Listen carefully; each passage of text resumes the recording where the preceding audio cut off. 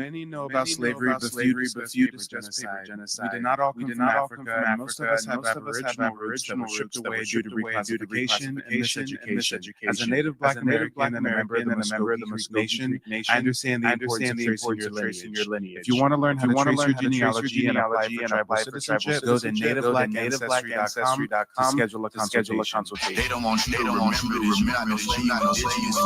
Fuck how the Indians. You in the war with the French and the British. And quite frankly, you was kings, Merovingians. They took the women and men, made them prisoners, raised up the children to worship their image. They set up a lab to the genes and they mixed them, and this shit get way deeper than your pigment. All right, ladies and gentlemen, boys and girls, thank you for tuning in for yet another great live stream. We got a lot of heavy-handed receipts we're going to bring from the back to the front, but before we do, we got to get the likes up. Smash the like button, share the broadcast. Shout out to everybody watching on TikTok. Shout out to everybody watching on YouTube. We are now simultaneously streaming to both platforms. And for those folks watching on TikTok who maybe catch a live stream late or, want to catch a replay, you can go to my YouTube channel, Mike TV, and catch all of these live streams over there. Now, while we wait for some people to pile in and start smashing the like button, first and foremost, I got to urge you guys to check out my website, nativeblack.ancestry.com. I've got a lot of historical resources. You can also book a one-on-one genealogy consultation with me if you need personalized guidance with your journey of discovery. We've got this tribal surnames tab where you can see if your family's last name aligns with any of the surnames adopted by the 5 civilized tribes. It's a common misconception that we get our last names from slave masters. Often we have ancestors who were never enslaved, so where's your last name come from? Definitely check out that tribal surname tab. We also have a book list of all of my primary resources. These are like sources that are, very hard to come by. Sometimes these books you can't even buy in the US. You got to import them from overseas, et cetera, et cetera. And I do update this book list weekly. We just added Judah P. Benjamin, the Jewish Confederate. Yeah, we be getting into it, y'all. We be getting into it. I've also got a digital archive, over 600 documents, family photos, newspaper clippings, book excerpts, Black Indian obituaries, you name it, all citing our indigeneity. You can download these to your phone, to your computer, share them on social media. We've got a few different tabs in the digital archive. Who's an Indian, who's a Negro? That's an essay that was written in I think the 1970s. It's about how Virginia Indians were reclassified as Negro during the World War II draft. Oh, yeah. Let's talk about it now. Who is Indian? Who's a Negro? Virginia Indians in the World War II draft. And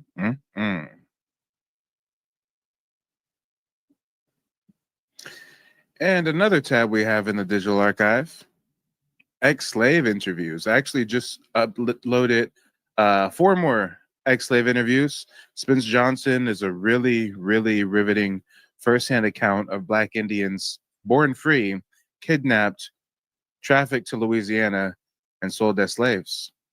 So I know a lot of us hear about the paper genocide. A lot of us hear about indigenous people being captured, enslaved, forced into bondage on their own land. But this is a firsthand account from an ex-Choctaw Black Indian slave, trafficked to Shreveport. And we've got many, many other firsthand accounts from ex-slaves as well. A few others, Black Indians also. So definitely make sure to check out the digital archive. Again, a lot of historical resources over here at nativeblack.ancestry.com. Make sure to tap in, guys. Now, what we're going to do is jam out to some music for a minute or two while we wait for the TikTok folks to get the likes where they need to be. Let's get the likes to 2,000 likes on TikTok. I'm sure we can do that expeditiously. As soon as we get the likes to 2,000, we'll go ahead and get this party started. They don't want us to be who we're supposed to be, but we are who we are, and that's the way that it's going to be. They don't want you seeking for the truth, and it's hard to find it hidden right in front of you.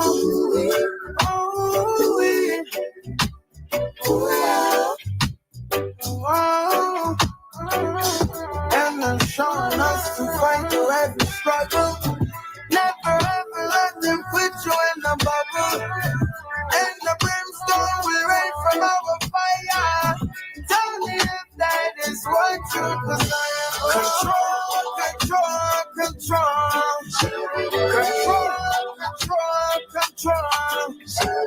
They want to control the way. And they want control over me. We'll keep on. All right, over on TikTok, we just hit 1,000 likes. We just need 1,000 more likes, and we will officially begin tonight's presentation. Surviving, keep on surviving, they keep on fighting us now. But we'll keep on surviving, keep on surviving, keep on through the ground. And guys, when you go to nativeblackancestry.com, you can actually download a free copy of my ebook, Reclassified, The Hidden History of Black Indians in the Southeast from Indian to Negro. So definitely make sure to check out the website, nativeblackancestry.com. We'll keep on surviving, keep on surviving, they keep on fighting us out. That same bullet killed a Mumba. That same bullet stole Fred Hampton's thunder. That same bullet put Sam Cooke 6 feet under. That same bullet took Medgar Evers out. Bobby, another Kennedy, split the nation of Islam up for the enemies. That same bullet traumatized would-be men, turned would-be revolutionaries into Barbie and Ken. That saw Peter and Ahita. We lost so many leaders. Many niggas turned automatons, afraid to get shot down like Malcolm X in the Autobahn. That same bullet took so much young black potential just because they're black, they're perceived as a threat and containing that power in a premature death. Some just walk down the street, some for resisting arrest, some at home in their bed, some just for taking a breath or for daring to dream of having success. This construct is tricky, it was made for a few. If you don't hold your peace, they'll come after you too. That same bullet is for population control, and we'll all have to face that dark night of the soul. If you're gonna walk with your soul, you haven't been told, you're gonna have to have faith. It's calculated and cold. That same bullet tries to control the appeal of men like Huey Newton, his man Bobby Seale. That same bullet even shot at Bob Marley for preaching one love is a single authority. And that bullet doesn't have to be literal. They're trying to take a man down just for being political. Assassinate character with the click of their thumbs like a gun to make the people go deaf, blind, and dumb. So overcome to be content with the crumbs. I keep reminding my sons that's how business gets done. And reminding my daughters to watch for verbal assassins. Should they decide not to cash and they like puppets, they control the strings, levers, and pulleys. And if seduction don't work, then they'll be back to bullying. Control.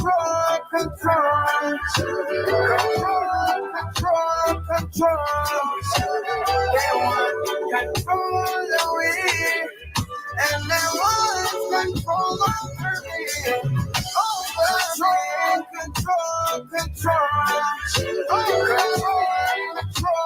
Control. They want control the way. And they want control over me. We'll keep on surviving, keep on surviving, they keep on fighting us out. We'll keep on surviving, keep on surviving, keep on surviving. All right, ladies and gentlemen, boys and girls, we have hit our goal for likes over here on TikTok, so we will officially begin tonight's presentation. Tonight, I really want to discuss Papal bulls, dem diversas, and things surrounding those religious edicts. So if there's anybody that's not well-researched on those subjects, have no fear. We're going to take a deep dive. Without further ado, let's get into the receipts, y'all. Let's get into the receipts. The books we read in school often report complete fallacies about history, sometimes by mistake, but often by design. We have always been taught that among the ways the Indians were subdued into catastrophe was due to the diseases brought by Europeans. Of those diseases, one mentioned most commonly is smallpox. However, according to several modern and ancient forensic geneticists and anthropologists, the real cause was never smallpox. The real disease Europeans brought to the Americas was Salmonella, which is a literal horse of a different color. Oh, you know what? I almost forgot, guys. I almost forgot. Let me switch this around. We've got a little bit of a prompt prepared for you this evening. Not a whole lot of questions in the prompt, like some of the like some of the prompts you've seen me do in the past, but let me see if I can get this pulled up here, guys. Give me just a moment. We got to make this so that TikTok and YouTube can see it nice and clear. Let's see what we can do here. Let's see. All right. Here we go. Where's that prompt? Here we go. So, guys, you can answer this prompt in the comment section, or you can request to join as a guest. If you're watching on YouTube, you know you have to come over here on TikTok in order to be able to join as a guest. But tonight's prompt says, Latinos, natives, and Africans are having an identity crisis. Not us. Agree, disagree, call in. So, guys, you know what to do. Let me know what you think about that.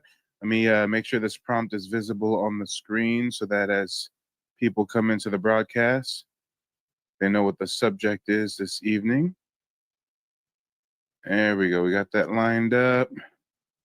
Let's throw that right there. And let's minimize that. Bam. Okay, we're all set up on the TikTok now. We're good to go, y'all. We are good to go. Let's go ahead and pick up where we left off, shall we?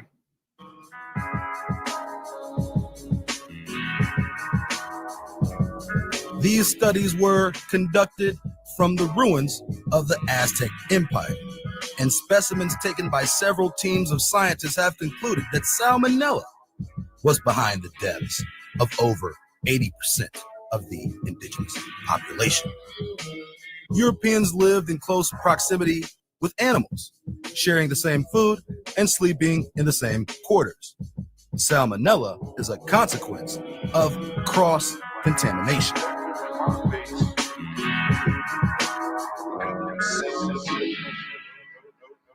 Animal to human intracellular pathogens that Europeans were quite immune, yet proved to be fatal to Indians.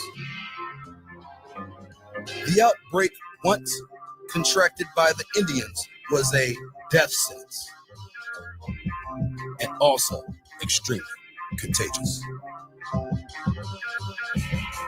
The feral epidemic transferred from Europe was zoological in nature. In a realm of spirits, they were the beasts who sought to destroy, kill, and conquer by any depraved. All right, ladies and gentlemen, boys and girls, we already got somebody requesting to join. Warrior Human, go ahead and unmute yourself. Let us know where you're calling in from and what's on your mind. Warrior Human going once. Warrior Human going twice. Can you hear me now? Yep, go for it. Perfect. Okay. All these little videos you're showing and all the things it's talking about are not congruent with scientific facts. Can you be specific? Cite your sources besides.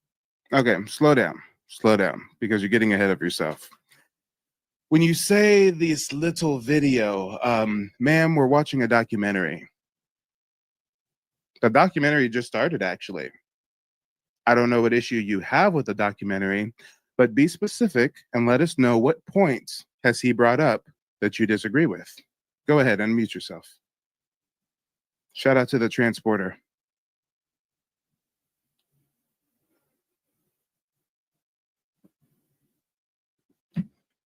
Go ahead, unmute yourself. Come on. You know how to unmute yourself. Okay, you don't have to be rude. But anyway, they were talking about Salmonella. That people got sick from salmonella because they all lived close proximity, the whites, the natives, and the blacks. The reason why Native Americans got sick in the beginning is because the white Europeans never took a bath because they didn't know how to take a bath in the river. And that's a statistical fact. and it's documented in the NAR archives why that. Okay, ma'am, you said statistical fact. You said it's documented in the archives. Let's be specific. What date are you talking about? What era are you saying that indigenous people had European contact with Europeans that didn't bathe and then they got diseases? And why do you refuse to acknowledge that all this documentary brought up so far was that they brought salmonella? I don't know what issue you have with the filmmaker saying that Europeans brought salmonella. I don't know if you disagree with that, but what's the issue here? Well, the issue is you're being rude and you keep interrupting me, and I'm trying to tell. Ma'am, this is my show. You requested to speak to me, not the Young other way man, around. I'm trying to educate Oh, you. lady, you're not educating nobody. You're interrupting the education with Okay, you some don't pseudo speak to me. bullshit. You don't speak to me like If you that. come to my house trying to speak to me, you gonna bow down and kiss the ring, honey boo boo child. We're not on the res. You better act like you know where you at right now. Now we're gonna continue with our documentary while Tonto takes a puff from the peace pipe or something. I don't know what issue she has with the documentarian filmmaker bringing up that Europeans brought salmonella, guys. I guess that's a controversial issue. No, young man, this little video you're playing is wrong. It doesn't have the scientific archival facts because actually it was Europeans didn't bathe because they didn't bathe in the river. So you're wrong, Mike. Nana nana boo. Bitch, what are you talking about? And y'all, I didn't invite her up here. She requested to come up. Ma'am, nobody wants to speak to you. Stick with you and your own. In our community, we have a saying, don't go chasing waterfalls. Stick to the rivers and the lakes that you're used to. I wonder what your tribe's little sayings are, but you need to adhere to one of them and know your place. Scheme necessary. There was no measure of righteousness within their intentions. Only wrath, gluttony, pride, greed, and lust were their aims. They thirsted for pleasure and relished the opportunity to enslave the children of Israel. We have all heard the story about how Christopher Columbus thought he was sailing to India, but ran into the West Indies and started calling them Indians because he thought he was an Indian. Well, as we got older and learned more, or so we thought, more about history, we begun to adopt any reason whatsoever to discredit Christopher Columbus from the discovery of America. But somewhere lost in the manufactured rhetoric is a complete lie, which is the implication that Columbus had no idea where he was going or what he was doing is a complete lie. Not only did Columbus know exactly where he was going, he had a specific purpose and mission to enslave the children of Israel and capture Jerusalem. Columbus was on an well-acknowledged religious crusade. First conceived in the year 1452 by Pope Nicholas, the trip to the supposed... All right, guys. Before we get into the dumb diverses and the papal bulls, let's see what our current panel members have to say. Who's the first one? Carla? Carla, are you there? Go ahead and unmute yourself. Let us know where you're calling in from and what's on your mind, Carla. Carla going once. Carla going twice. And Carla, I hear audio from your end, but you're not saying nothing. All right, we'll see you later. Next up, we've got AK-47. Go ahead and unmute yourself. Let us know where you're calling in from and what's on your mind. I'm calling in from Atlanta, Georgia, and I just want to take this opportunity to thank you for the information that you've been sharing. A lot of it has been suppressed. Again, you know, I don't put this on my platform. However, you know, when given the opportunity, you know, I do share with people, that you got to understand who told you the story. And here's an old motto that I like to live by. I learned this from the corporate world: trust but verify. And once you begin to verify things, you'll be surprised at how many things, aren't what they appear to be. One of the things that I try to get people to see, even if you don't know history, even if you're in the process of learning history, you should be able to understand natural environments and habitats.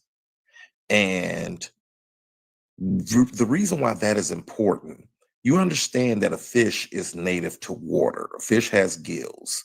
Okay. So for a fish to tell you that it's native indigenous to land, that completely doesn't make any sense. Same thing with a polar bear. If a polar bear told you that its natural native environment was the Mojave Desert, you should know that that polar bear is lying, because its genetics is not conducive to hot climates. So whenever someone tells you that, they are native to the Americas, which used to be adjoined to Africa during the Pangea era, because, pretty much they lie closer to the equator, which is the hottest place on Earth. If you lack melanin, then it's common sense. Hold on a moment. Let's actually touch on that. So if we're just gonna, participate in a exercise of critical thought and lead credence to the Pangea theory, Pangea, right? Well, if you think about it, most of the Americas would be adjoined to Africa. I don't know that it would really be connected to Europe at all like that, huh? Maybe a part of like Canada, super far up north or something, maybe, but the vast majority of the landmass would be connected to Africa. It's a very valid point that you brought up that I think most people don't really take the moment to reflect on. And it's closer to near the equator, exactly. And if you just, I'm saying critical thinking because, history is so vast, and, and depending upon your resources, so convoluted, sometimes you have to fall back on common sense and what, makes sense scientifically and what doesn't. But the Americas, lies close and near the equator. So if you do a simple Google, and this will nullify a lot of the debate tactics that a lot of people try to bring forth to you when you're shedding light on real history. You could just, it's obvious that if you lack melanin, and you could do a simple Google search, the average Native American or European or Asian, anyone that lacks our melanin, is only able to withstand the sun for about an hour, 2 hours tops, without SP6 or SP12, which is sunscreen. Yep. So how can this be your native environment, when you don't even have the genetics for it? And you're right. Expounding on what you're saying with the document, I have friends from India. I have friends from all over the world, right? India, that's actually called Hindustan. They're Hindus, and they are a form, and believe it or not, they're closer to Caucasians than they are Black people. This why they have, the long straight hair. And they'll tell you this if you get them, one-on-one in conversation. Now, the reason that's so important, because even with the lie that Christopher Columbus told, saying, he accidentally bumped into America and thought he was in India, there was no India 500 years ago. It was Hindustan, and they wasn't called Indians, they were called Hindus. Talk about it. And really, if you are in the upper echelon of even mainstream academia in Europe, when it comes to this whole Christopher Columbus, and some people theorize he was a Sephardic Jew and this and that, like mainstream academia in Europe, not America, in Europe, they've been blown the whistle on that. They've got like documentaries running in Italy, in Spain, in France about how Cristobal Colon was not only a Sephardic crypto Jew, but he was a double agent for Portugal.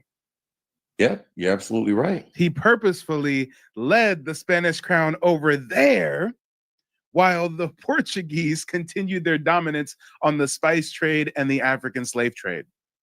Which is why in these papal bulls that are on the screen right now, the Pope gave Portugal everything Eastern Hemisphere and gave the Spanish everything Western Hemisphere. But Columbus and some of his people pushed for that boundary to be extended just a little bit so that the Portuguese could get what territory in the Americas? Brazil.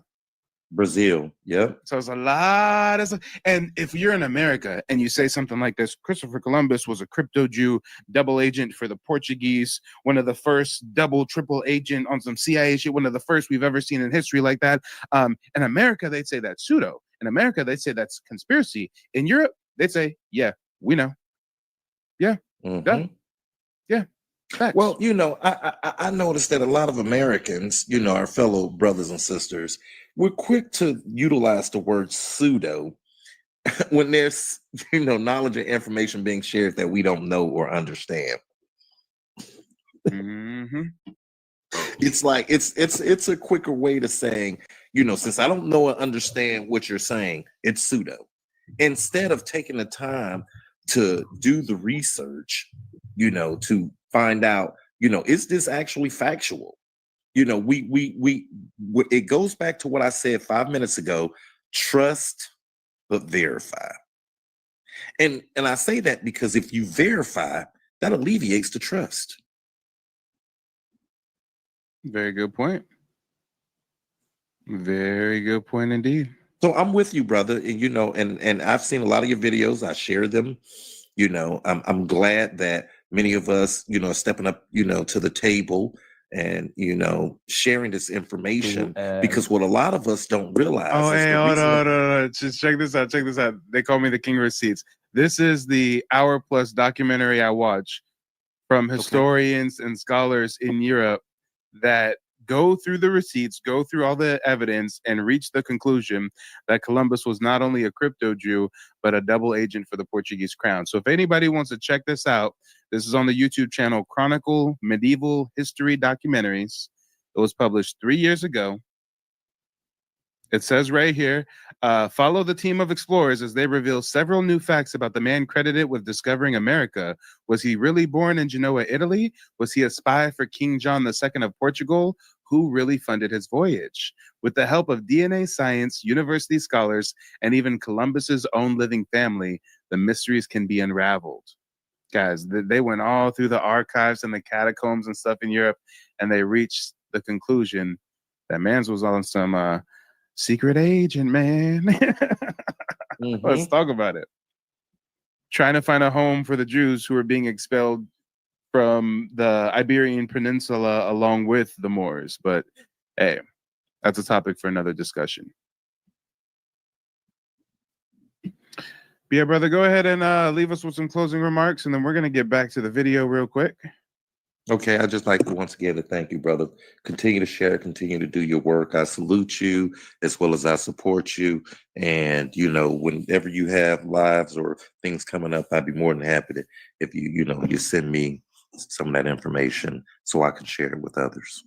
Yeah, most def. Yeah, definitely check out the website. I got a whole digital archive where you can download documents and research material and do what you will with it. But yeah, it was nice chopping it up with you. Okay, likewise, brother. Till next time. Peace. All right, guys, let's get back to the video. Had already. Oh, and let me get some fist or feathers in the chat if you guys want to take a segue from Dumb Diverses and Papal Bulls and play some of that documentary where they go into how Christopher Columbus was a double agent for the Portuguese crown and a crypto Jew. Been written into law over 40 years before the first records of conquistador Western exploration began to emerge in the historical record. But in the Moorish historical record, trade had been established by Muslims in the Americas as early as the year 932. So if the Moors had known about the Americas at least since 932, and the Moors were run out of Spain in 1491. How is it possible that the kingdoms of Rome and Spain and Portugal had no knowledge of the Americas? The classical historical narrative even states that the Vikings settled in Vinland in the year 1000 and went on to conquer several areas throughout Europe, including Kiev and the Iberian Peninsula. How could the same bloodlines that ruled Europe have no knowledge of a land that had been settled by their ancestors 500 years before? Quite simply, it's all lies. These people are all family. All are in cahoots to keep us in the dark. But why do they want to keep us all in the dark? And No Cut says, you said it's called Medieval History on YouTube? Yeah, look, it's right here. Well, the actual title of it is The Real Truth About Christopher Columbus, Secrets and Mysteries of Christopher Columbus Chronicle. But the actual name of the YouTube channel is Chronicle Medieval History Documentaries. It's right here. And I'm sure sometime tonight we'll actually play a little bit of this documentary, at least the meat and potatoes.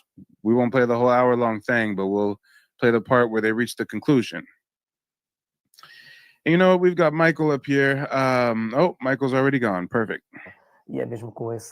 Oops, and I already started jumping ahead and playing this video. Let's get back to Dumb versus Paper Bulls, y'all. Let me get a 0 in the chat if you guys are not really familiar with Dumb versus or the Papal Bulls and how it played a part in the reclassification and enslavement of Native Black Americans. 0s in the chat if you're not familiar with Dumb versus or Papal Bulls. I'm seeing some 0s in the chat. All right. Well, what I'm going to do is segue to a different video. This is Professor Robert Miller. He's actually going to get into the Doctrine of Discovery. The Doctrine of Discovery really encompasses those Papal Bulls. So we'll go into the nitty-gritty right now so you can get a clear understanding. Thank you very much. I want to thank Tupac and Shannon and everyone that was involved with inviting me to be here, and I'm delighted to get to speak with you on this topic. I am a citizen of the Eastern Shawnee Tribe of Oklahoma, and I'm the Chief Justice of the Court of Appeals of the Grand Ronde Tribe in Oregon, and I'm also a judge for other tribes in the Pacific Northwest.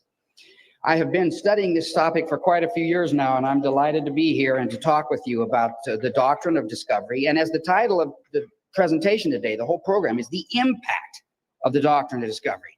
And so I think I have a half an hour to talk to you about 500 years of history and law. So I'm going to talk really fast. First slide, please. We're going to take a look at this map today, and we're going to talk about manifest destiny. That's my assignment today. And that's what I wrote about in my 2006 book. And I described how the doctrine of discovery became manifest destiny. This American idea of what? I think most Americans know the phrase manifest destiny, but if you ask them to define it, they would not be able to. So that's what we're going to talk about. And we're going to come back and forth to this map several times because every one of those colored areas and the growth of the United States is explained by the principles, the elements of the doctrine of discovery.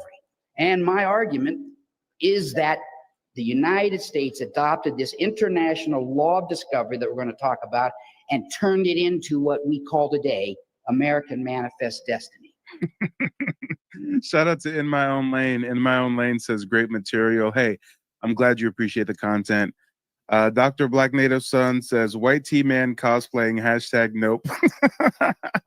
Hey, to each their own. Some would look at his phenotype and question his tribal citizenship status. I would really more so want to hear what the law professor has to say about Dumb versus specifically, instead of being caught up on the fact that he's a bit paler than some of the other tribal members I've seen. But hey, to each their own. So we will come back and forth to that slide. Obviously, I live in the Oregon country, so we'll be talking about that. We're here now in this new Spain, what later became Mexico, and then what the United States acquired after the Mexican-American War. Next slide, please. So I'm going to very briefly describe the doctrine of discovery. Later, Steve Newcomb is obviously going to explain to us the European backgrounds and the definition of, or excuse me, the meaning of the doctrine of discovery and how it grows from ideas of domination. But I need to explain to you very briefly what the doctrine is, and then break it down into the 10 elements that I define describes the doctrine of discovery.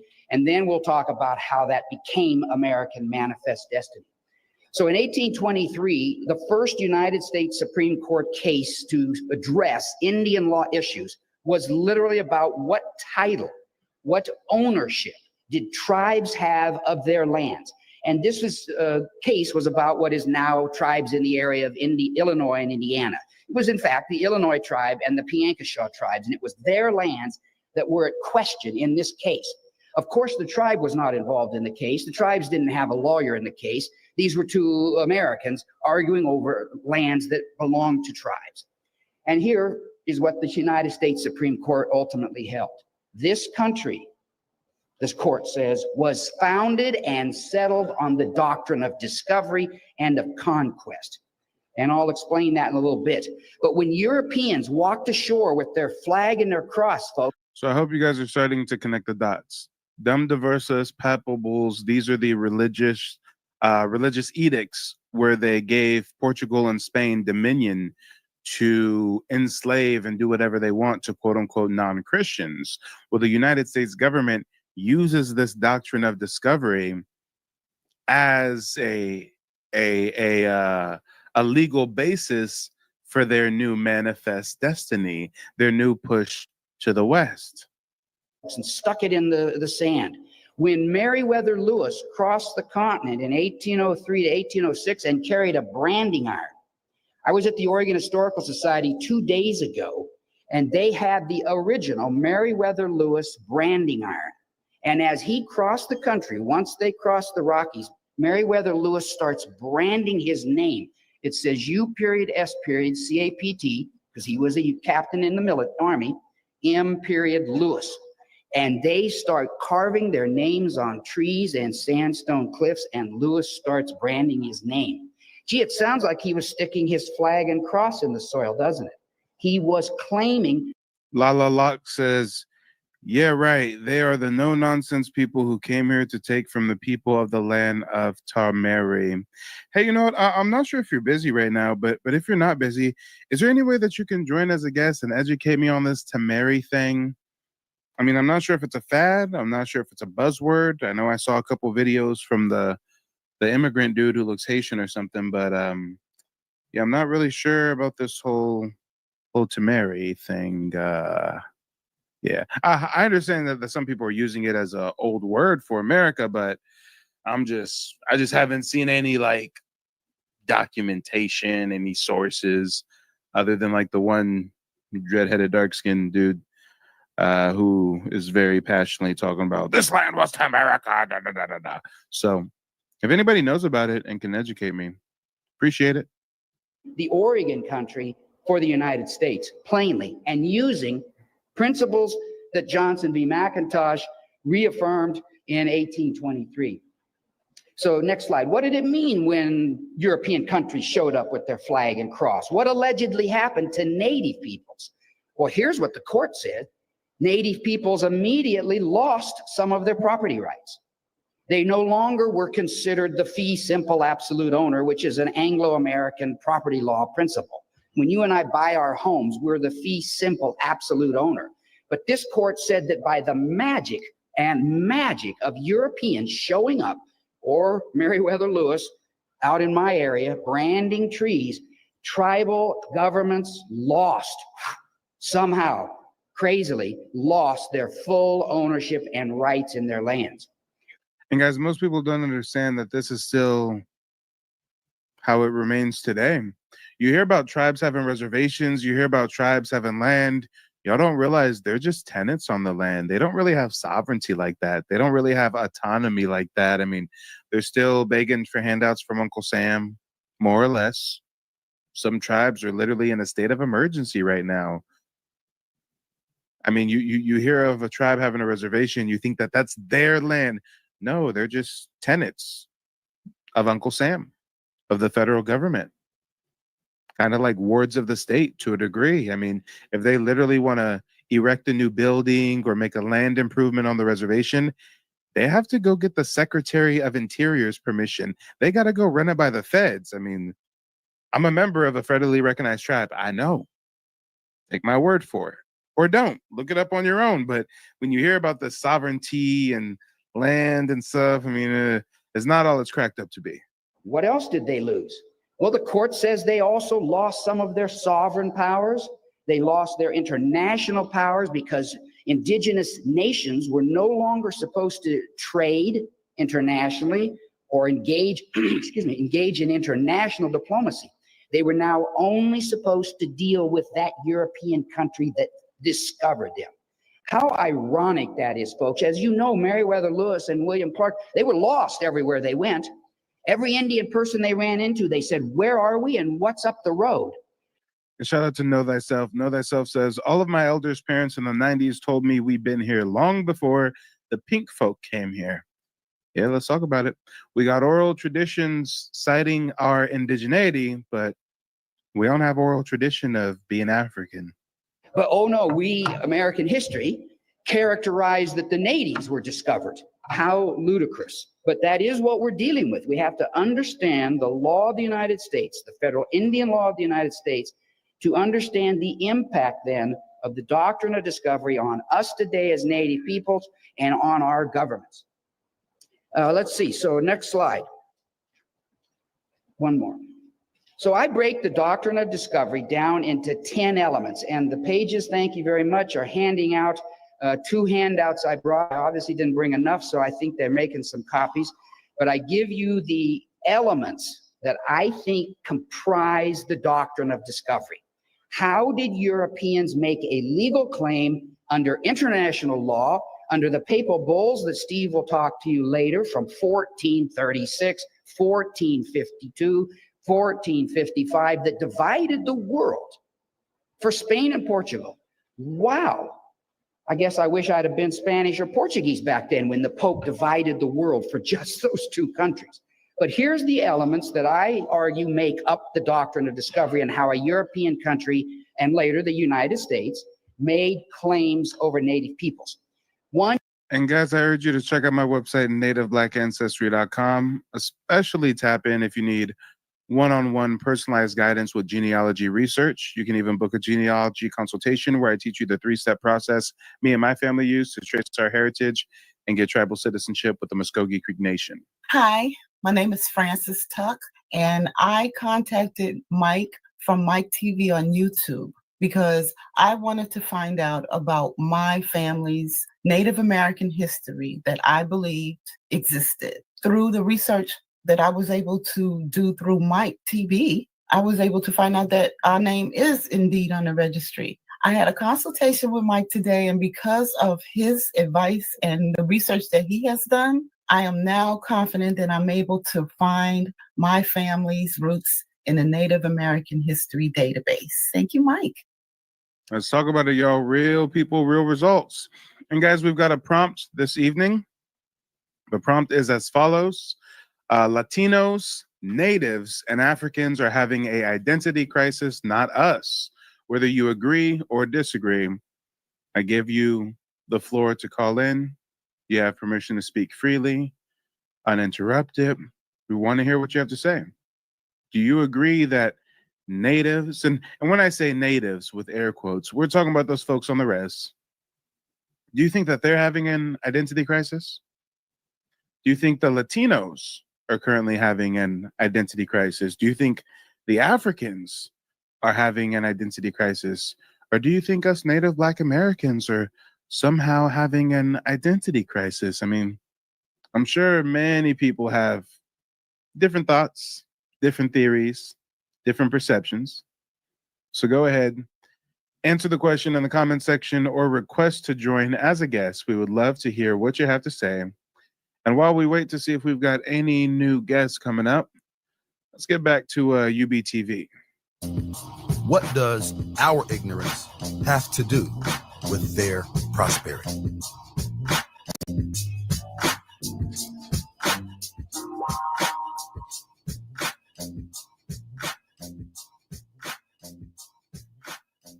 An Indian who is as bad as the white men could not live in our nation. He would be put to death and be eaten up by the wolves.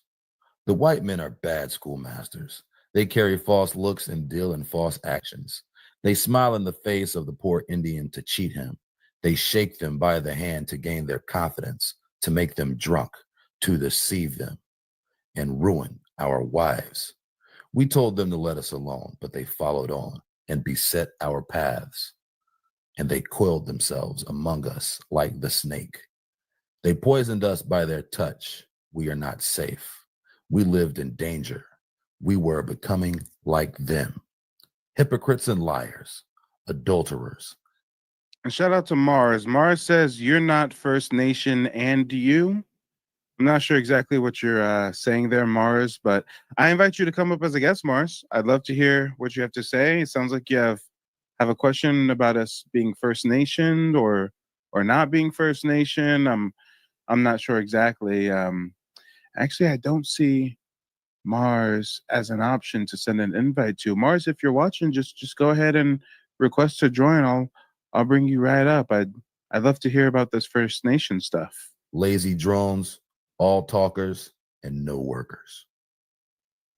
As for baptizing Indians and Negroes, several of the white people disapprove of it because they say it often makes them proud and not so good servants. But these and such objections are easily refuted, for Christianity encourages and orders them to become more humble and better servants, and not worse than they were when they were heathens. Quote from historian Jack D. Forbes. In 1719, South Carolina decided who should be an Indian for tax purposes, since American Indian slaves were taxed at a lesser rate than African slaves. The act stated, quote, "And for preventing all doubts and scruples that may arise, what ought to be rated on musties, mulattoes, etc., all such slaves are not entirely Indian shall be accounted as Negro," end quote. Forbes found this to be significant. He said that at the time, musties and mulattoes were considered persons of Native American ancestry. He wrote, "My judgment, to be discussed later, is that a mustee was primarily part African and American Indian, and that a mulatto was usually part European and American Indian. This act also significant because it asserts that part American Indians with or without African ancestry should be counted as Negroes, thus having an implication for all later slave censuses," end quote.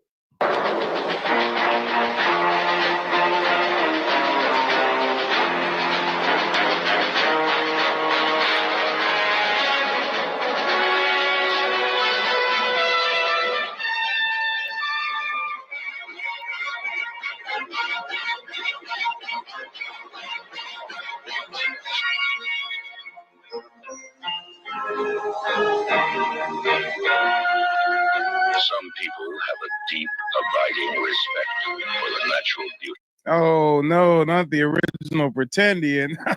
Oh, boy. Hey, guys, we have a guest coming from the back to the front is Sarah Lee. Sarah Lee, let us know where you're calling in from and what's on your mind. Hey, I'm calling in from Houston, Texas. And Lay it on I don't know, us. just saw you were on live, so decided to see what she was talking about over here. Oh, yeah. Well, I've got a bit of a prompt. I say Latinos, Natives, and Africans are having an identity crisis, not us. Is that something you agree with or disagree with? I don't know about the other groups, but I do know when it comes to Africans, if it's pertaining to African Americans, we're not having an identity crisis. We're having an awakening. And I've been doing. Oh yeah, no. I said Africans. I didn't say African Americans. you're pertaining to Africans. Yeah, from Latinos, Africa. Natives, and Africa. An African is only an African. You know, an African just means one thing, right? Yeah. Are they having an identity crisis? You know what? Probably. And it might be stemmed from our awakening and shifting this, this historical narrative of who we are, because it shifts everyone else as well. Well, hey, I've got a little evidence to back the claim that the Africans are having an identity crisis. But the thing is, TikTok is weird. If I play a video right now, everybody will hear it, but the people on the panel can't hear it. So I really want you to be able to hear it. So how about you just drop down? I'll play the video and then request to join right back up. But I'm going to play a short clip that just really shows how these Africans are having an identity crisis. Okay. So yeah, as soon as I give you the verbal cue to request back up, we'll go ahead and pick up where we left off. But guys, check this out. The Africans are the Africans are definitely having an identity crisis, y'all. Let's check it out. Round with that fake history you are giving. Stop it. You call yourself Native Americans, yet you don't even know your tribe. Where is your tribe? What is the name of your tribe? What language do you speak? Your so-called name. My tribe is Muskogee Creek Nation. Our language is called Muskogee. Did I pass your pop quiz, African lady that's oh so angry about Black Americans getting in touch with their indigeneity? Native Americans. What language do you guys speak? Because every single tribe or every single country in this world have their own language. So if you are indigenous, just as Red Indians, or sorry to say Native Americans, they have their own language. They have their own tribes. So Madam so-called African, wanna be Native American, what is the name of your tribe? What is the name of your people? You coming up with some fake identity that is going to cause some crisis to our African identity. Oh, so when I say, hey, I think Africans are having an identity crisis, not us, and you hear the African woman say verbatim that us getting in touch with our indigenous roots is messing up their African identity. Guys, listen to this. I'm gonna play it back. We're messing with their African identity. It sounds like they're having an identity crisis to me. They have their own tribes. So Madam so-called African, wanna be Native American, what is the name of your tribe? What is the name of your people? You coming up with some fake identity that is going to cause some crisis to our African identity. Our identity causes a crisis to their African identity. Okay. So please stop it. Stop with the fake history you are creating. Please. It's serious, guys. You are really doing something that is wrong and is illegal. The fuck are you talking about? Deny Africa all you want. You are Africans. That is how you got to America. You can claim America because that's all you know, but the blood flows through your veins. That blood that flows through your veins. That blood that makes you sing good. That blood. Wait, if we have African blood that makes us sing good, why don't you Africans sing good? That makes you dance good.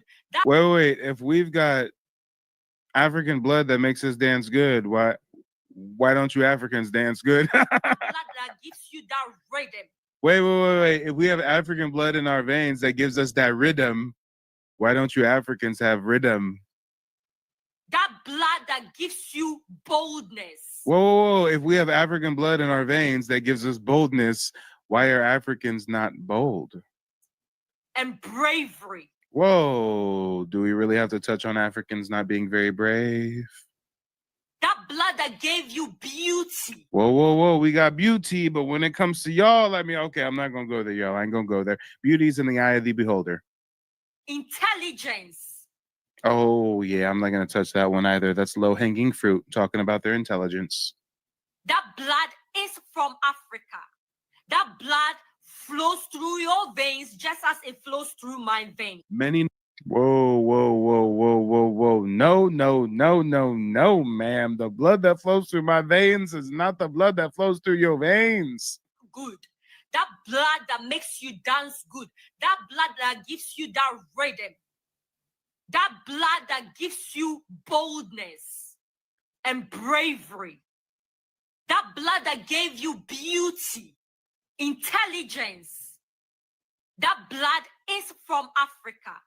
That blood flows through your veins just as it flows through my veins. Many know about slavery, but few discuss paper genocide. We did not all come from Africa, and most of us have Aboriginal roots that were stripped away due to reclassification and miseducation. As a native Black American and a member of the Muscogee Huron Nation, I understand the importance of tracing your lineage. If you want to learn how to trace your genealogy and apply for tribal citizenship, go to nativeblackancestry.com to schedule a consultation. They don't want you to remember this. You not no slave, you indigenous. Fuck how they painted them Indians. You went to war with the French and the British, man. Quite frankly, you was kings Merovingians. They took the women and men, made them prisoners, raised up the children to worship their images, set up a lab, took the genes and they mixed them, and this shit get way deeper than your pigment. All right. To the lady that was on the panel earlier, you can come on back. That was the end of that video that I wanted to play for you. While we wait for her to come on back, hey, Will, you can go ahead and unmute yourself. Let us know where you're calling in from and what's on your mind. 37, Kansas City. I don't think the people in the comment realize when you read off that little thing that says the European settlers' kids and the African slaves' kids, they didn't treat them no different. Why do you think they didn't treat their spawn any different? Are you asking a rhetorical question? I mean, did they know something that a lot of people don't realize today, that the European bloodline and the African bloodline is the same? Well, do tell more. That's not really something that I've researched a whole lot of. My focus is on the Americas, but hey. Well, at least that's what the Asian scientist that was doing DNA research discovered when he was trying to prove that Asians weren't African, and then found out that Asians and Europeans are directly African descent. Gotcha. Well, it doesn't sound that crazy. I mean, Asia and Europe is connected to Africa. It's really all one continent, right? Right. Mm-hmm. But hey, what do you think about the prompt on the screen?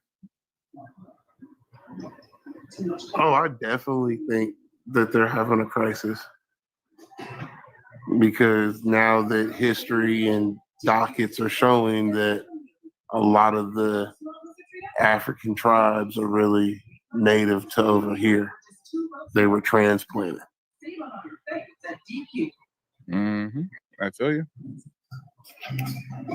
And not only just them were transplanted, don't forget they tried to grow cotton in Africa, and so they took 40,000 from South America over there, 3 or 4 times, they said. Mm-hmm. Oh, and you know what? Real quick, we got another person on the panel. Yellowish Letta. Go ahead and unmute yourself. Let us know where you're calling in from and what's on your mind. I'm calling in from California.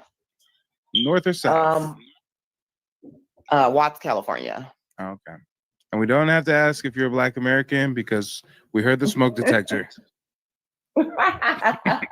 That's funny. My husband's going to change that, okay? You know, he ain't He's a never trucker. changed that damn battery. Stop it. It's okay. You don't even notice it. It's okay.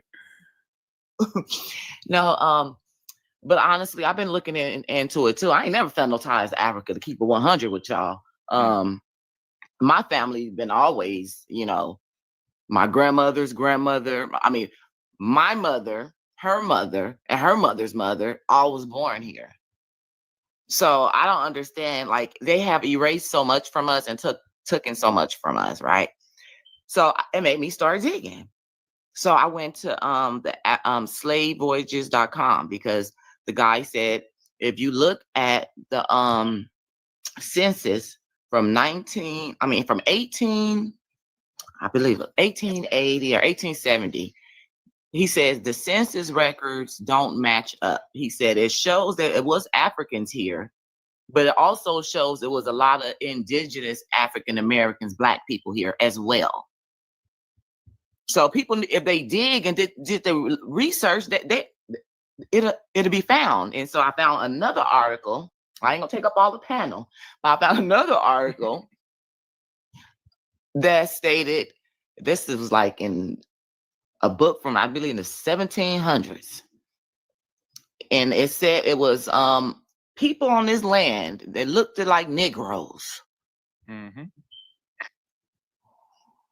this land, but they cannot be put in the same category as the same, because we own different land masses, and our tone is quite a little bit different. But they get black. I don't know. We get shades of brown, right? Yep. Big difference. I mean, even in the German churches, on the roofs and the walls, they were painting allegories of the continents. And if we take a look at some of these allegories, I mean, this right here is Asia. This right here is Europe. This right here is Africa. And this right here, this right here is America. So again, do we have similar phenotypes sometimes? Yes, sure.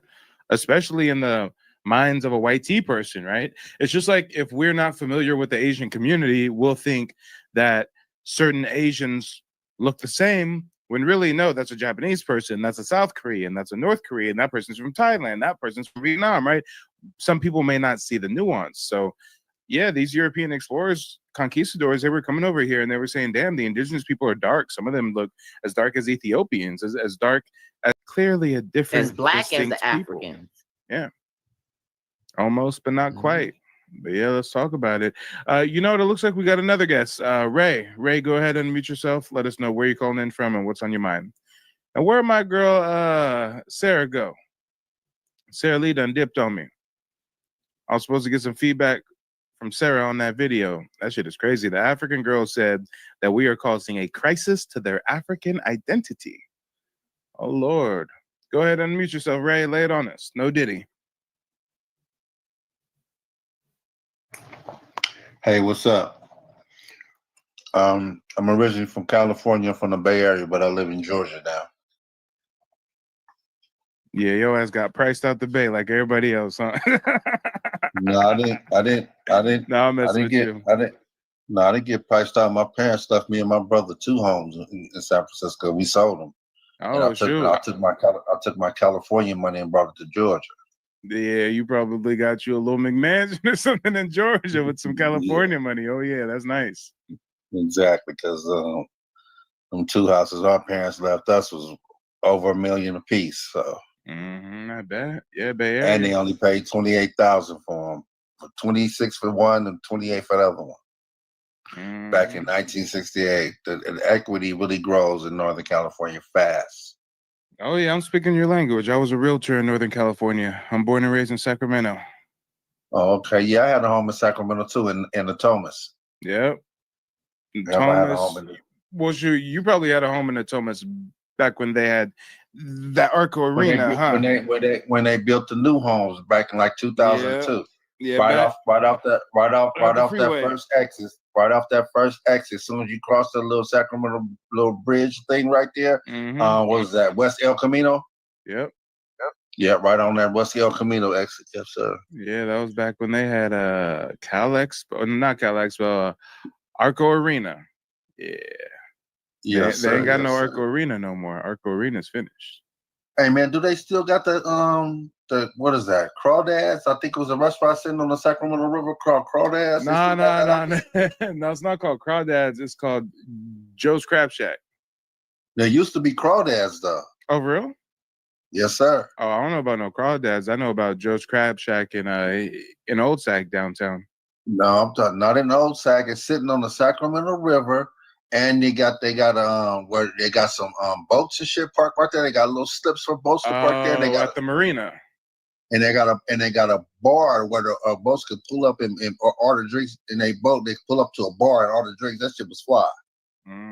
Yeah, they might still have it there. I'm not sure. I was never a fan of crawfish, so that's a little bit outside of my wheelhouse. I mean, they sold everything though. So yeah, I was at Joe's Crab Shack. That was my spot.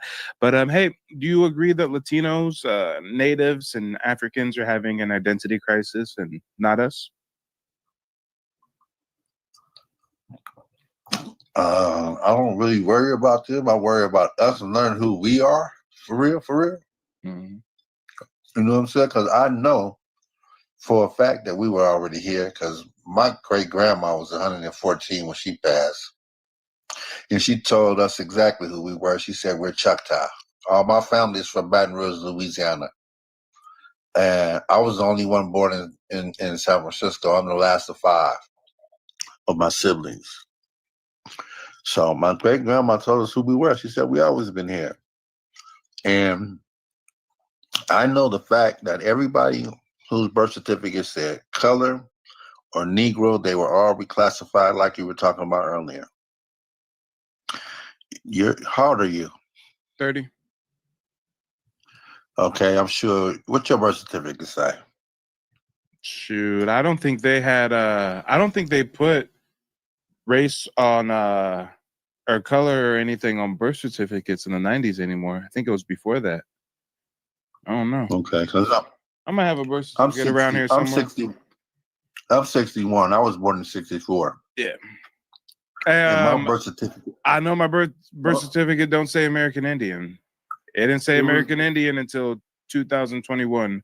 It wouldn't be on your birth certificate. It'd be on your birth announcement, which is your true birth certificate. Okay, well, my birth certificate says Negro.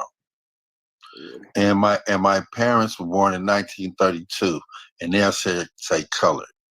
So all the people that said colored and Negro, for sure, they were reclassified and are the true Aborigines of this land. Yep. And that's real. Oh yeah, most def. And Big Merc 214 says, "Can you explain that picture one more time?" So these are called allegories of the continents. Germans, back in the early 1700s, in their churches, on the rooftops, on the walls, they actually painted allegories, depictions of the indigenous people of different continents. This is a church in Germany. You can go visit it present day. This is what it looks like right here. And let me go to the text first. And this whole website is actually in German. This is translated into English thanks to Google. But it says right here, Africa and America are characterized by their dark skin and lavish feathered headdresses representing barbaric continents.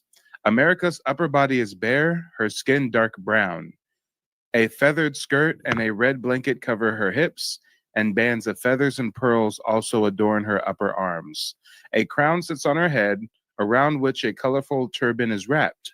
Her hand points downwards. She seems to be supporting the globe in one arm, indeed with the entire weight of her upper body, as if she wanted to protect it from being crushed or displaced by the powerful coil of the serpent's body. So now if we go and we actually look at that image that they're referring to, this is on the roof of that church. Over here, this is America with the turban and the feathers supporting the entire globe that's being wrapped around by a serpent. This is what the Germans paint on the roofs of their own churches in the 1700s. This right here is the African. Black, that's the African. That's a depiction of Africa. This, America. And they've got so many churches with so many depictions just like this. Here's another church, whole separate church, Church St. Anthony. You can go visit it in Germany today, tomorrow, whenever. I mean, just go, take a seat, look around, and say, wow, this is some interesting things painted on the walls. These are some interesting things painted on the ceiling. I wonder. Let's check out this next one. I think we got some text for it. Let me see. Where's the text? Here we go. And again, this is in German. I got to translate this to English real quick. Let me go to Google Translate, English. There we go. It says, to the right of the globe, America kneels. Her feather-crowned, bare torso and thick gold necklace and bracelets mark her as the representative of a wild continent. Again, feather-crowned, bare torso, thick gold necklace, right of the globe, America kneels. Well, let's take a look at the image. To the right of the globe, we have America kneeling, gold necklace, feathered headdress. And you can actually click on this and it will again describe that as America. So hopefully that explains that for you. If anybody wants to look that up, these are called allegories of the continents. They have a whole book with hundreds of them. But real quick, we've got a couple more people requesting to join backstage. Let's see what they're talking about. Shout out to everybody tuning in. Tap the screen, tap the screen, tap the screen. Guys, let's get to 15,000 likes. Everybody make sure to check out nativeblack.ancestry.com if you need assistance with genealogy research. Matter of fact, we got a client of mine on the panel. Handboy, go ahead, unmute yourself. Let the people know where you're calling in from and what's on your mind. I'm from Wisconsin, Milwaukee, Wisconsin. I'm calling in. I seen that video. I was watching on YouTube. I had to come on TikTok. That lady kind of made me mad, talking about we creating a fake history and they having that fake history recreating this it's gonna cause a crisis to their African identity. Yeah, messing with their African identity. It's like, what fake history? We knew when we came from. We wouldn't even start looking if y'all when it came over here talking about we don't know where we come from. So now that we start doing the looking and finding out, like, yeah, I'm really not from Africa. Like, joke's on you. I know where I come from, and my ancestors is listed as Black, but not African, even by white people standards. So you can't. I don't know what is. I came from Africa. Come from like no, I came from America. Like my mama was here, her grandmama, like all my family's from here. Like that kind of made me mad. Like y'all trying to tether yourself onto our greatness of what we did. Like y'all been born free the last 200 years and y'all ain't done nothing. I mean, we was in slavery at one point and poured our ancestors to lay the foundation in each generation, and we kept it going, and now we are enjoying the benefits of what they fought for. It's like y'all jealous hold of us. Hold on. Let's be even more specific. We've reached a modicum of success that they can only imagine while suffering bondage, disenfranchisement, Jim Crow, segregation, redlining, the Klan, reclassification, the list goes on and on. At that same time we were going through that, they were not just free, they were business partners with the Europeans, right? It's called a slave trade. They were taking their Africans and trading them to European foreigners for trinkets, beer, muskets, gunpowder, mirrors. So they kind of had an infinite money glitch. They would take these Africans that they didn't like, sell them to Europeans, get guns, get muskets, get gunpowder, use that to capture more of their fellow Africans to sell to Europeans. And the cycle continues and continues and continues. And what did they do with all these riches? I guess they just tricked off the money because they poor as hell present day. And then their business partners turned on them. Their business partners turn on them and say, hey, we're going to colonize you guys for a little bit. And really, Africa never got colonized like that, y'all. Look it up. They got colonized for like 50 years. It wasn't nothing. Europeans had a vacation there for a generation. I mean, they didn't get colonized like that. 50 years? What? Meanwhile, since 1492, we're dealing with European invasions, multiple European factions waging war on us versus the Africans being business partners of the European turning on them saying, matter of fact, run me your pockets now, African. We want something from you. They get colonized for 50, 60 years. Now they can't get it together and they're still blaming colonization. When if you compare African colonization to what we went through, they never really got colonized at all. But I digress. You know what? Real quick, we've got another panel member. Mr. Beef Taco, go ahead, unmute yourself. Let us know where you're calling in from and what's on your mind. Hello. I'm from Texas, and I'm not gonna be on this panel very long. I just came out here to say that what you're doing is. Oh shoot. We got some technical difficulties, guys. I know he said he was not going to be on the panel long, but he really got cut short there. Go ahead and request to join again, and we'll bring you right up. I don't know what happened. I think maybe your Wi-Fi was not Wi-Fiing. We've also got Chop Top Pick. Chop, let us know where you're calling in from and what's on your mind. Hey, I'm calling in from Long Beach, California, man. I just want to shout out to all the indigenous people here. I'm Choctaw and Seminole. Shout out to my Gullah Geechee family as well, man. And I just want to say big ups to all the indigenous and all of us that's getting this word out. It's very important for us to know our identity here, because the authenticity is the highest form of power, of energy. And that's why it's so important for us to know ourselves, because the moment we rise into that energy, it's over. And they know that. We got 100 million, we got 1 million square miles of land that they gotta owe us to, and they know that. Wait, you said 1 million square miles? Oh yeah. Oh yeah. I don't know. We got way more than that. Just my tribe alone had 21 million acres robbed from them. You feel me? Okay. There it is. So yeah, we got millions on millions on millions, hundreds of millions of acres of land. Not no 1 million. There it is. There it is right there. There it is. Let's right talk there. about it. So let's talk about it. So yeah, there it is. There it is right there. So yeah, that's how large America is. And we from North, South, and Central, and we rising. And I'm grateful to see us on here and we talking about this. Big ups to us. Most def. And guys, TikTok is glitching out. It's not allowing me to invite people to join. So if anybody wants to come up, answer the prompts, I'll bring you up. Just request to join as a guest. I say Latinos, Natives, and Africans are having an identity crisis, not us. Whether you agree or disagree, call in. I'd love to hear what you guys have to say. If you're watching on YouTube, unfortunately, you got to come over here on TikTok in order to be able to join as a panel member and whatnot.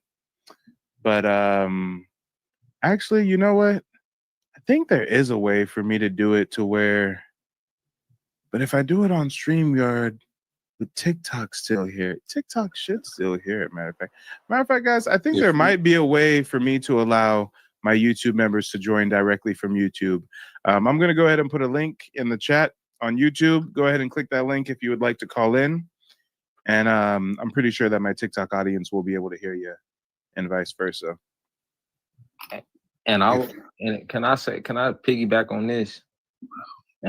Anybody that's new to this information of their indigenous heritage and their culture and who they are, just walk bold in this. I want y'all to know that, like, even if you feel like it's not, this is who you are. So walk bold in that. When you're talking to an African, when you're talking to another person, and they ask you, oh, what's your ethnicity? I'm indigenous. I'm from this tribe. And walk bold in that. Because the more you walk bold in that, the more and more confidence you're gonna build in your identity. And the more and more it's gonna instill into you your truth. And they're gonna feel that. And that's gonna radiate through each and every single one of our hearts. Because they think we connected on this phone, but we connected on an energetic level. And this is why they fight so hard to keep us from talking and keeping us from connecting. It get deep for real. The more and more our hearts rise, the more and more we connect and rise on an energetic and intellectual level. Yeah, so it's for real. Yeah, but I feel you. Classy Basket says indigenous is a political term. Well, maybe you want to join the panel and educate us on that. I don't know why some folks get kind of caught up in the semantics. I mean, folks want to beef over using the word native, over using the word indigenous, over using the word aboriginal. I mean, I say do your genealogy, get your reparations first. How about the first human beings on this planet on every corner? How about that? Motherfuckers. All right, then. You just had to get that off I his chest, feel. y'all. You just had to get it off his Dang, chest. Hold on, y'all. Hold on, agree hold with on. you. Real quick, Hey, real I quick. feel Wait, like time out, this. time out, time out, Hey, time I out, was time gonna say this. out. Time out. One mic. I got a new panel member. I got to introduce. He was sitting on that. I could just see him right there smoking a ball, bro. He got some whiskey in his glass. He's like, motherfucker. No, I'm joking. G-Man fam, go ahead, unmute yourself. Let us know where you're calling in from and what's on your mind. Yo, what's good, yo? I'm from Florida, you know. But I'm Haitian. Not though to my be family's not confused Haitian. with Florida. Oh yeah, you know, my family's all Haitian. I'm just glad you guys are this kind of information. So I've been fighting everybody on those kind of informations, you know, especially I'm from the island and everything. So when you say that you've been fighting people on this information, what specifically about this information have you been fighting people? The information that we never was in Africa, the information that we are the indigenous people from this land, and also we need our restitution instead of, you know what I'm saying, every other thing. So I'm just glad you guys, you know, so are on the right path. That's all. I see. Well, hey, educate us a little bit about the Haitian indigenous perspective, because I do know Well, that, there was, hold on real quick. I'm still talking. I do know that while a minority of the African slaves went to what would later be the US of A, there were millions sent to South America, Brazil, the Caribbean as well. So, you know, as a man of Haitian descent, how do you distinguish between any possible African heritage versus, you know, indigenous Carib or Taino or Arawak? All those people was from the mainland in United States, and so all of them was in the Caribbean also. But the African history never happened really how they you know, they saying it in Africa. Those Africans that came is was to mix the bloodline that we have. That's all they came as the Ottomans. You know what I'm saying? There was a black Ottomans. The Arabs Ottomans also that came to mix the bloodline as us. So most of us didn't come from Africa. Some of us came from the Guyana, you know, like when the map was upside down, you know, from South America, aka the North. So most people, like you think is Nigerians or Ghanaians looking in Brazil. Most of them was here already. So we've been having problems with that Specifically, though, Pan-Africanism. hold on. More specifically, my question was, as a person coming from Haiti, how do you tell whether you have African heritage or whether you have indigenous through West lineage. Indies heritage? Or Through to the lineage? lineage. Okay. Yeah, and you Through have to do your genealogy also. Okay, I got you. So you did your genealogy, probably coupled with maybe oral tradition or something that your family passed down, and that brought you to the conclusion that you guys descend from indigenous people of Haiti. From indigenous people, and so my lineage is all the way in the Brazilian Amazon, you know. So and the Brazilian Amazon. Okay, interesting. And actually, I do have a nice interactive map right here that tells us about the different indigenous communities of the Americas. Let's go over to Haiti real quick and see what these tribes were called and whatnot. Let me see. So Haiti, just a moment, whoever that was. Help me out, our resident Haitian. I've been to Puerto Rico, but Haiti's what, right here? It's right here. Right here? Yeah. Okay, so on Haiti, you've got the Taino, you got the Macrox, maybe, and then the Seguyayo. That's how you pronounce it. And also you have the Arawaks also, and you have the Incas, which you guys say Incas, but it was the Yangas. So what are potatoes in Haiti? Stop interrupting, Cujo. You'll have your turn. Just ignore him. We'll get to him in a moment. Well, the potato was the one of the natural things that was growing in the Americas only. So yeah, exactly. AKA because but when you talk about Central America, South America having a connection there, you're talking about probably these regions right here, and we have to go to the Guyana also, which is like over here, right? Yep. Yeah. I feel it. All right. Well, hey, let me know. Do you think that the Latinos, the natives, and the Africans are having an identity crisis? Of course, they are having an identity crisis because those are political terms. They they get used for those. Africans, Black, Latinos, they all have those kind of identity crises. Because we know some Latinos are not, indigenous also. So not some, most. most. Yeah. No matter how I'll much try to be nice. they want to get online and claim that they descend from Mayan princess and Aztec warriors, I mean, the genealogy says you descend from I speak Spanish also. Half of them today want to be Caucasian so bad it don't make no damn sense. True that. Well, they're the one who helped get the land. When we was fighting on Texas war and everything, they helped cultivate the land also.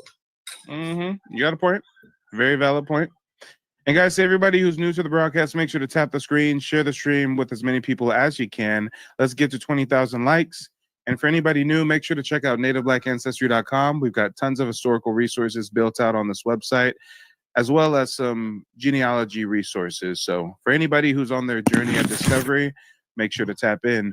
But what's his name? Cujo, go ahead, unmute yourself. Let us know where you're calling in from and what's on your mind. Hey, bro, before you do that, you can go ahead and drop me down. I got to go to work tomorrow, so shit. Okay, for sure. Well, we'll talk to you later, Ray. All right, y'all have a good one. Thanks for stopping by. Peace. All right, Cujo, go ahead and unmute yourself. Big up Virginia. I'm curious what y'all in here lying about today. It's really hard to hear you. Can you speak clear or? Yes, do you hear me now, brother? Okay, I apologize for not being clear beforehand. I just want to be clear on what you are in here lying about tonight, because you lie so constantly that I feel the need to confront you at all times because you're lying. There's no such thing as a Black indigenous people. Why are you lying to my people? Why? What do you get out of lying to my people besides a couple of dollars? Bro, who is you, Cujo? Big up Virginia. Hold on, guys. We're gonna answer the question. Let's Calm not down, interrupt. Snake. Hold on. Let's not interrupt. I give everybody a chance to do a one-on-one. Right now, it's just me and Cujo's time to talk. He said that I lie all the time, and he just had to confront me. So we're giving him the opportunity to confront me. Go ahead, Cujo. What's on your mind?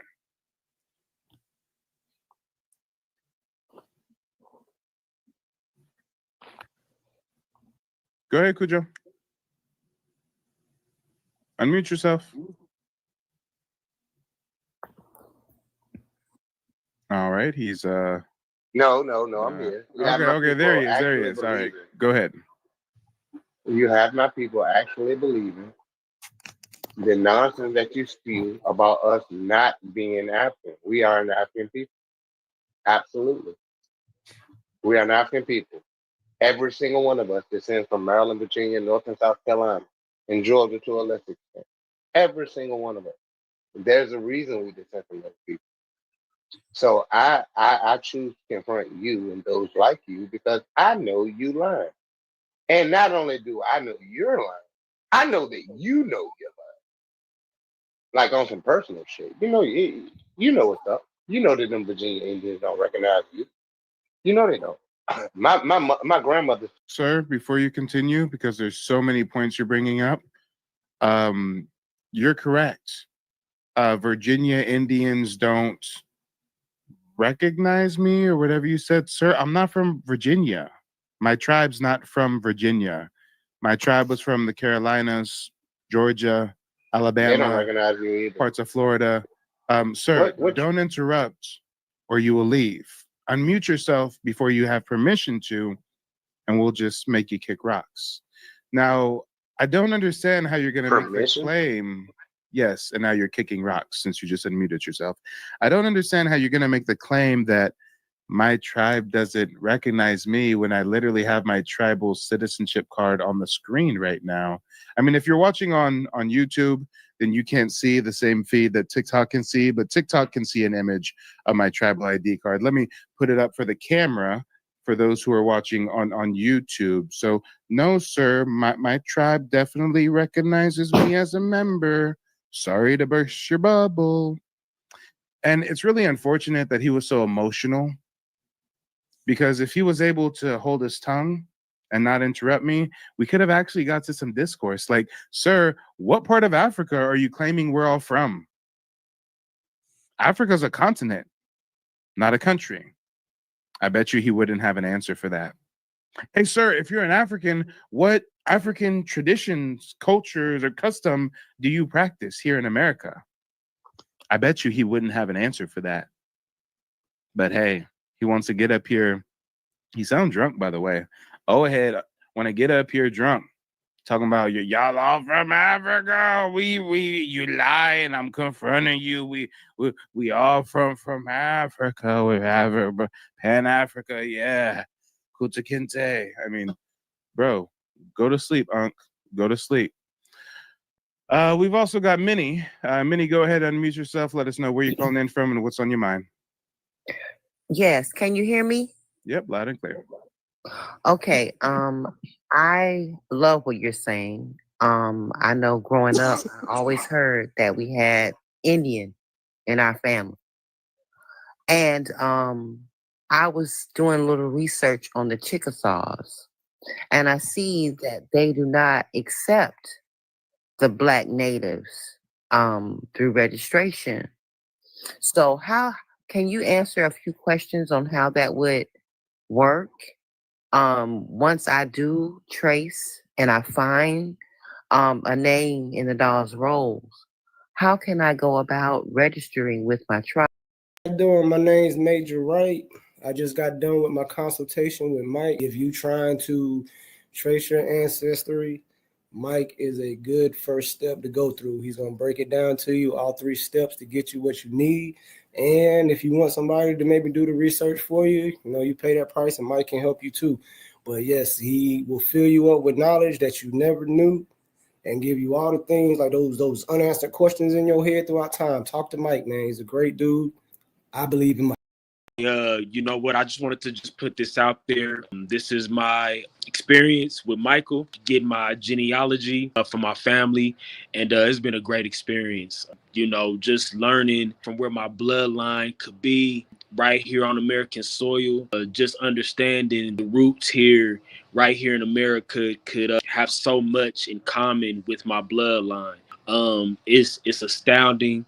I mean, I have my eyes have been open. Even if you're a person that don't do a lot of research on your genealogy, on your background, on your bloodline, being a so-called African American, this is a great start. If you need any type of information, if you just want to know a little bit about your history, where you come from, anything, this is a great start because just being a person of color and having stories flipped on you, not knowing exactly who to reach to, or not knowing exactly what foundation to go through. This is the perfect start right here. Just knowing that there's somebody that got your back, somebody that's willing to take those steps to get you to know not the fable, not the fiction, but the honest to God truth. So I definitely encourage all my peers, all my peoples out there to get involved and to find out exactly where you come from.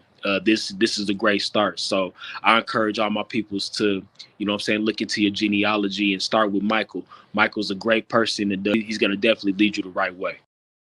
Once I do trace and I find a name in the dollar's rolls, how can I go about registering with my tribe? Or is it just about learning who we are as a people? Yeah, well, great question. If you need more like personalized guidance, I would definitely urge you to go to the website, book a one-on-one, but I'll answer as many of your questions that I'm able to, since you are here now with me. First and foremost, you don't start with the Dolls roll. Most people get confused thinking you should go to the Dolls roll, start typing in names. That's not really the way you want to go about it.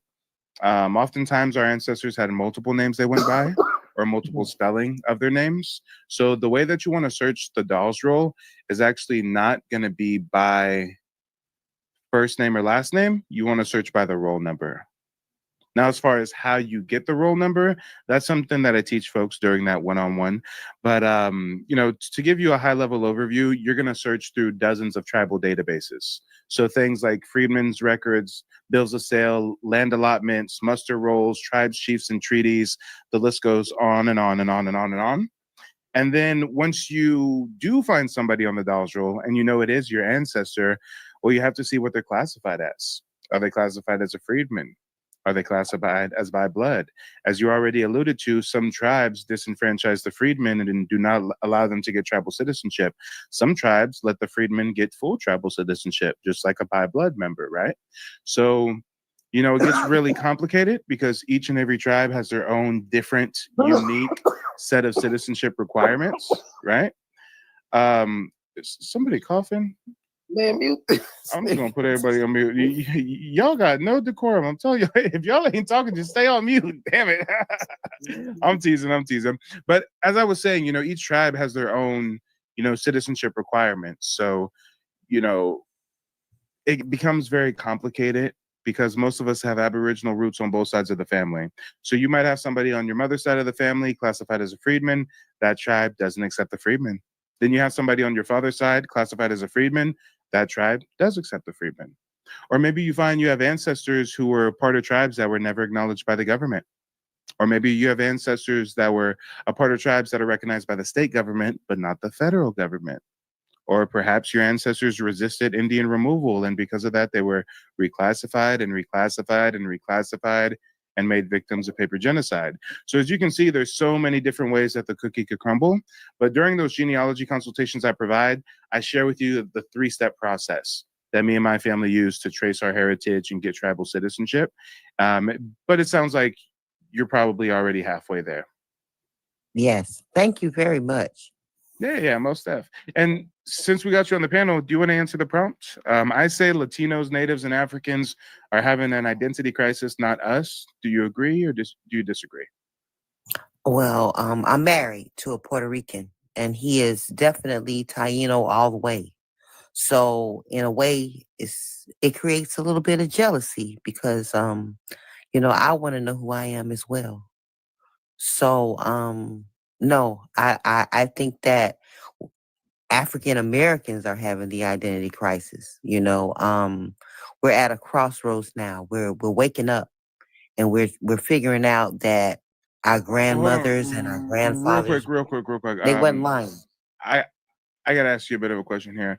If I say Latinos, Natives, and Africans are having an identity crisis, not us, and you say they're not having an identity crisis, we are, and you bring up your Puerto Rican boyfriend, I gotta ask you, hold on, man, don't interrupt. Where does your Puerto Rican boyfriend fit on that racial category? Is he a Latino?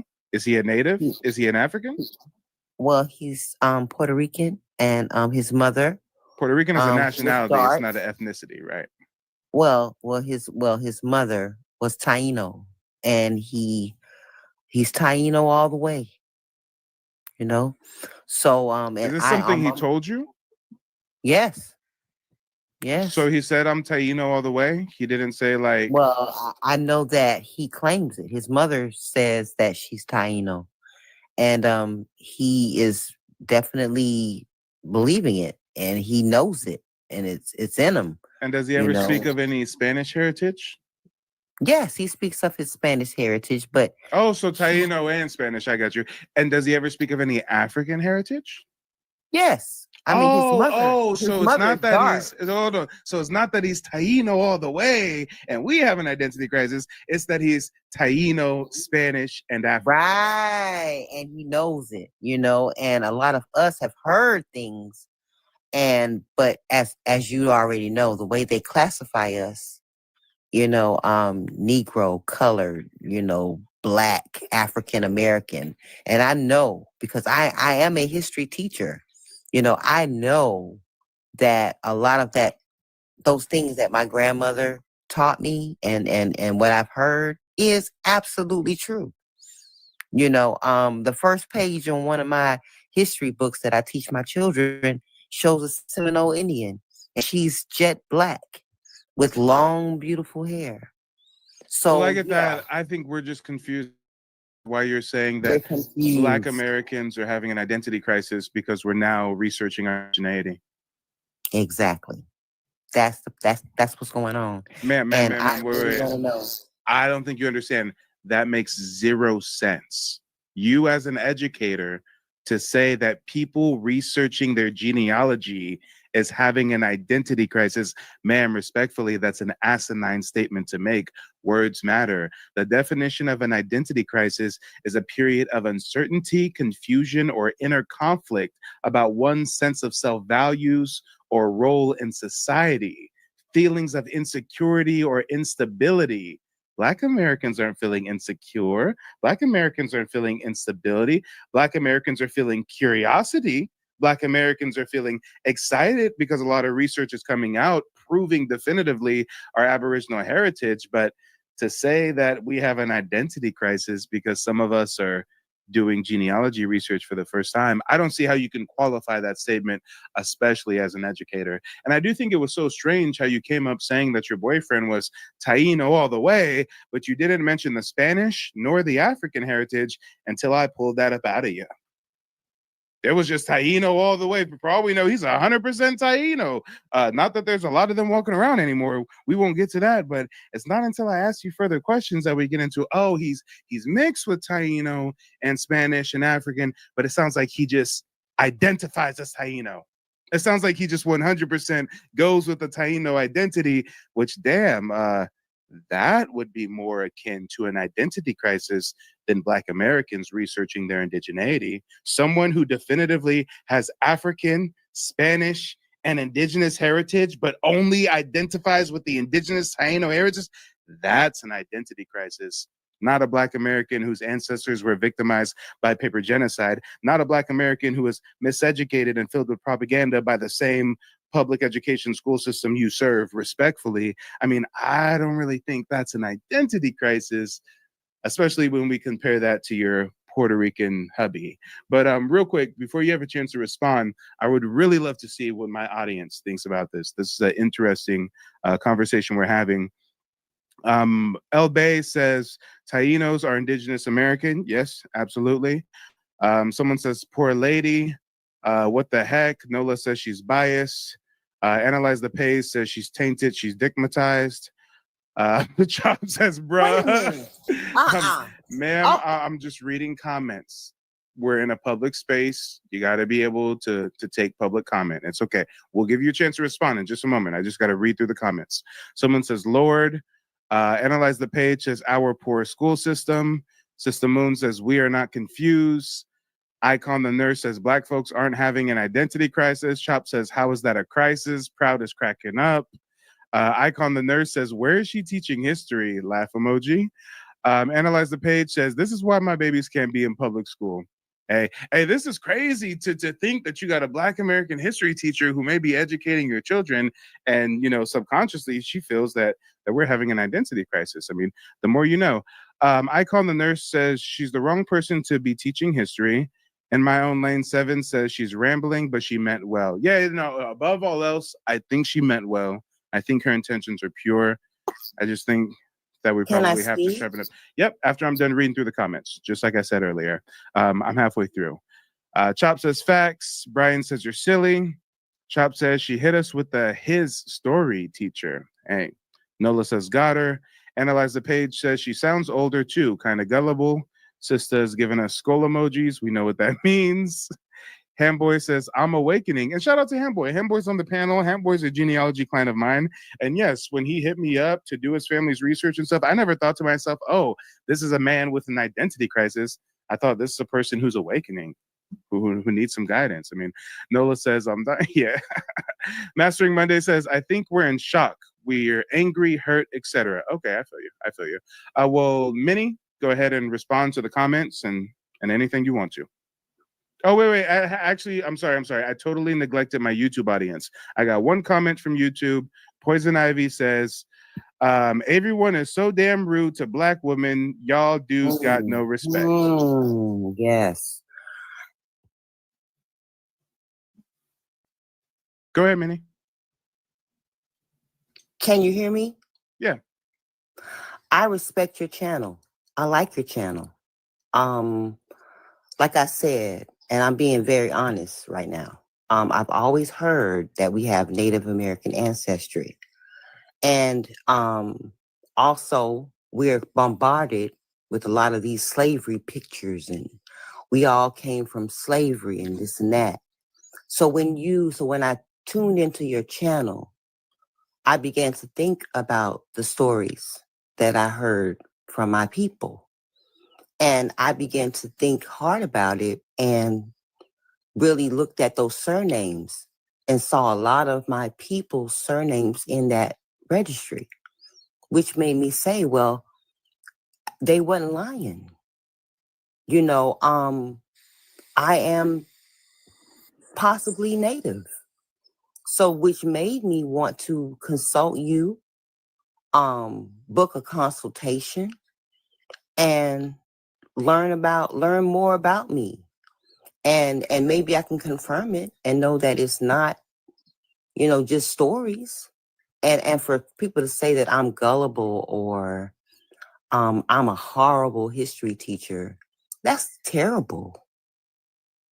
That's a terrible thing to say, especially how oppressed we have been as a people, how they've cut things up, how they've changed our descriptions throughout time. To hear that is very disappointing. And yeah, I agree with the lady on YouTube. You guys are very hard on Black women.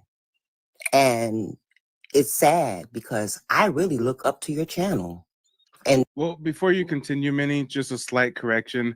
I don't think anybody's being hard on you because of your race or your gender. I think it's because you said our community's having an identity crisis and they took issue with that. I think if you were European and a man, they would still take issue with that. I think if you were Chinese and a man, they would still take issue with that. I think if you're a Pakistani and a man, they'd still have a problem with it and probably have some slick comments to say in return. So please, above all else, I don't want you to get confused and think this has anything to do with you being Black or being a woman. But go ahead, Minnie, continue. I just think it's horrible for people to criticize somebody for trying to learn about who they are. And that's it. I just want to know who I am really. And if that's a problem for some, then I guess it is. Yeah. And I think that we're coming to a common ground because you just said it's kind of messed up to criticize someone who's trying to learn who they are. Well, that's what we felt like you just did to us. When you said that Black Americans have an identity crisis, but your Puerto Rican boyfriend doesn't because he identifies as Taino all the way, I mean, that was a harsh and critical comment to me. Ma'am, why are you interrupting me, ma'am? You're talking about respect and Black women this. Please don't interrupt the host. So again, if you're going to say, I think it's messed up for people to be harsh on someone just trying to find out who they are, well, our community by and large is trying to get in tune with who they are, and you just labeled us as having an identity crisis and then try to juxtapose us to your Puerto Rican boyfriend as if he's you're interrupting me again. Good Lord. You can go back from whence you came. Go on YouTube and watch reruns of Soul Train. Oh, hey, this ain't for you. You ain't got no decorum. You really gave me the groveling, I'm a Black woman, respect me routine, and you can't even hold your tongue when the host is speaking? Yeah, next, Grandma. Realistically, go ahead, unmute yourself, as long as you're done coughing. No, I'm messing with you. I'm teasing you. I apologize. I'm just joking. Let us know where you're calling in from and what's on your mind. I'm calling in from Texas, and I apologize for coughing. I didn't know I was unmuted. I'm teasing you. It's all good. It's all good. I appreciate it. I appreciate that. We said, who is that coughing up a lung now? I know, but it's very simple.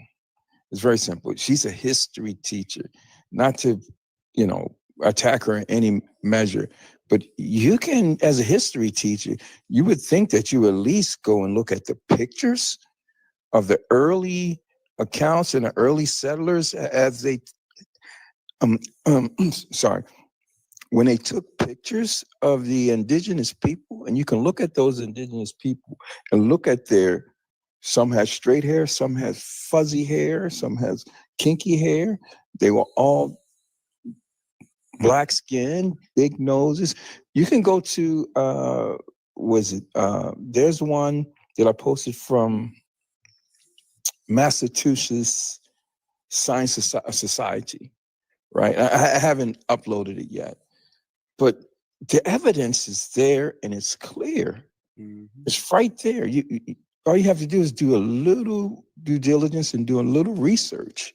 Oh, wait, and real quick, shout out to Melanin. Melanin on YouTube says she's stuck on stupid. Yeah, guys, there was one person in my YouTube comment section that says, "You're so rude, Mike." So I need some feedback. TikTok, YouTube, put a 0 in the chat if you guys think I just did her so dirty, and put a 1 in the chat if you understand where I was coming from. Give me some engagement. Give me some engagement. Cast your vote. But realistically, what do you think about the prompt? And also, let us know what you think about that last lady. I mean, as much as we want to give our sister a break, she's the opposition. She in bed with the opposition. She get her checks cut by the opposition. We can't trust her. Respectfully, she's a member of the community, respect Black women, all that good stuff. But if we just gonna call a spade, you're a history teacher. You're working to program our children with this false narrative. And then the fact that she's talking about wanting to learn more about her. So, I mean, a history teacher should at least know her own family's history. And that's not to diss anybody, because we're all on our different journey of awakening. But I'm just like, damn, this is a strange dynamic. And it's quite simple. You hear the guy, Cujo, he comes up and he said, Black people aren't indigenous. If Black people aren't indigenous, then there's no such thing. Black people have been on this planet before, and every human being comes from Black people. Now, whether it was from America or Africa, it's still open for debate. Research hasn't been fully completed in the Americas. They're discovering mounds here now. So, discovery, the updating of science and information is a continual process. So for people to be so locked in this ideology and unaware of who put us in this condition, what were their motives, and how do they keep you in this condition perpetually? Yep, I agree. In perpetuity. So something has to be, this guy's elevator is not going all the way to the top, because if you don't have questions, if you're not curious, and if you just take the word of your enslaver or your captor and say, okay, I'll take their definition of who I am, when all the research is right there in front of your face, scientifically, anthropologically, I don't know if that's the right term. You said that right. Yep, anthropologically. And actually, real quick, Errol O, good brother. I sent you a couple emails. Why aren't you getting back to me, Errol?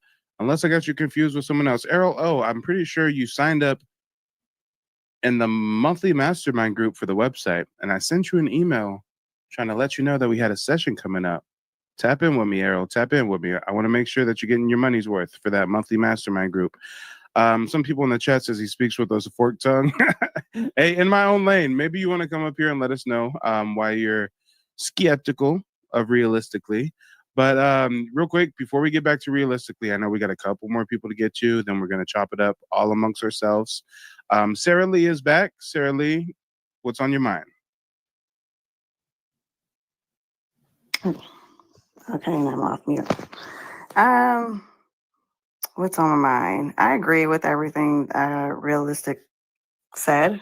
I'm wondering too, what were their motives back then? I think we got a clear picture of that. What were their motives? It was to strip away our sovereignty, our rights to land, and create this caste system.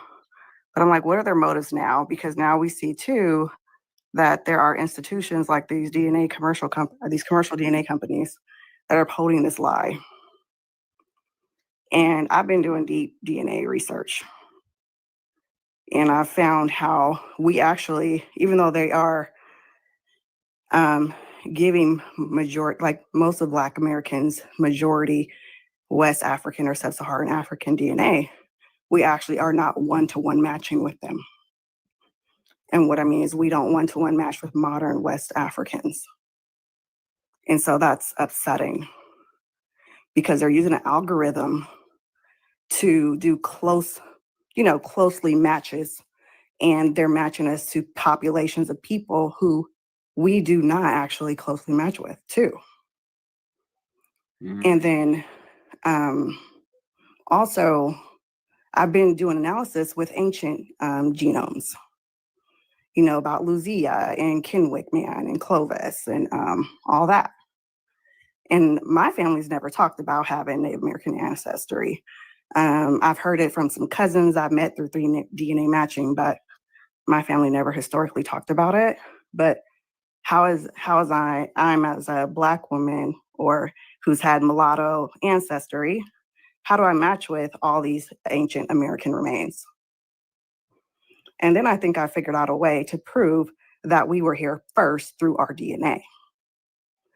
Because I also have strong matching with, it's called ancient Northern Eurasian remains, and then also Malta from Siberia. So I'm floored, I'm shocked, I'm just speechless. And then like when I'm seeing, to answer your question, Latinos, Natives, and Africans are having identity crisis, I believe they are. I caught the video you showed of the African woman, and I'm just like, how is what is going on with us creating a crisis for them in their identity? I'm completely confused about that. We ruined their African identity. What can we say?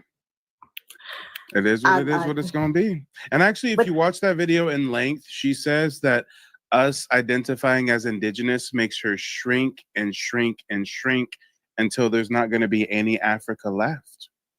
That's what she said. Africa is the largest continent in the world. Like, I don't get it. I don't get it. And then I see all these, comments from these so-called Native American people who are, being really hateful and racist. Keyword so-called. Shout out to all the Siberian Eskies. So-called. And I've been challenging them since I've been doing DNA research. I'm like, okay, well, you know what? Upload your raw DNA to GEDmatch. Give me your kit number. We can do a live and comparing your kit number or your kit to mine. Because I can prove I have ancient American and I have ancient Eurasian DNA, which is older. And I have. And let's pause real quick. I think Minnie is still crashing out in my comment section. Help me out. Was Minnie the same woman who came on my panel asking me about advice on the dolls roll and stuff? Or was that a different woman? Help me out, panel members. Is that the same woman who was asking me about the dolls roll and? Okay, so everyone in the comment section says yes. Yeah, okay. Ma'am, if you thought that I was being rude before, you're gonna really think I'm gonna be rude now, because I'm gonna be very frank and very direct with you. I'm a professional genealogist. I told you your ass can go book a consultation, but instead I gave you game for free, and you still had such lack of decorum that you couldn't hold your tongue, and you had to interrupt the host. Miss Historian, you don't know how to research on your own, ma'am. You're coming to a guy on TikTok for help. I give you game for free, and you still get in your feelings and crash out. Why? Because the chat lit your ass on fire. Because the chat just called you out. You're digmatized by a Puerto Rican. You try to shit on us. Big up your Puerto Rican hubby, talking about he's all Taino. He's Taino all the way. But you didn't mention none of the African or the Spanish until I pulled that up out of you. And then you had the nerve to interrupt me. And guys, I just remembered that this the same broad who was trying to pick my brain for free 99, talking about, hey, Mike, how do you know about the dolls roll? And if somebody's on the dolls roll and da-da. Yeah, I'm so mean to you, huh? Answering your genealogy questions free of charge is so mean. Or was it the fact that we were calling you out because of your asinine comments claiming we have an identity crisis because some of us are getting in touch with our Aboriginal roots. Ma'am, you have an identity crisis. You're a historian that doesn't know history. You're misleading our youth. You're a part of the problem, not the solution. Lord, shame. Shame. One more time for the people in the back. Shame. Damn, we got an Agent Smith over here crying, woe is me. Lord, oh Lord, oh Lord. I don't know, guys. Maybe she's pulling the kids to the side. Maybe she's pulling the black kids to the side saying, hey, you know what? Like, Uncle Sam is making me teach you this bullshit, but really, I want you to look up this video and I want you to read this book on your own time and know that not all of us come from Africa. Nah, she over there perpetuating transatlantic slave myths and then gonna get over here and tell us we're having an identity crisis. Ma'am, go to sleep. It is past your bedtime. You don't want these problems. Your feelings are hurt and it's only gonna get worse. It's not gonna get better. And the crazy part is, I didn't really have to like call you out your name or get wild or get belligerent. I just got to kill you with facts. And it hurt, don't it? But I digress. Sarah, what do you have to say? Especially about those that come amongst us and are so disrespectful, yet extract. I mean, they extract knowledge, they extract wisdom, but then at the same time, they don't know how to reciprocate basic generosity, i.e., don't interrupt the host when he's speaking. But Sarah, what do you think about this? Maybe I was just so harsh on her, guys. Maybe I was just so harsh. Well, I came in midway, so I don't know what she was saying prior, but I feel like I don't know if she really understood the question. And I kind of still feel like she Hey, now she's in the comment section saying, and you are turning me away for wanting to know who I am. Ma'am, you're a grown-ass woman. You are too old to be in my TikTok live stream comment section crying about someone turning you away. You too old for this. Stop it. It's not a good her look. word choice wasn't Ain't right, nobody but turning you away from nothing, ma'am. Go do your own research. Go work on your identity crisis. Go learn who you are. And maybe you should do that before you teach the youth history. But I digress. Oh, and I knew she was going to hit me with that, y'all. I thought she was going to hit me with the sooner. Remember when she was up here, guys, and she was like, yeah, Mike, I saw your website, Mike, and I saw your tribal surname tab, Mike, and I was just thinking, I dreamed a dream that maybe one day I'd maybe book a consultation with you, Mike. And I thought when she brought that up, she was going to bring some but now you're mean to me, but I don't want to. But guys, she long stroked us. She's finally hitting us with what we knew she was going to hit us with earlier. Now she's in the comment section saying, for you to treat potential customers like this is awful. Ma'am, guess what? Since I run my own business, I have the luxury of accepting whoever I want as clientele. You are not someone I want as a client.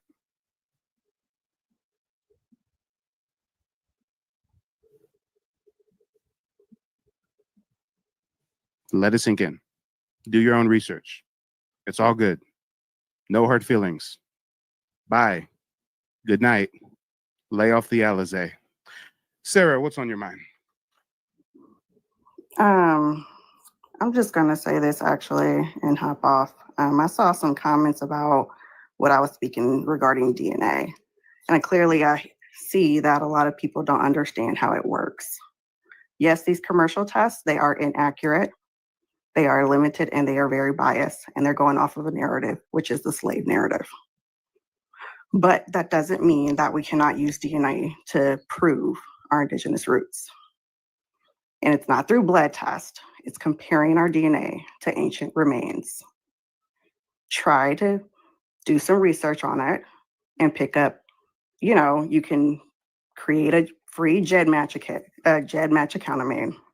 and create a DNA kit. So if anything, I would offer to help people. If you cannot find paper trails, like it's hard for me actually, I can help people figure out or find where their DNA matches with ancient remains, which are here in America. And I don't know, one of these girls said that she nobody's upset or I'm the only one that's upset, I highly doubt it. People who've been lied to and are just now finding out about these things, I can't imagine not being upset. So maybe that's you, but that sure ain't me. I feel it. Yeah, that's it. I feel it. Well, hey, before we segue to the last 109, I got to hear from Handboy. I mean, Handboy is actually a genealogy client of mine. Handboy, did I just turn you off from using my services? Are you sitting here thinking, man, why did I hire Mike? He's so disrespectful to Black women. No, I don't think it was disrespectful. It was just, I think at first I thought she meant well, but then she got very disingenuous when she was like, we having an identity crisis, and she went to, my boyfriend is her husband is Puerto Rican. She was trying to dick slap. No, she was trying to dick slap us with her Puerto Rican hubby's Johnson. Talking about you guys have an identity crisis, but my Puerto Rican man, he's all Taino. He's all Taino. He's Taino all the way. He's Taino all the way. What the fuck is a Taino all the way? What does that mean? Because I just had a family reunion, and I wish I had a picture of my granddad, because I asked my a lot of people was wearing the family reunion shirts. You know, when we had a family reunion, we wear a shirt. And I'm like, Granny, who's that Indian man that everybody ran around? And she was like, boy, that's your granddaddy. I said, oh, hey, shout out to Icon the Nurse. Well, he don't look like he came from Africa. She was like, boy, we've been telling you for years that you got like you're not African. So I'm like, oh, okay.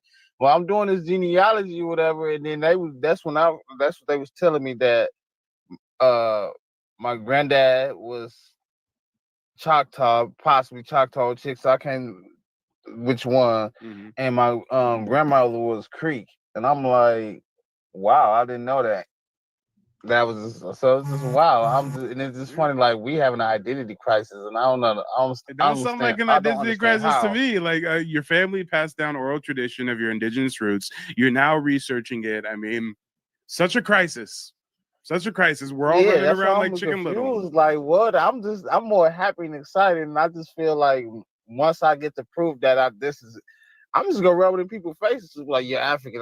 No, I'm not. I think they want Africans to want to claim to us because we did something, and they want to be more respectful. But all they have to do is just build up Africa, like Abraham trying. Stop looking west. Yeah, to fix your problems. Just build yourself up. Shout out to Ibrahim, whatever his name is. He out there paving roads. Okay, he's not asking for no help. He put people back. He put his people back on the farms. He's building roads. He's building infrastructure, and he's not asking anybody for help. Like he's using the resources. Hold on, real quick. Under his feet. I wanted to acknowledge Icon's comment. Icon the Nurse says, the identity crisis and then trying to big up her husband over Black folks didn't sit right with me. Yes, so y'all noticed that too. It was just such weird rhetoric coming from her. Come on. My man, he's Taino all the way. His grandma's dark skin. He's Taino all the way. So y'all are having that. Like, ma'am, I just got back from Puerto Rico not too long ago. Stop it. There ain't nobody running around who's full-blooded 100% Taino. There are a few Taino remaining. They over in the mountains. You ain't gonna find them in Old San Juan. Stop it. Yeah, I'm happy with it. I'm happy with so far, and I can't wait till you finish the research to find out like where everything. Like, I'm excited. So yeah, I don't feel like I'm having an identity crisis. I don't feel like I'm. Well, hey brother. After seeing how angrily I disrespect Black women, I wouldn't be surprised if you didn't ask for a refund. Okay, you know, I'm so sorry that I disrespect our Black queen mother elders. You know, I don't know what's wrong. Nobody disrespected her. We Black people, we gonna tell our jokes. Even when we tell you what it is, we gonna tell our jokes. I just think she ain't like that. We told jokes when we was telling her what it was. As soon as nobody called her. Yeah, and nobody called her a bitch or anything derogatory. She was like, we told her a little joke, and we told you about yourself, and you ain't like it. So now you feel a victim. Like, yeah, you can't if you don't want nobody to it's criticize. Clicking. Don't Wait, hold on. It's clicking. It's clicking. Now she's in the comment section talking about, of course, the black man will be disrespectful. Guys, it's clicking. She was bigging up her Puerto Rican man over. She's a divester, y'all. She's one of these divestors. She's one of these, angry at the black man. I went and got me a Puerto Rican man. Y'all got an identity crisis. It's coming together now, y'all. It's coming together. I finally figured her out. But you know what? We do have another guest, the last one, 09. Go ahead, unmute yourself. Let us know where you're calling in from. What's on your mind?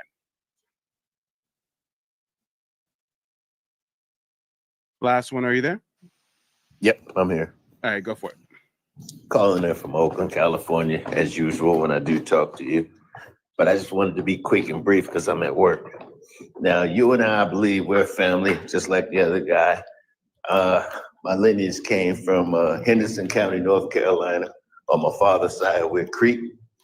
And then when we come back towards Louisiana, on my mother's side, we're Choctaw, Chickasaw. She was born in Chickasaw County, Louisiana.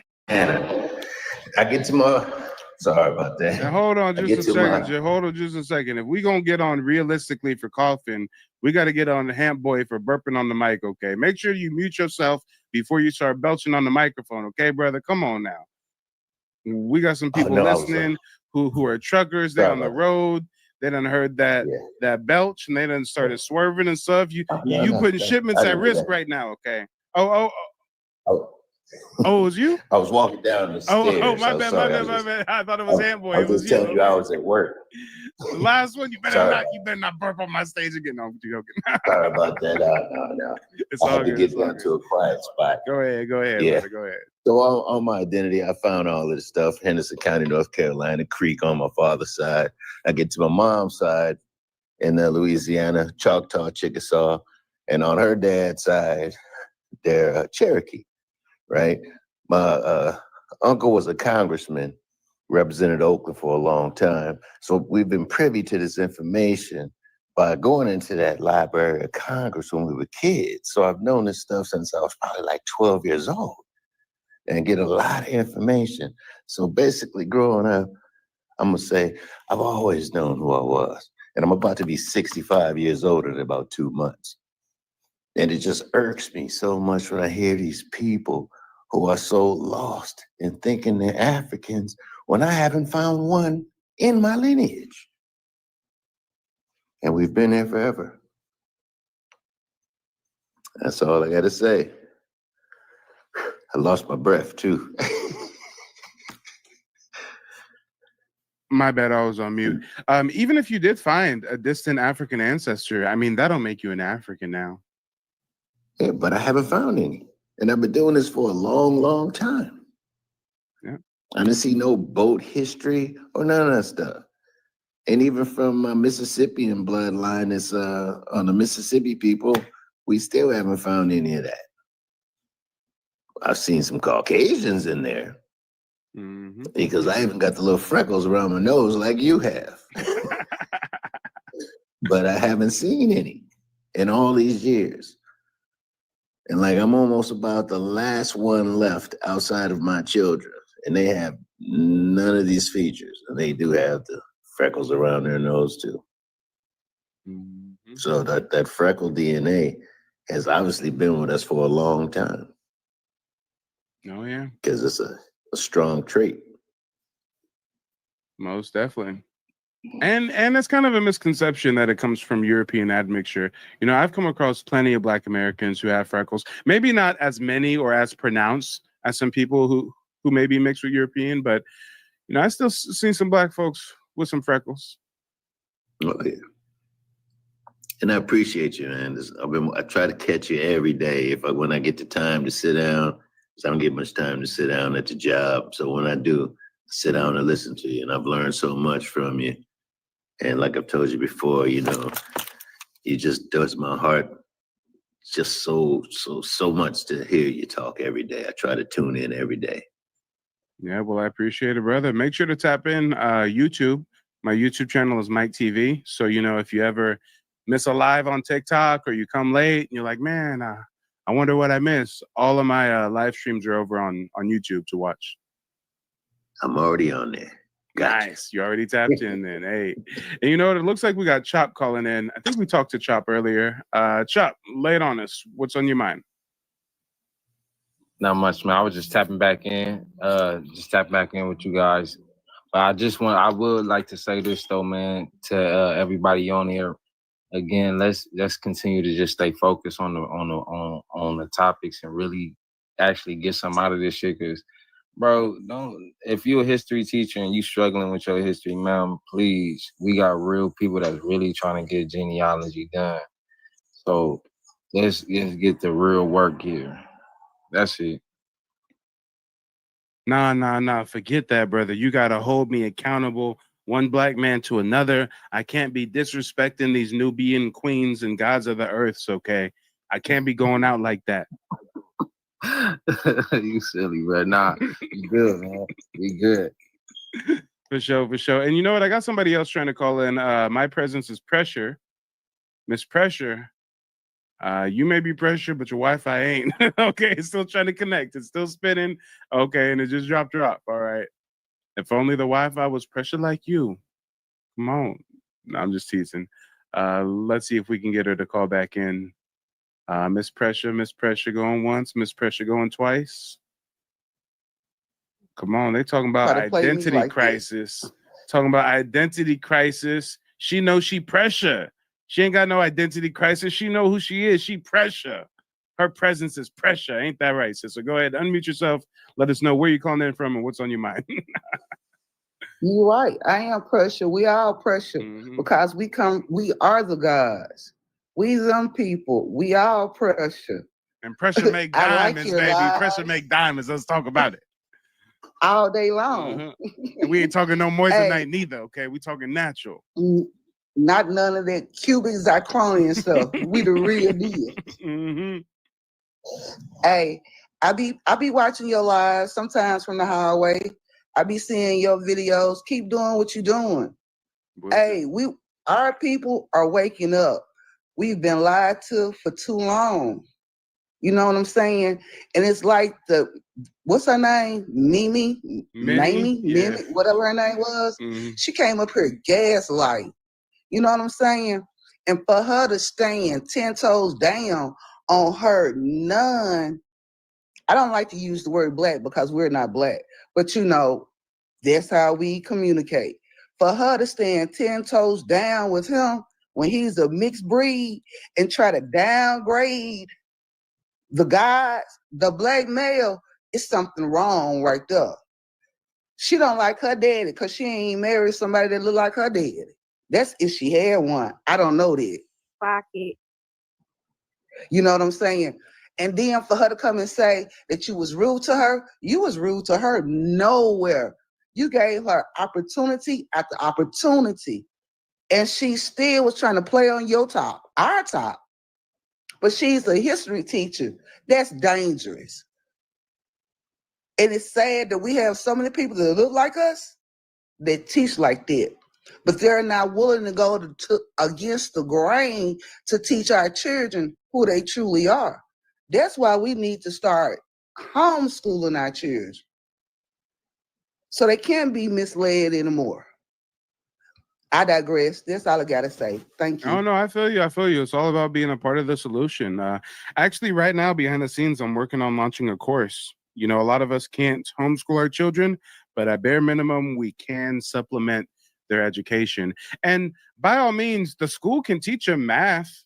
The school can teach them science. But when it comes to history, they need to have an alternative source, some supplemental education when it comes to history. So yeah, I'm definitely picking up what you're putting down, sister. And that was so strange how she's saying that we have an identity crisis when the man that she's bigging up is a Spaniard mixed with African, but identifying as Taino. I'm sorry. That sounds like an identity crisis to me. I'm sorry, don't drive me. But she's dealing with a mixed breed, a mutt. And she had the audacity to come up here and downgrade our guys. No, that ain't right. Talk about it. And you know what? We got Analyze the Page coming from the back to the front. Let the people know where you're calling in from and what's on your mind. I'm calling from Georgia. Yes, I was rude to the lady because you don't lead with that. You don't lead with that and then say you a history teacher and then I already knew it was gonna go left when she led with her husband and what he was and stuff like that. Her thought process, she can't think properly because of what she do at home. And I know she be at home at them schools downgrading them little black boys too, so-called black boys too, based off of how she thinks. So yeah, no, that was out. I was rude, and I'm gonna be rude about it every time. So yeah, I'm over with that. I had a real question though earlier before we even got to her and all her. Hold on. We will officially stop talking about the rude old head historian Puerto Rican lover after we acknowledge Errol O's comment. Okay, this is gonna be the last one. Errol O said, "I'm scared to think of what she is teaching our kids." Hey, Errol, she teaching our kids whatever Uncle Sam tell her. She comes into work, she gets a memo. They say, hey, you're going to teach them this and then teach them this. And Columbus was a hero and he discovered America. And she says, okay. And then she goes and teaches our youth that. But we ain't going to mention her no more. Analyze the Page says that guys, am I being petty or am I being honest? I mean, put petty in the comment if you think I'm being petty. You weren't rude at all. It was us in the comments. You weren't rude at all. But anyway, I had a question about the reclassification because I know you done seen a lot of roles, you done seen a lot of documentation. If you have found other people who might not have been melanated, so-called black people, classified as Negro, because I'm starting to hear that rhetoric now. I see white people or other people just saying that everybody was classified, or a lot of other people were classified as Negroes. Who may not have actually been black or melanated. And it made me think that, I don't know if that's true or not, but it made me think about, I do believe that Irish people at one point in time were like Negro, or they had slurs for Irish people that were similar to slurs to us. So I was wondering if you have seen that or come across that in any other type of genealogy you've done. Great question.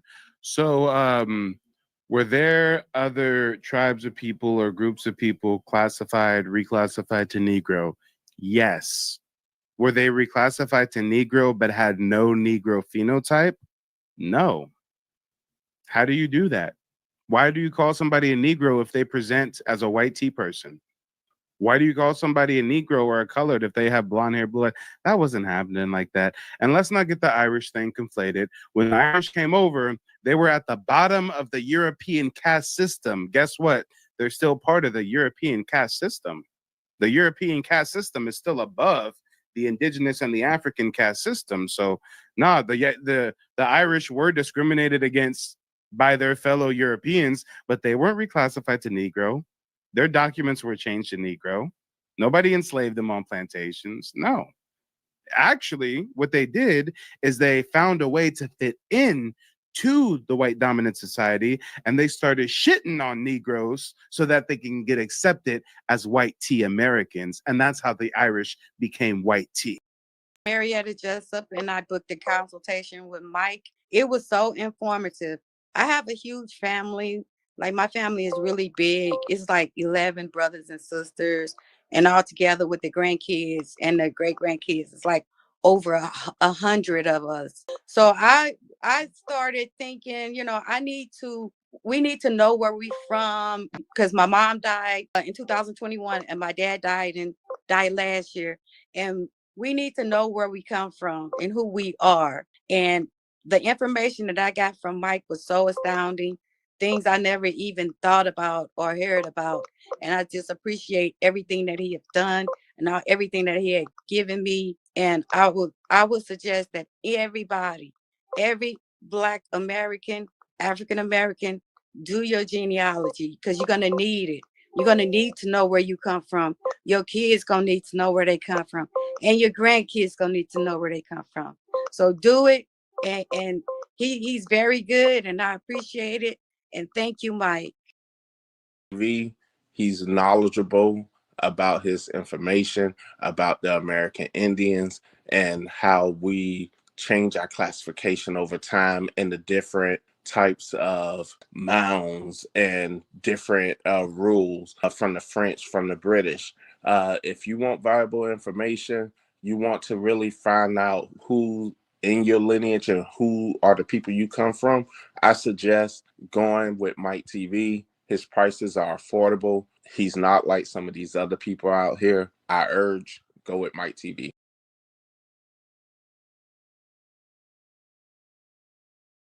Let's talk about it. But no, other ethnic groups can make whatever claims they want to make. I'm sure that those cracked out natives are on the res talking about, oh yeah, we were reclassified as Negro too. Where's the documentation?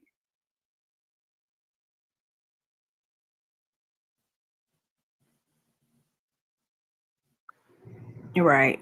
Yeah, so that was my only question. I had that earlier. I had put it in the chat, but I don't think you saw it. So that was my question. Oh yeah, no, my bad. I must have missed it in the No, chat you earlier. good. You good. I know it's a lot going on. But yeah, I'm just starting to see people trying to use that. It's just like everybody's just using our argument, our points, and throwing them back at us at this point. So it's like, yeah, all those groups. They all sit into our live streams. It's like y'all can't even come up with authentic terms. Y'all are literally using our own terms back at us, and it's just like, come on, like it's ridiculous. Yeah, they sit in on all of our live streams. They take notes and try to figure out a way to debunk us, and still they come up with nothing.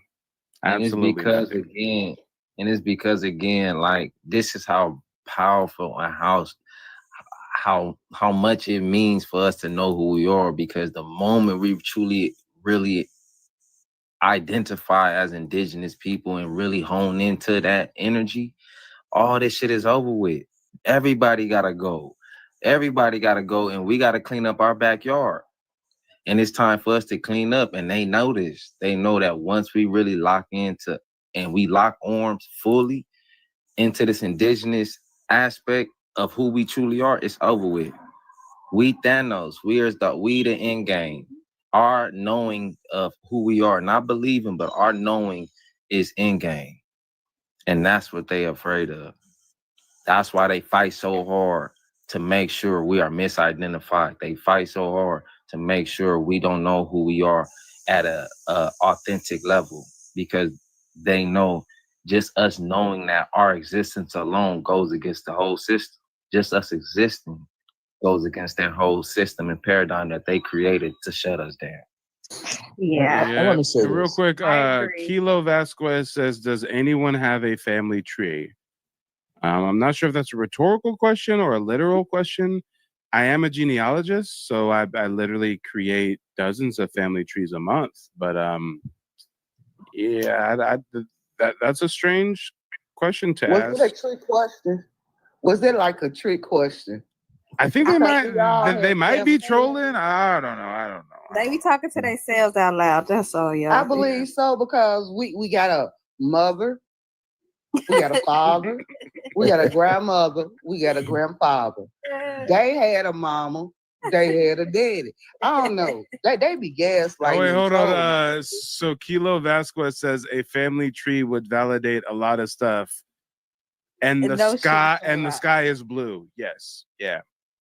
And you know what also validates stuff? Having tribal citizenship, just like the citizenship card you see right there. I mean, it's just strange, y'all. I mean, I think some people just don't have the opportunity to practice socialization. Like just imagine we chilling at the potluck, we in the backyard, we smoking, we drinking, right? And this dude just comes up. Hey, does anyone have a birth certificate? Or excuse me, wait, no, he didn't say birth certificate. He said family tree. Does anyone have a family tree? Because they don't have family. Yeah. Yes. They're very isolated people. We've got family trees. Why do you ask? Oh, because a family tree would validate a lot of stuff. Okay, yeah. Do tell more. Is there something you wanted to get off your chest? And it's sad they don't even know what a family tree is. Hey, but you see how we talking amongst this? I love this shit. Like how we talking amongst each other, and we laughing and shit. Like this is what they afraid of, because I swear it's such a good time with us as a people. Like one thing we know as indigenous people is to have a good time and to speak the truth and live in it. Like I agree with that. And I want to say this to the prompt. You know, the Latinos, the natives, the Africans, what they have in common they have caste system beliefs that they've been taught.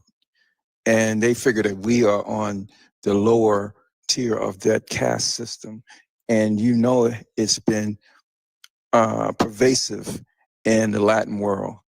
They only now start recognizing the darker skinned people of those countries. This year, literally, they This president just year. did it this year, said the indigenous people of Mexico are black. 2025. Yes.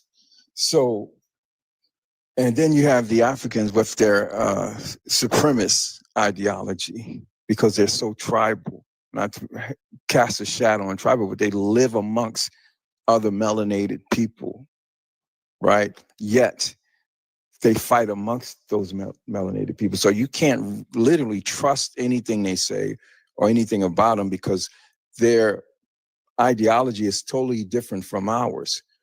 We've been forced and molded, and what you say, you've been pressed like a diamond to have a different mindset. So we are more communal. And if you look throughout the course of our history, we've always been motivated to build communities for our people. And when we know the results of what happened after we settled in and we started creating commerce and dealing with our only community. So the history is there. How come that history teacher didn't know? The people that she's calling the Tainos are a different race of people. There's always been different ethnic groups of people. The natives here are claiming that we're stealing their identity. I don't Your claim to be identity a has Plains nothing to do with Indian. ours. I do not Exactly. claim to be from the plains. I do not claim to descend from the wanderers of Buffalo. No. I descend from the mound builders. Totally different ethnic group. Totally different ethnic group, totally different race. We didn't So eat the animals. it's all propaganda. We didn't eat the animals. We lived and was one with them. We was one with nature. Propaganda. We was one with I think we essence. might have still been meat eaters though. But I feel you. Yeah, I agree because I think it was 1968 when when cannibalism was Nah, but known to be. she onto something though, because if you really look back in our old pictures and like when we would get offerings, it would be a lot of fruit there. We didn't start really getting into blood worship and blood things until we got in contact with the Spaniards and these white tea people. We were people of nature, and we had a respect and reverence of nature. And this is why we had the covenant of God, which is the covenant of nature. Yep. Because and real quick, someone in the comment section, Jordan says, we are not Native Americans, we come from Africa. Jordan, correction, you come from Africa. And I don't know why you coming from Africa is not good enough for you, and why you have to take your heritage and your identity and try to force it on us. You're African, be a proud African. Matter of fact, why don't you move to Africa? Leave us alone. But guys, we have a new panel member, Tamira Bell. Go ahead, unmute yourself. Let us know where you're calling in from and what's on your mind. Hi, I'm calling from Texas. Well, shout out to Texas. Lay it on us. Yeah. The prompt of the evening says Latinos, Natives, and Africans are having an identity crisis, not us. Do you agree or do you disagree with that I statement? totally do agree. I'm not having a crisis whatsoever.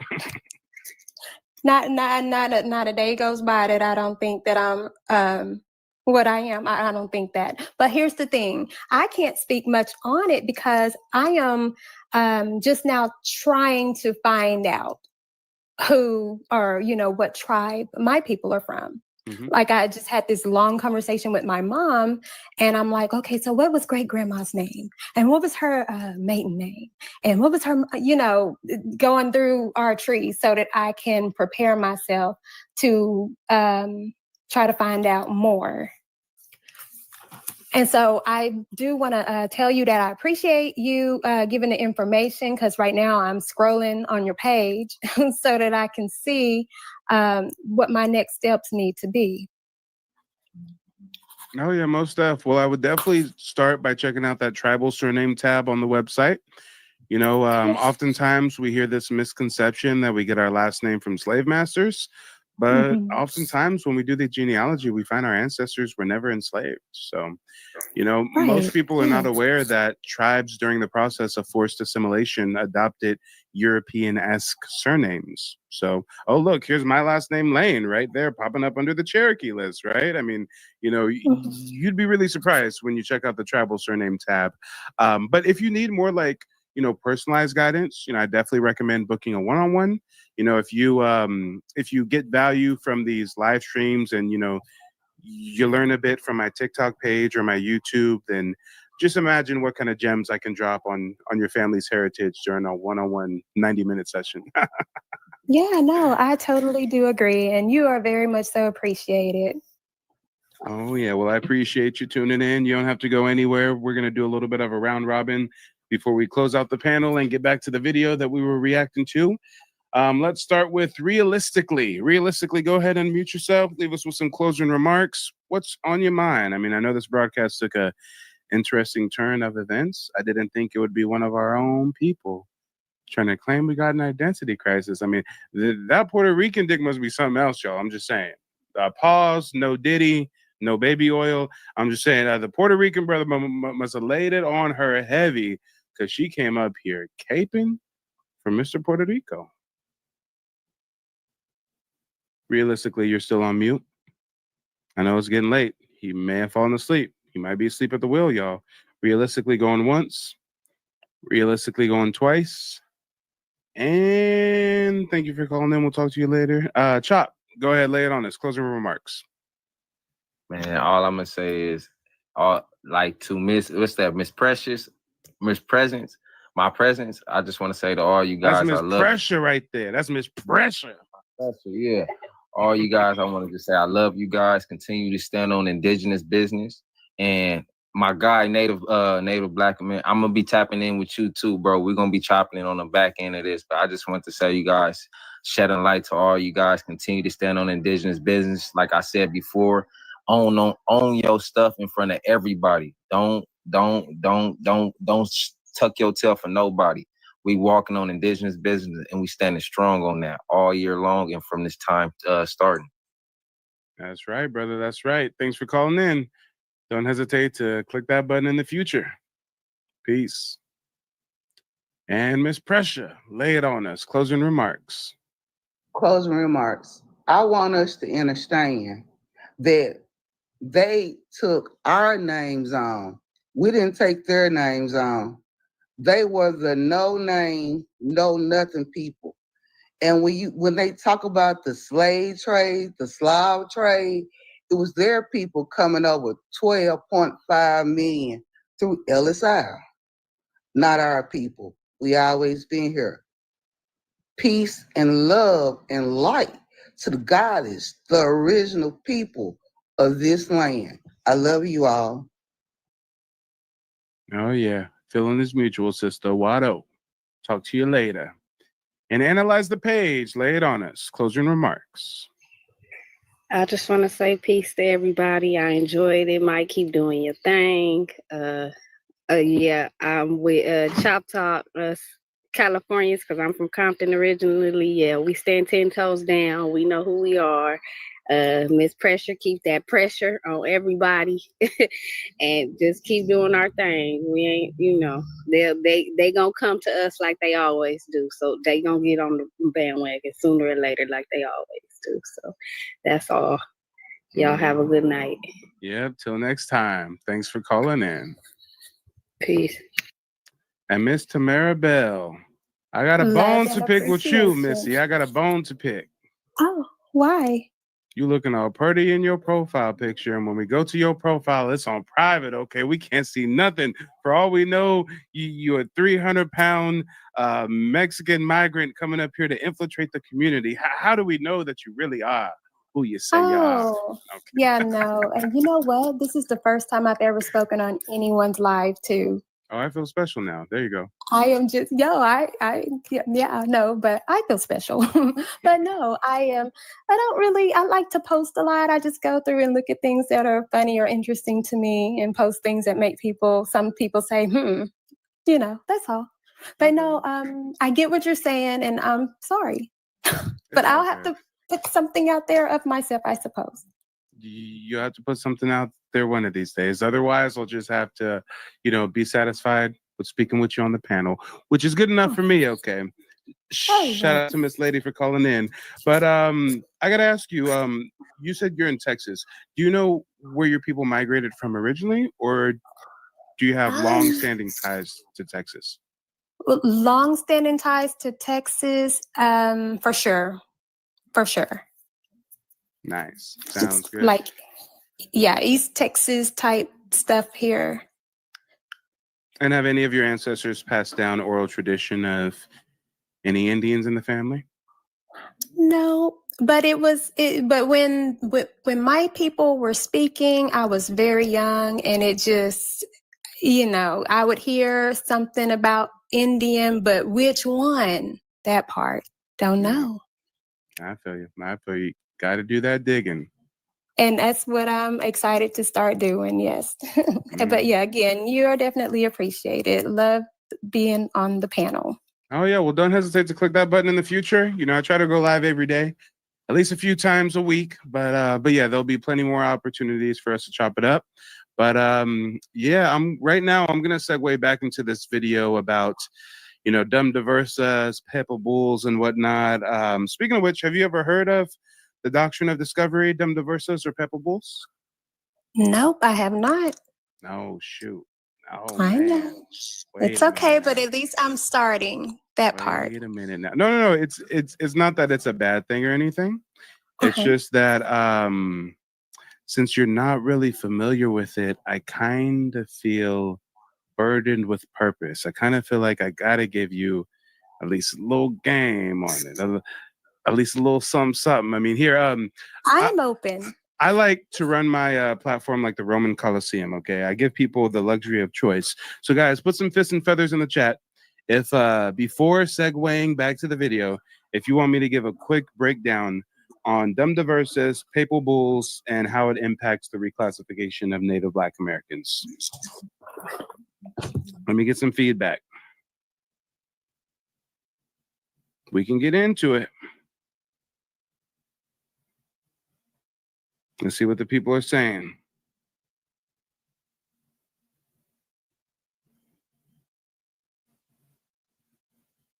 All right, hold on. Wait a minute. I'm seeing some fists. I'm seeing some feathers. Analyze the page says, you see how her demeanor is different from Minnie, and they were looking for the same thing. Oh, yeah, way different demeanor from Minnie. Thank you. Oh boy! Matter of fact, I was gonna say I don't know if you were even here for that mini experience, but it sounds like you probably were. I was. No, I was here for dang near the whole thing. Yeah. Oh. But that's the thing. I'm looking for, if I have questions, I'm inquisitive, all of that stuff. I'm not about to talk negatively about anybody or anything. I'm trying to find out myself. And you were trying to give her some gems and she just did what she did. You can only lead a horse to water, they say. That part, exactly. I gotta say though, I just love your accent. Is that a West Texas thing or? I'm East Texas. Oh, East Texas, you said. East, okay. So I'm from the West Coast, but I just moved to Oklahoma like the beginning of the year. So now that I'm in, Oklahoma, I'm going to Texas and stuff sometimes, I'm starting to hear all the different accents of, surrounding areas and stuff. So I'm like, oh, okay. People definitely got a unique way of speaking out here. Yeah, we're out here. Oh, yeah. Well, hey, it looks like the people have voted. I'm seeing fists. I'm seeing feathers in the chat. Nola says Mike is in love. Hey, stop it now. You're going to make me blush, okay? You're going to make me blush. I'm trying to maintain composure, okay? Come on. Lord, oh, Lord. Calling me out, guys. Jeez. I'm about to educate her on the Doctrine of Discovery and the Papal bulls and dumb diversa. This is professional, okay? And if you would like to meet up over coffee to discuss genealogy, no, I'm kidding. I'm teasing. Yeah. Analyze the page says she sounds adorable. Oh yeah, too adorable. Mills says she's from the countryside of Texas. Okay. I've only been to Texas once. I've been to Texas once. I don't even remember what the name of the town was. It was one of them little towns that was really like two freeway exits. Like two freeway exits made up the whole town. And it was so dusty. That's all these oil that's a lot of fields. Texas. Yeah, I Yeah. was like, man, oh man, I don't know about this Texas, but I don't It's know. okay. I might have an excuse to visit now, guys. But stay focused. Doctrine of discovery. That's what we're talking about. So as far as the doctrine of discovery and what it had to do with the racial reclassification, Scoot says that man done caught the vapors. Please don't tell me that that's like a Southern expression or something. What the hell does caught the vapors mean? Oh Lord, I don't even think I want to know. I don't want to. I'm catching vapors out here, Lord. I'm catching vapors. And who is texting me as I'm trying to educate about the doctrine of discovery? Okay, so Papal Bulls, doctrine of discovery. Have you ever heard of manifest destiny? I have. Okay, so manifest destiny is like the concept, the American concept of like westward expansion, and like we say we want to make our land bigger, and God said it's okay, so manifest destiny, right? Well, manifest destiny actually comes from something called the doctrine of discovery.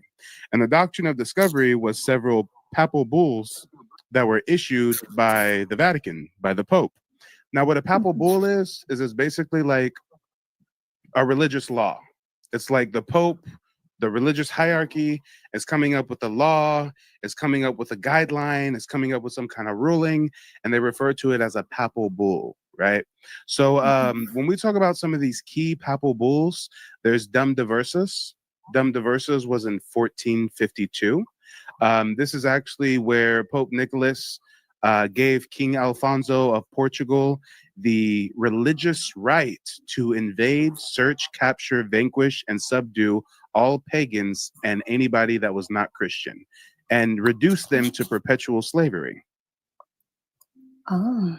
So I know this is new information, but the Europeans in their own religion, their own religious figure, the Pope, is literally saying, hey, Portuguese people, it's okay to do whatever you want to them Indians, do whatever you want to them Africans, do whatever you want in the Middle East. If they're not Christians, you can enslave them, you can dog them out, steal their stuff. It don't matter. Why? Because the Pope said it's cool. The Pope gave them the religious go-ahead, so to speak. Wow.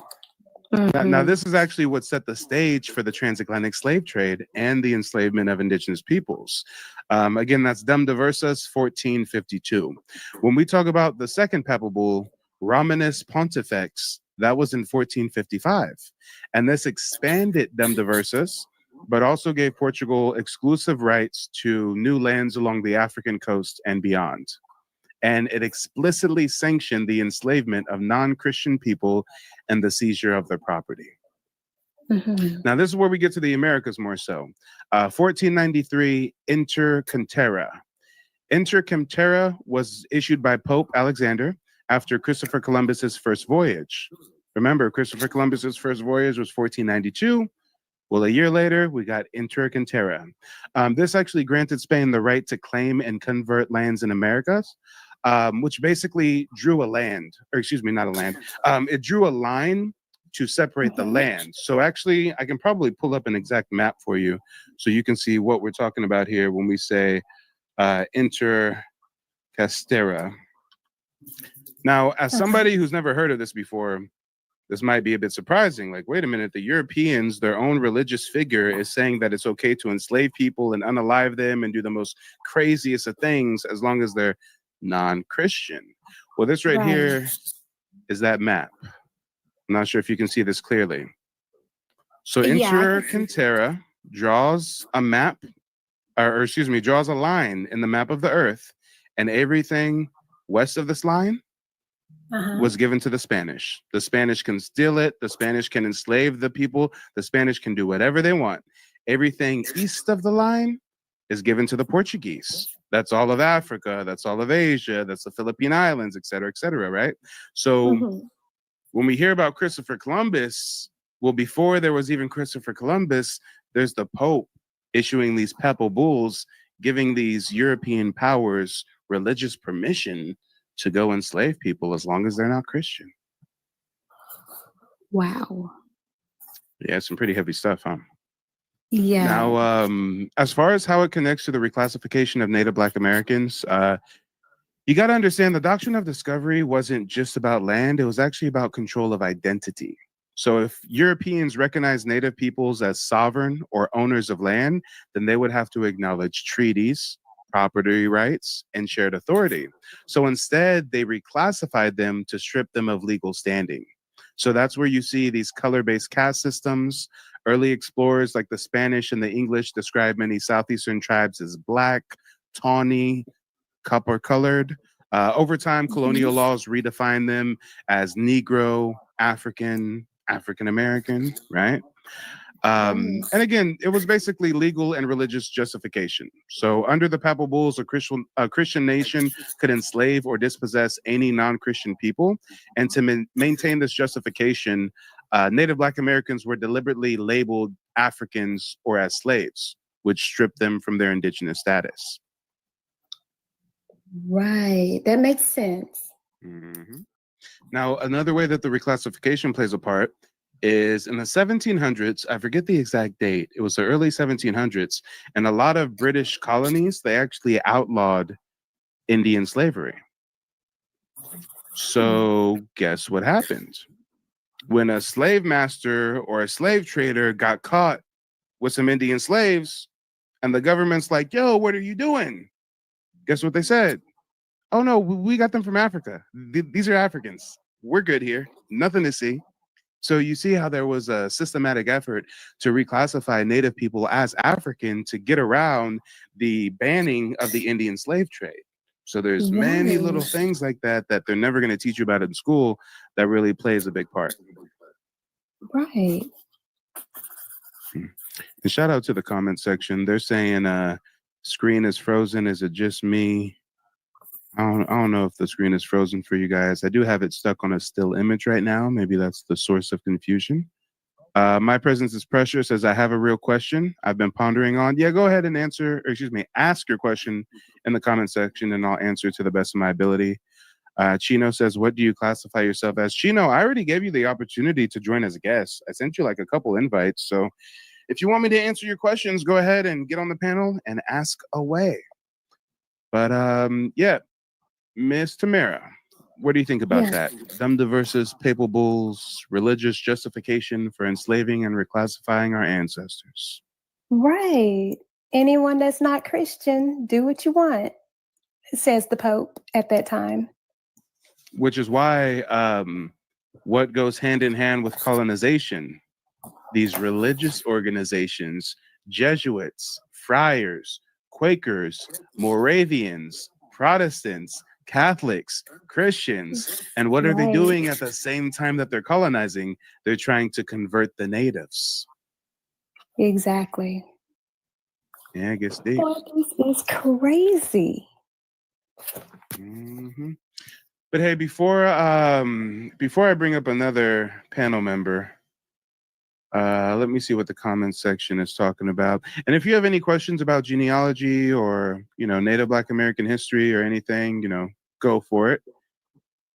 You can pick my brain while you got me up here. Oh no, I've already spoken a whole lot more than I anticipated.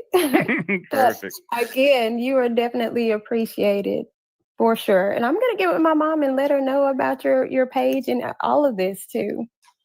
Yeah. Well, hey, if you do end up booking a one-on-one, I do allow people to have guests on the virtual call at no extra charge. So, oftentimes it'll be like a mother-daughter duo or a son and his aunt and his dad or something, right? So we can definitely make it a family affair. I do appreciate that. Thank you. Yeah, most def. Well, hey, it was refreshing chopping it up with you.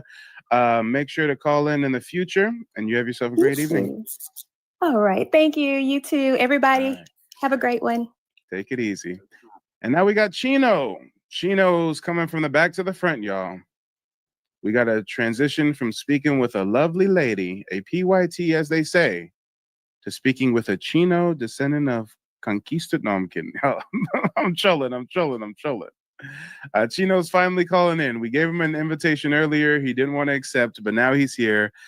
Chino, go ahead, unmute yourself. Let us know where you're calling in from and what's on your mind. Hello. Hello. Yes. Oh, I don't know if you could hear me or not. But yeah, I'm calling in from Florida. And I had a few questions. Well, go ahead and ask your first question, Chino. So, what do you classify as? American Indian. What do you classify as? I'm Hispanic. What is Hispanic? Well, my mom's side of the family, they come from Cuba, and my dad's side goes from Nicaragua. I guess when I say Hispanic, I would say somebody like descended from Spanish blood, I would say. And when you say Spanish blood, you mean European blood? Yeah, Spanish European. I got you. And you said that Well, your mother Spain. descends from Cuba and your father descends from where? Nicaragua. Okay. So if someone was gonna, try to get past this veil of being Hispanic, more specifically your Cuban and Nicaraguan lineage, right? What was the question again? Like if we didn't want to just lump you into this Hispanic identity, more specifically, we would say that you're mixed Cuban and Nicaraguan. Is that right? Yeah, I would Okay. say so. I got you for sure. Well, do you have another question?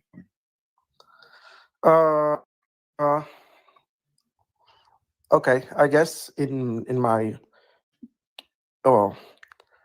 the next question I was gonna ask, where does the native black part go into play? Like was it just like the mischaracterization from what I would say, the mischaracterization from the Europeans, like as you were stating earlier? I'm a little bit confused by your question. You said, where does the native black come from? Yeah, like on your profile it says native black ancestry. That's my website and the business I run. Yeah. I'm not following. You don't know what native black ancestry means? No. Okay. So, you know that there's something called Native Americans, right? Right. And you do know that Native Americans come in different ethnic groups, right? Right.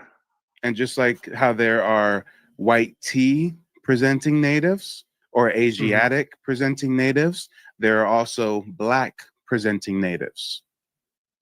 Okay. Is that a concept that you can follow along with? Like black, I would say, as in like people of like darker complexions. Yeah, you can say melanated, copper Right. color, dark skin, brown. I mean, some would say I'm black, but I'm not actually the color of black, right? I'm more like a caramel, So, so when you say you're confused by the term native black ancestry, I mean, are you still confused, or have I made it a little simpler? Yeah, I understand better now. Perfect. I think in my confusion is like I was thinking like people that are like African Americans saying, "Oh, I'm not black, I'm native," you know what I'm saying? Well, hold on. We're not saying we're not black. Black is a misclassification. It's a label that's been forced on us. So we know that we're black. It's a title that's forced on us. What we're saying is we're not African. Right.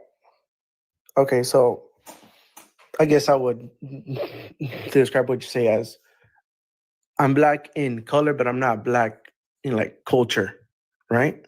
No, we would say phenotypically, you can describe us as black. We descend from people who've been reclassified as black, but black does not mean African. There are black people all across the world. That doesn't mean they're African. Right. Okay. I was just getting black and African, mixed up.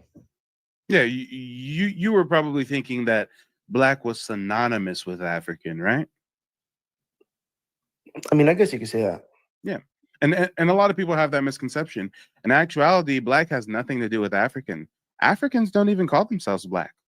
Africans don't even call themselves African. They identify by their country or their tribe. I'm Nigerian. I'm Igbo. I'm Yoruba. I'm Hausa clan. I'm this. I'm that. Black Americans were the ones who were forced with that, binary color code caste system, black, and we took it and made it something to be globally revered. So now there are others that try to cling to that term, and now there may be Caribbean folks and African folks trying to identify as black now that we've made it oh so fashionable. But no, black is totally separate from African. So I got to ask you, do you believe that all black Americans descend from African slaves? I mean, the way you put it, no. Okay. Well, if we were just to, and again, I'm not going to hold you to any specifics, but if we're just going to pull out some like random numbers off the top of our head, do you think that like 50% of black Americans come from African slaves, or like 60-40 or 70-20, or? I mean, by the way that you're putting it, I would say that, I would have a comfortable number to put it at. I mean, it's just a guess. No one's going to hold it against you. I would say, what was the question one more time? What percentage of the black American population do you think descends from African slaves? I would say 30%. Okay. So you think that 30% of us descend from African slaves and 70% of us descend from indigenous tribes of the Americas? Well, no. Well, I'm thinking of more of like a whole population of America type of thing. You know what I'm saying? I don't know what you're saying. In my mind, at least, there's only two options here, right? You got black Americans coming from Africa, or you got black Americans already being here. So if you say that you think that only 30% of black America came from Africa, then where do you think that 70% came from? 70, well, I would say the 70% can come from India, maybe South America, Bro, Central hold on. America. You think that some black Americans come from India? Yeah, there's some. Yeah, because there's some dark tone Indian people out there. Sir, we're talking about black Americans. You think that some black Americans come from India? What do you mean by black Americans, though? You don't know what a black American is now? I'm confused now. Do you live in America? Yeah. Do you know people that are regarded as black Americans? I guess so. That's who we're talking about. You think those people come from India? Well, not all of them. You think a percentage of them come from India? Well, I guess not. No. It's not, I guess not. I'm not trying to gaslight you into changing your answer. If you think that they come from India, then that's what you think. And my next question would be, do you think they came from India as slaves? Do you think they came from India as free Indians? I got no idea how to answer that. So if you've got no idea how to answer that, that's basically like saying, I don't know. So if you don't know, then why would you say that you think any percentage of black Americans come from India if you don't know?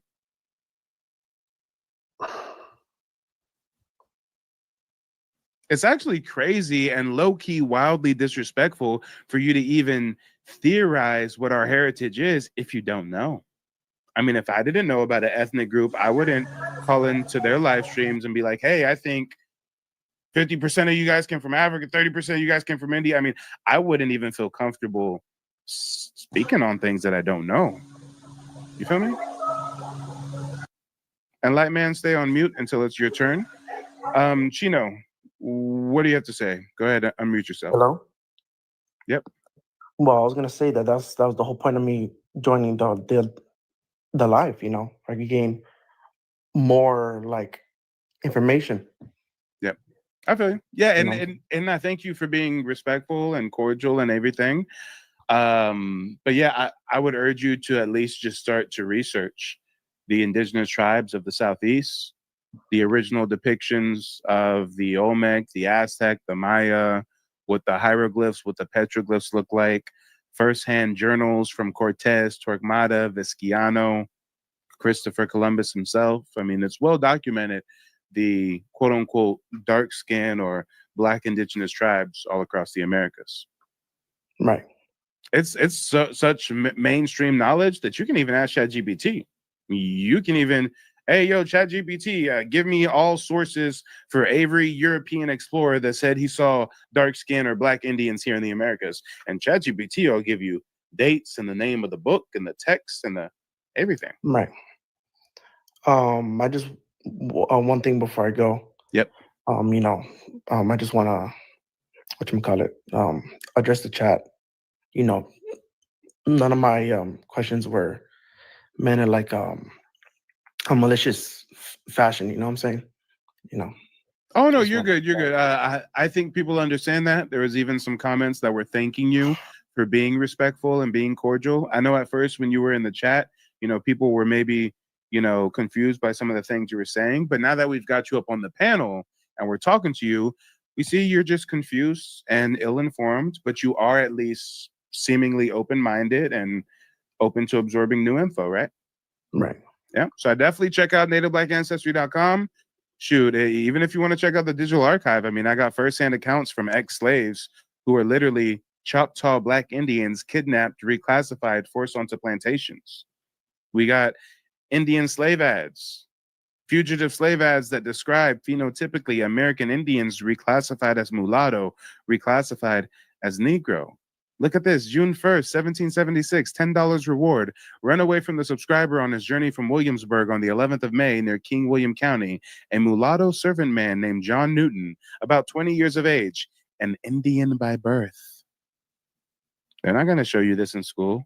They're not going to tell you about the Indians that they kidnapped and forced onto plantations and reclassified to mulatto, to Negro. Right. But yep, stick around. You'll definitely learn a lot. And you don't have to go anywhere. I'm just going to introduce the next panel member real quick. Lightman, go ahead, unmute yourself. Let us know where you're calling in from and what's on your mind. Yes, good evening. How are you? I'm doing well. How about yourself? That's good. That's good. Very good. I'm calling from Seattle, Washington. Seattle, Washington. Yes, and what yes. country are your folks from originally? Originally, I am from the Caribbean. I mean, there's quite a few Dominica. islands. There's quite a few islands in the Caribbean. Dominica. Dominica. Okay. DR. No. You have DR, you have Dominican Republic, and you have Dominica. It was a British territory before, until we got independence. Is it on the same island as Haiti, or is it a different island? No, it's a different island, totally. All right, I gotta look this up, y'all. I've not heard of Dominica. Let me see. Yes, it's a small island. Oh yeah, it's a whole island. Yep, it's in between Martinique and Guadeloupe. Exactly. Okay, so see, I've been to Puerto Rico, but I haven't really looked into all these other islands past here. Okay. Right. And I'm not You even have, sure if you can fly into these islands. Yes, you can. You can? Okay. Yes. I'm gonna have to visit. You can fly from Miami, any part, Seattle, anywhere, into Dominica. In fact, right now they're actually building an international airport now on the island. It's incomplete right now, but they're working on it. Yes, but I heard you guys discussing about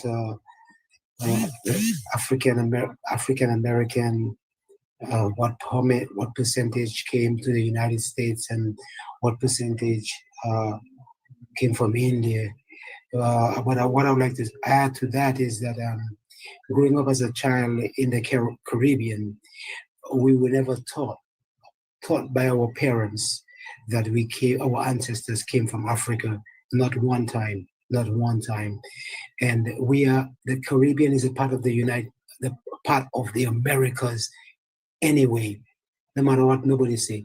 The Caribbean is in the Americas, right in the mouth of the Americas. Whoever changed it, they did it, and for their benefit. But I can tell you, as a child growing up, I was never told that my ancestors came from Africa, and I personally have that understanding, and more being as a spiritual person, my connection with the universe is that we in the Caribbean, there is no difference between us and the Black American, not the African American, like many people have been taught. We are not African, we are a different species altogether. And like I've been told by the Spirit, that we need to dig where we are. Dig where we are. A lot of teachers, they move to Africa, they go to Egypt and look for stuff. But our problem is we need to stop looking elsewhere. Look within, look in your ground, see what you have in your ground. Here in the US, this is a great country. It is the greatest country or continent on the planet. And the spirit that hover over the United States, it's like we are in the center of the universe, and we have been watched and protected. This land is holy ground. And I give the most respect to the ancestors, to the creator of the universe, the energies. I give great thanks for my experience. I have experienced in this land. And anybody else want to say different with what I've experienced here in the US from the ancestors and the spirits of the universe? It is amazing. And I am very thankful for the American people, for their sacrifice and what they have done. And today, many nations enjoy the benefit of this land, this motherland, Canaan. She provides for every other continents on the planet. She provides food and everything. Everybody comes to this country to enjoy her benefits. And sometimes most of the people, they don't show appreciation to her children for all their sufferings they've been through. And I'm telling you, I respect so much the American people for what their ancestors have done for us, man. It's amazing. I give thanks every day. I tell my wife, listen, I appreciate them so much, because when I think of all what you've been through, and yet still you are not, most of you guys, in spite of what's going on, you are able to sing and dance and have fun and create things from nothing and just move forward, and everybody follows you, no matter whether it's negative or positive. You all are the best. Yeah, no, I appreciate that. And real quick, I got a question in the comment section. Miss Pressure. Miss Pressure says, is it America or Americas? And if Americas, what makes it so? Yeah, so when you say America, you're more so referring to the United States of America. When you say the Americas, you're referring to the entirety of the Western Hemisphere, right? So if you say Yes, America, correct. This I right should here is correct. America. You know, this is America. But if we say the Americas, that includes Alaska, Canada, the U.S., Central America, Mexico, South America, the Caribbean. All of this is the Correction. Americas. This is Correction. America. Yep. Yes, correction. Mhm. Thank you so And, much. and while there may be similarities in struggle and oppression, I think it is important to highlight some differences between what the people of Dominica face versus the Native Black Americans on the mainland US of A. So like first and foremost, when you talk about you know, the whole power dynamics, it's way different. It's way different when we look at Dominica. I mean, slavery was abolished in Dominica, I think 1834. In the U.S., it wasn't abolished until 1865. Now, you guys did face economic marginalization, lack of access to land, and some restrictions that were designed to keep your people dependent on plantation owners, which is kind of similar to like sharecropping and black codes in the U.S. South after 1865. But when we talk about some key differences, we really got to talk about demographics and power shifts, right? Because first and foremost, in Dominica, Black and mixed race people actually became the majority population, which allowed them to gain political influence more quickly after emancipation. Whereas Native Black Americans, we remain the minority in the US. Actually, we were once the majority, but they made us the minority because they just kept importing more and more poor Europeans. They just kept bringing more and more and more, millions and millions and millions of poor little peons, until now we're the minority in our own land. And you got to understand that we're facing a totally different type of systematic repression when we're the minority and there's a white majority rule. Whereas the island that you're from, you guys were the majority, right? Also, you guys did not face a Jim Crow system. Dominica did not have organized segregation like we had in the US. You guys did have classism. You guys did have racism. But since you had a majority Black population, it meant that the white supremacy was much less institutionalized after the British colonial withdrawal. Now, again, I'm not from Dominica, so you can probably, provide more insight to that. Maybe the British were trying to control things from afar and whatnot. But when we talk about early political power, Dominica was actually unique amongst British colonies because by the mid 1800s, free Blacks and mixed race Dominicans gained the right to vote. And they held office earlier than in most Caribbean islands. Whereas if we compare that to Native Black Americans, we had to endure an entire extra century of disenfranchisement after emancipation. And if we even talk about your guys' indigenous population, Dominica did have a small but very significant Carib population. I think they called them the Kalinago, yep. And there was much more intermixing between Africans and indigenous people in the Caribbean as a whole, compared to the US, where paper genocide erased, much of our identity. But there are definitely some parallels. There's definitely some similarities. I just wanted to bring up some of the differences so that for the American audience watching right now, they can learn something new about the island of Dominica. Yeah, yes. But now my only problem that I have, which growing up there as a child, as a young man coming up, I realized that in the United States, you have the Blackfoot Cherokee Indians and as Negroid people. Now, when you tell me, I'm a person that I like to learn. When you tell me that the Caribs that are on the island, who are called Indians, who are living in some parts of the more or less like the western part of the island, who are called Carib Indians. To me, my understanding is when I look at these people, what I see is that they look more like the Mexicans.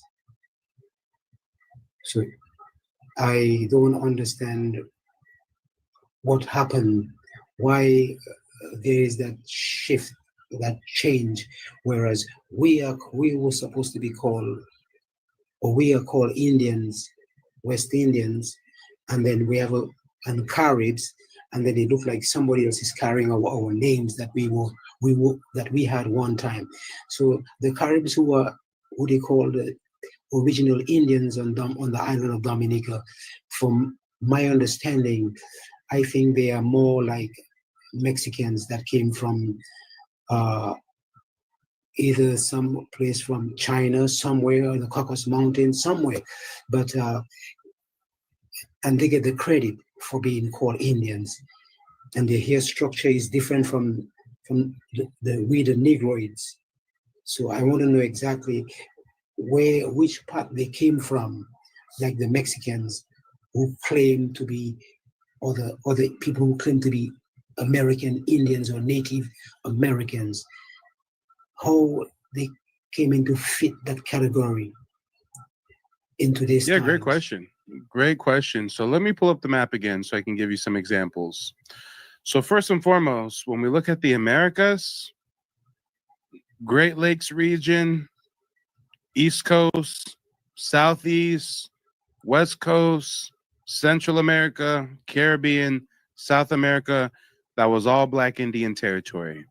Where you have the Mongoloid Eurasian race come in is through that Bering Strait land bridge that existed at one point in time. And when those Mongoloid Asiatics came over, where did they settle? Alaska, Canada, and then they came on down and settled in the Plains region. So when you see a lot of these people claiming to be Native Americans, they're born and raised on reservations, but they look Asian, you know, it's because they don't descend from the indigenous people of the Americas. They descend from the first migrants. I mean, you can technically call them Native Americans. They've been here for thousands of years. Native just means born here, but they're not indigenous to the Americas. They're indigenous to Asia, Russia, Mongolia, Siberia, right? Now, when you say, hey, Mike, we're seeing some Mexican looking folks that look Mexican and Asian, and they're claiming to be indigenous, well, you got to realize these are the descendants of conquistadors. A lot of people don't understand that the reason why the Mexicans look like they got that Asiatic influence is because Mexico, Central America, South America, that was dominated by who? The Spanish. Where did the Spanish have colonies? They didn't just have colonies all throughout the Americas. They also had colonies in the Philippines. And they were importing Filipinos from the Philippines to Mexico, to Central America, to South America. Now, when you say, Mike, I see a lot of people looking Mexican, but they're claiming indigenous, but the Indians were really Black. Why are they claiming indigenous? It's because colonizers are going to do what colonizers are going to do. They do the same thing in the US, right? The descendants of the British that colonized the US, they're present day claiming to be American Indians. I like to use Kelby Kennedy as an example all the time. Good old Kelby Kennedy of the Choctaw Nation, okay? This lady right here is a Choctaw Indian. She's the first ever tribal affairs advocate for FEMA, and she's a white tea woman with ginger hair.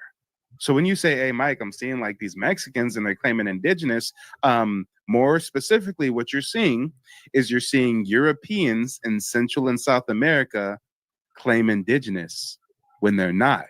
Just like in the United States of America, we have Europeans claiming indigenous when they're not. This is something colonizers do all the time. Okay, well. And I get these Mexicans calling into my show all the time. They call into my show claiming they're Aztec, they're Maya, their great-great-grandma was a Mayan princess or an Aztec warrior. But really, when we get into it, they're just ashamed of being descendants from Spanish colonizers.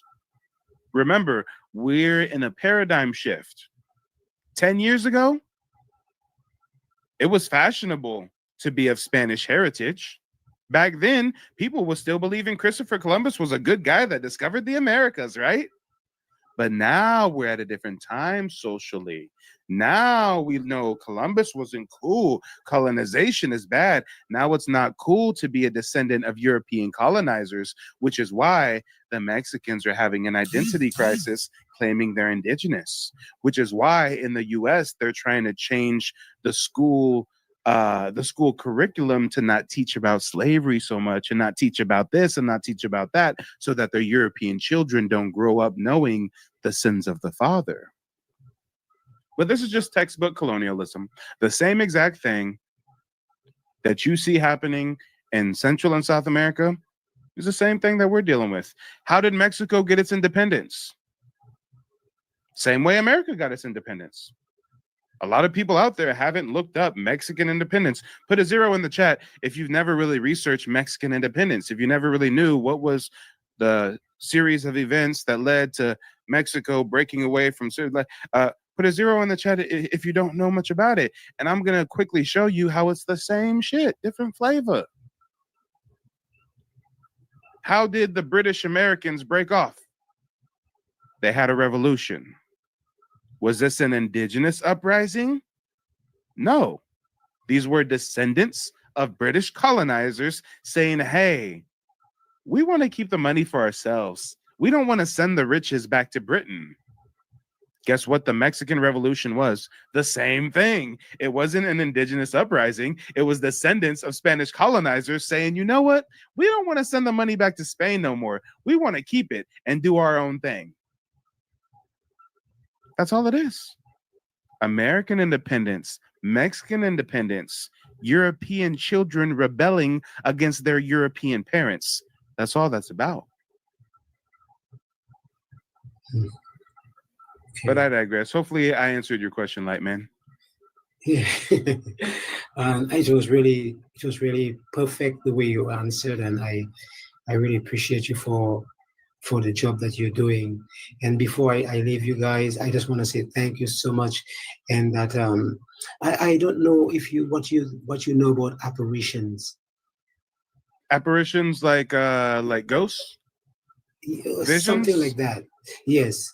I don't know if you believe in that, but I just want to say that I have received some very important information via baking pans, that images show up in some baking pans, and a strange looking being like a woman appear in a baking pan, and she's holding thousands and thousands of melanated people in her entire body. And then in the center of her womb, the Washington Monument is protruding from her womb, coming up to her neck, and above the obelisk of the monument is a face of a black man with a big nose in the baking pan, engraved in the pan. So I took pictures of the image, and people normally call me and they normally purchase from me also. But it's not about money, it's about knowledge, and about that we are not alone in this universe. We are being protected, we are being watched, we are just not alone. And the way the image is engraved in the baking pan, I have to do research about how comes that happen. So a gentleman helped me, and we found out that because aluminum is a conductor from the crust of the earth, it is able to capture information from the various dimensions because of its conductivity. So if I understand this correctly, you're seeing a vision of a baking pan with a woman inside of the baking pan holding thousands of melanated people in her womb while the Washington Monument protrudes from her throat with a black figure behind it. Right. And it's an actual baking pan. I own it. I purchased the pans from where I was working at, because the people didn't understand what it was, but I knew that the ancestors allowed me to be at that place at that time to see what they were about to send for us. It's not just for me, but it's to show that I'm not saying anybody is not important, but we are very important people on the planet, and we play a great part in the universe in helping to create things and to make it easier for mankind, the entire planet right now has been enjoying benefits from our inventions and everything that we were able to do. So I was one of those that was, it seems, chosen to receive this information. And I had a show in Mons, Indiana, where people came to see the baking pan and actual pictures. Is there any place online that we can see this baking pan? Yes, it's if you go on TikTok, my name is Lightman on TikTok. Lightman. Yes. Let's find you real quick. I'd love to see what this baking pan looks like. Lightman. What else? Is there some numbers or something? No, just Lightman. Hold on, there's going to be a lot of Lightman. Let's see. Lightman. Users. Freddie Joe 5? Yeah. Okay, you're Lightman. Now let's see where this baking pan is. Is this the pan right here? Yeah, I can't see what you're saying. Is this it? Let me turn my camera on to see. Hi, here come Freddie J. I am the man that see things in the baking pans. Yes, yes. Okay. So is this like a different baking pan where you're seeing something in it, or is this the one with the woman? That's the one with the woman and the man. Okay, in this let's see real quick. Let's see.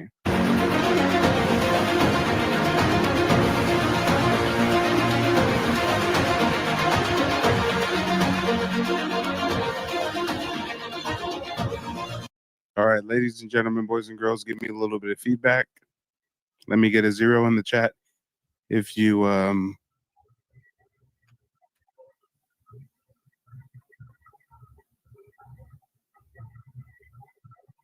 let me get a 0.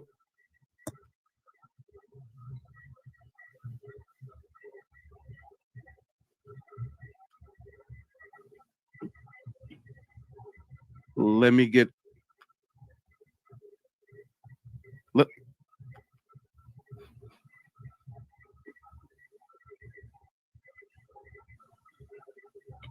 Give me a 0 in the chat if you do not see anything.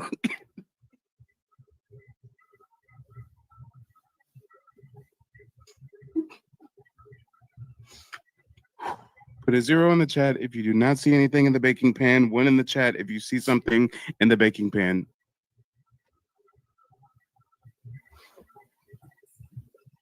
Can you look at? I have actual posters of the picture, which I blew up. Yeah. Let me go to those pictures. Is it this one? It's a picture Right here? of a, I believe so. This one? Where's the one? Yes, I think so. I'm seeing some baking pans. Is this a picture?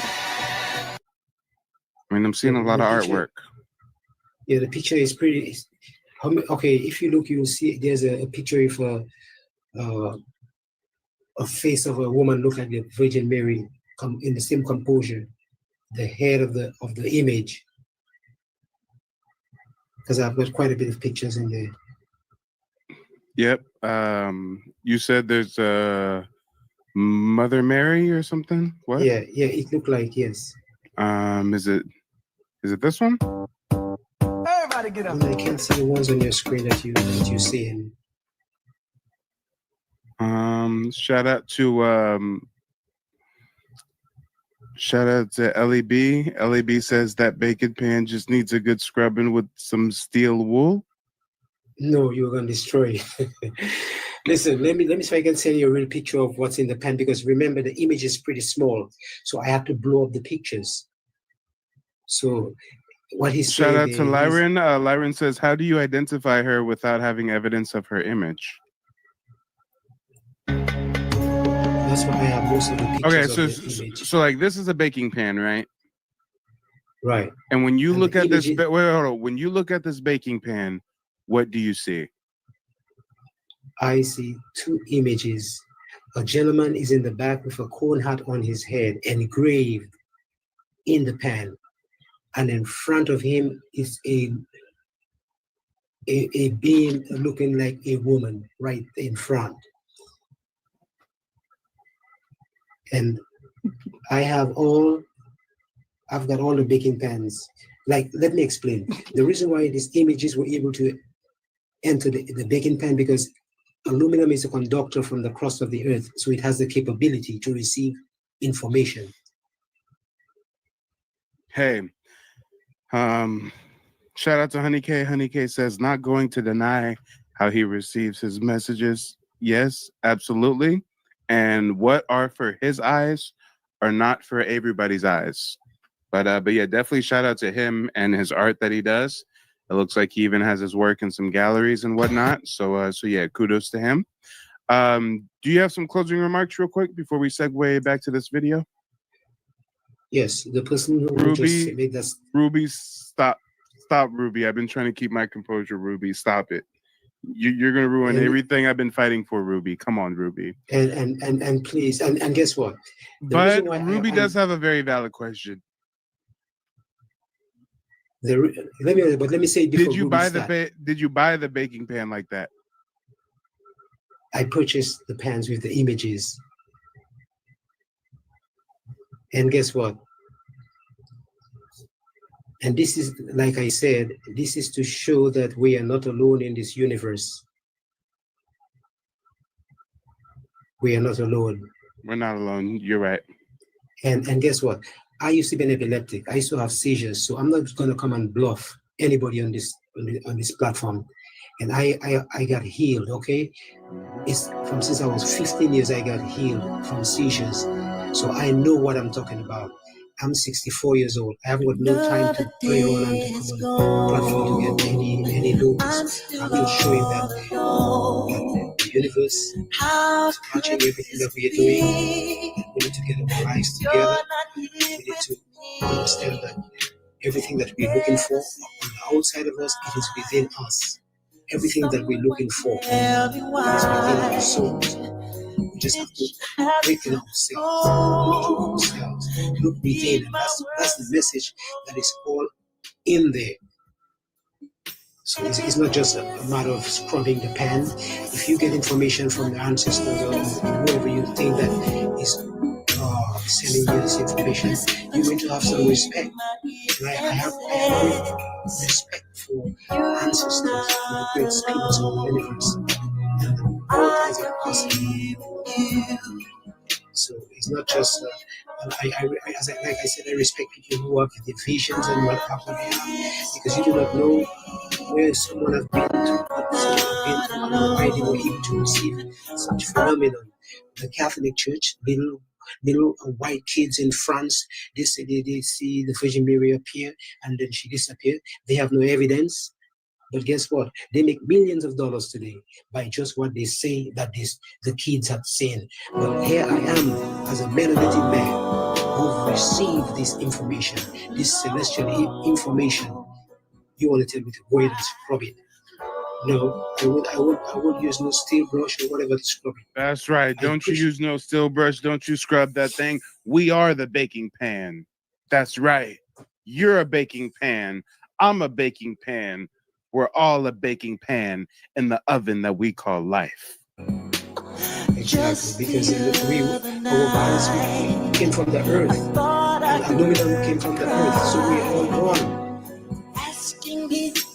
We are all a part of everything. Nothing is outside of us. We are part of everything. So I'm glad I see you were trying to put your composure. Just call me the baking pan man from now on. I was doing so good, and then you had to hit me with the call me the baking pan man. Come on, I was doing so well, y'all. I was doing so good, and then you got me at the end. You said, "Call me the baking pan man." I'm done. Yeah, I can't. Of course. I can't. But it's legit. It's legit. You know, I spoke to a company in Mons, Indiana, and when I explained to them what this is worth with the Madonna, it is the Madonna. How much is it worth? What's in. They said the image in the pan is worth. You could bend your head down again. It's $1 million. Man has $1 million image in his baking pan. What y'all talking about? Guess what? Do you know I've been getting for one picture of that image. I get like $400 for one picture of that image.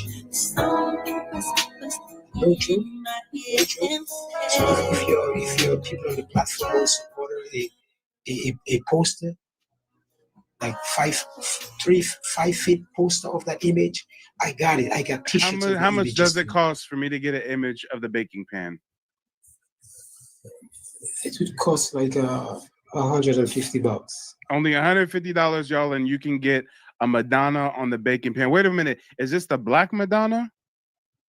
Yep. Okay, guys, $150, and you can get one of the world's only Black Madonnas in the baking pan. That's legit. It's legit. Anyone can reach me at any given time. It's very nice. He's trapping them pans, y'all. Jesus of Nazareth, Mother Teresa, no, Virgin Mary, Black Madonna. Buddha's in the frying pan. Dalai Lama's in the frying pan. Odin, ruler over Marcus Midgard Garvey. and Asgard, is in the frying pan. Marcus Garvey. African Malcolm. Orishas are in the frying pan. Ogun, Oshun, Alegba, Baba Yaga. Michael Jackson is in the frying pan. Let's go. Baking pan. Malcolm is in the frying pan. Martin is in the frying pan. Oh wait, it's a baking pan. It's not a frying pan. I'm sorry. Wait, have you seen any visions in the frying pans, or is it just the baking pan? I have in the frying pan. I mean, you're gonna bend your head again if I give you the answer for what you just asked me. Give me the answer. I promise I will not bend my head this time. I promise. I was making the donuts one time.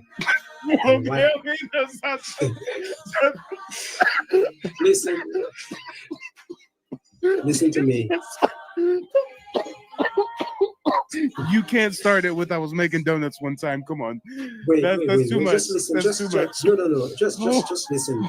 You asked me a question. There's a lot of things that can happen.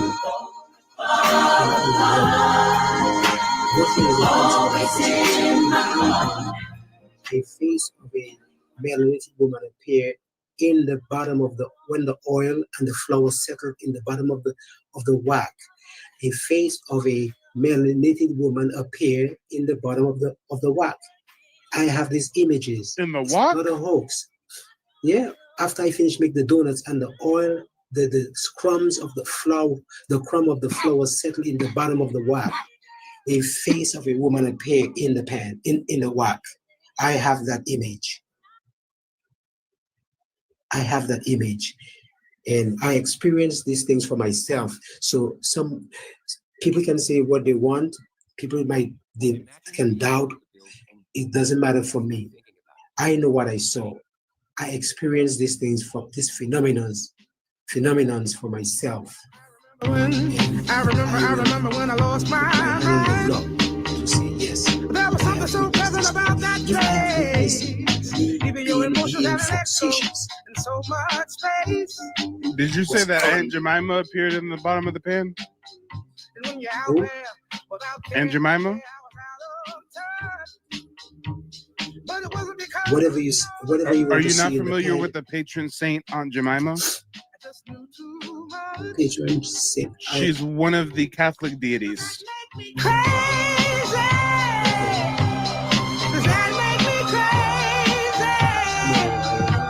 Does that make me crazy?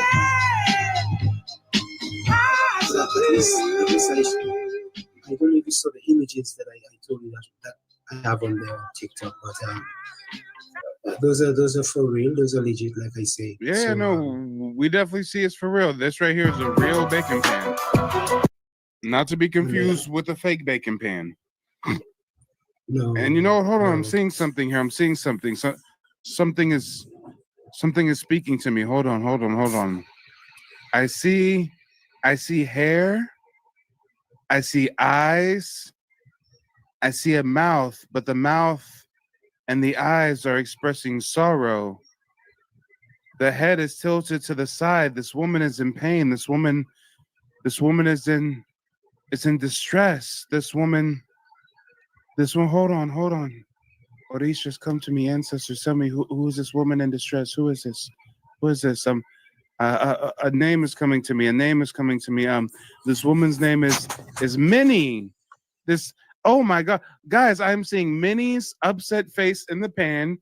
She thinks that I am rude to Black women, and she's crying in this pan with her head tilted to the side, and she's upset, guys. She's oh so upset. I know that you guys can see it, guys. I see it. Like, here's the eyes and the mouth and the hair, and she's tipped to the side. She's like, oh, this is why I got me a Puerto Rican man. You Black man ain't shit. Guys, I'm telling you, I see Minnie in the pan. It works. Hold on, guys. I gotta try this again. I gotta see another pan. See, that was my first time seeing one of his raw pans, right? If you see his artistic expression, you know, that's already highlighting the miracle. but we have to see the raw pan so that we can reveal the miracle. He's already highlighted miracles, but we have to have miracles yet to be revealed to us. Check out this one. Here's another blank pan. I'm going to disregard the painting on the bottom because that's highlighting the miracle he saw, and we are getting different miracle downloads than he is, okay? You know, he's from Dominica. We're from the southeastern tribes. You know, we're picking up something different than what he's putting down, guys, okay? I'm seeing something in this pan. I'm seeing something. All right. Okay, it's coming to me. It's coming to me. Okay. Okay. I see dust. I see dust. I see dust, and I see flat land. I see dust, and I see flat land. Hold on, guys. Where could this be? I'm seeing dust, and I'm seeing flat land. I mean, hold on. There's something else in the background that's now starting to crystallize in my mind's eye. My pineal gland is starting to see something, guys. Hold on. It's a dusty, flat environment. But I'm seeing something. Wait, hold on. It's a building. It's a building. What kind of building? This building has. This building. Wait, hold on. I'm getting an esoteric download. This building has a figure. This building has a figure of a mermaid. This building has a figure of a mermaid, and inside the building is a mermaid that's waiting for me. Wait, no. It's a mermaid on the wall of the building. No, I'm not losing it. I got it. No, don't interrupt my download. I got it. It's almost there. There is a flat land, and there's dust, and there's a building, but inside the building isn't the mermaid. The mermaid is on the building. Inside the building is an angel. I mean, wait a minute. I think I'm seeing me traveling to Texas to take Tamara out for coffee at Starbucks. Guys, I'm seeing it, guys. It's preordained. The ancestors want this to happen, okay? This isn't me. I didn't come up with this. This is not an original thought of my own. This is something that is preordained, that is written in the stars. It is a Starbucks date, guys. I was a little confused. I thought the mermaid was in the building, but it's the Starbucks logo on the building. Guys, can you see what I see in this pan? Can you see what I see in the pan right now, guys? This is wild. I mean, thank you so much, Lightman. Thank you so much for showing me the light. Come on. And Tamara better go, okay? Forget written in the stars. This is written in the baking pan. Lord, oh Lord. The ancestors are with us. Lightman, thank you. Thank you for your great work. Do you have any closing remarks for us? Lightman, you have to unmute yourself. I know I probably inspired you to create another masterpiece. You probably, getting ready to put your shoes on and go down and grab a new pan. Did you see the image right here? It's right on your thing right now. Take a look. Right now. It's not a hoax. It's not a hoax. I'm a believer. I believe. No, you have to know. Believe and not believing in anything. You don't believe in anything. You have to know. You shall know the truth, and the truth shall set you free. It's not about believing. You can't believe shit. You gotta know that you know. If you have a little boy, you got a child, you can't tell them what they have to believe. No. Hold on. To know. I am going to one up you. I say that I am a believer. You say no, it is not enough to believe. I must know. Well, I say it is not enough to know. You must live what you know. Ashe, Sarvasana, Rapatatapakatatata. Go ahead, Lightman, go ahead. Leave us with some closing remarks. I'm having too much fun up here, y'all. I'm having too much fun. Lord, we were supposed to be talking about dumb diverses, y'all. We were supposed to be talking about dumb diverses, but instead I'm getting Starbucks coffee dates lined up thanks to a frying pan that was brought to me by a man from the island of Dominica. Lord, oh Lord, this is an interesting turn of events. Hey, you said you're in Seattle, though, right? Lightman? Oh, shoot, I think we lost Lightman. Lightman, unmute yourself. Yeah, Seattle. Are you in Seattle? Seattle. Oh, that's what it is, y'all. He with the Mayo people in Seattle. Them Mayo people probably grabbed him by the arm, said, listen here, you are the brightest artist of the 21st century. We're going to put you in all the art exhibitions here in the Pacific Northwest. You are going to be famous. Hey, don't lie. You got a lot of white folks who be showing up to your shows, huh? Yeah, they're pretty cool. Yeah, They of love course, that why shit. not? They love that shit. They say this Negro says he's seeing things in baking pans. Oh my gosh, this is art. It's exactly. It's celestial Get art. your money. Get your money. Celestial art in the donut baking pan. Whatever you got to do to get your money from them white tea people, do it, okay? Hustle. Do it. My man is flipping dirty fucking pans, y'all. He flipping pans into artwork, y'all. He getting to the bag. Your countrymen would be proud of you. Went from the West Indies to Seattle. You out there getting it in. Okay. Get your coins up. Yeah.